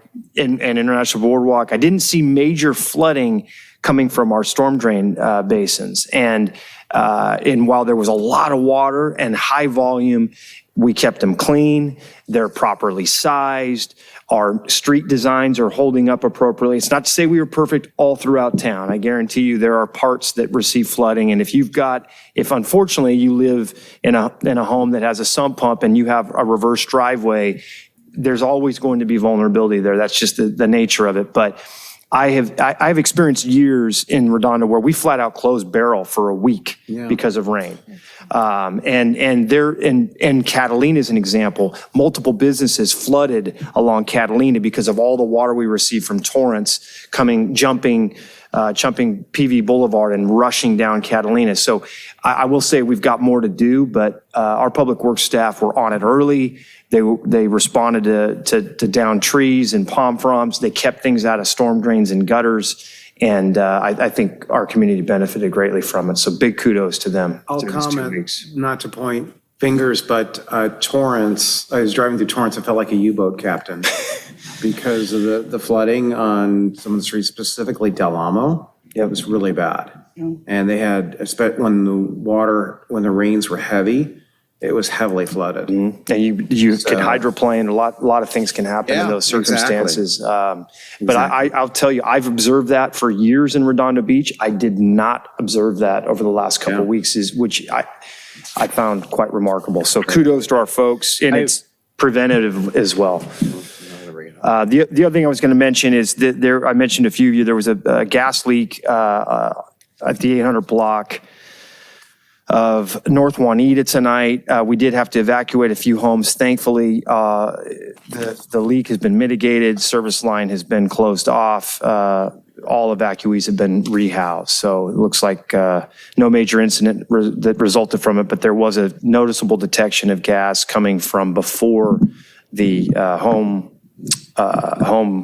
meter. So it was happening outside of the point of connection, which is problematic. Just a heads up. That's all I've got. All right, thank you, sir. All right, no mayor and council items, but council referral to staff. I'd like to make a referral to staff to direct the Charter Commission resolution to come back to be a discussion of possible action to update regarding the moral turpitude and residency section in 9.6.5. whatever section that is, and to have that discussion, what we were supposed to have back in December as well, whatever that. So,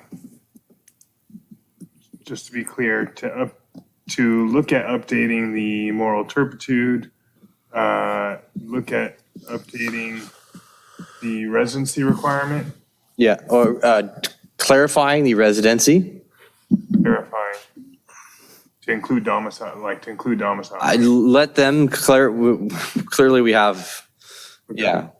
And if I could add to it, amend your motion to add to. You second it? Second it, yeah. Thank you, sir. Second, subject to amendment of adding also to run, or to have them analyze whether to include a residency requirement, a residency period of time in order to run for office in Redondo. That's already in there. Like 1 year, Oh, expanding it from 30 oh, days. got it.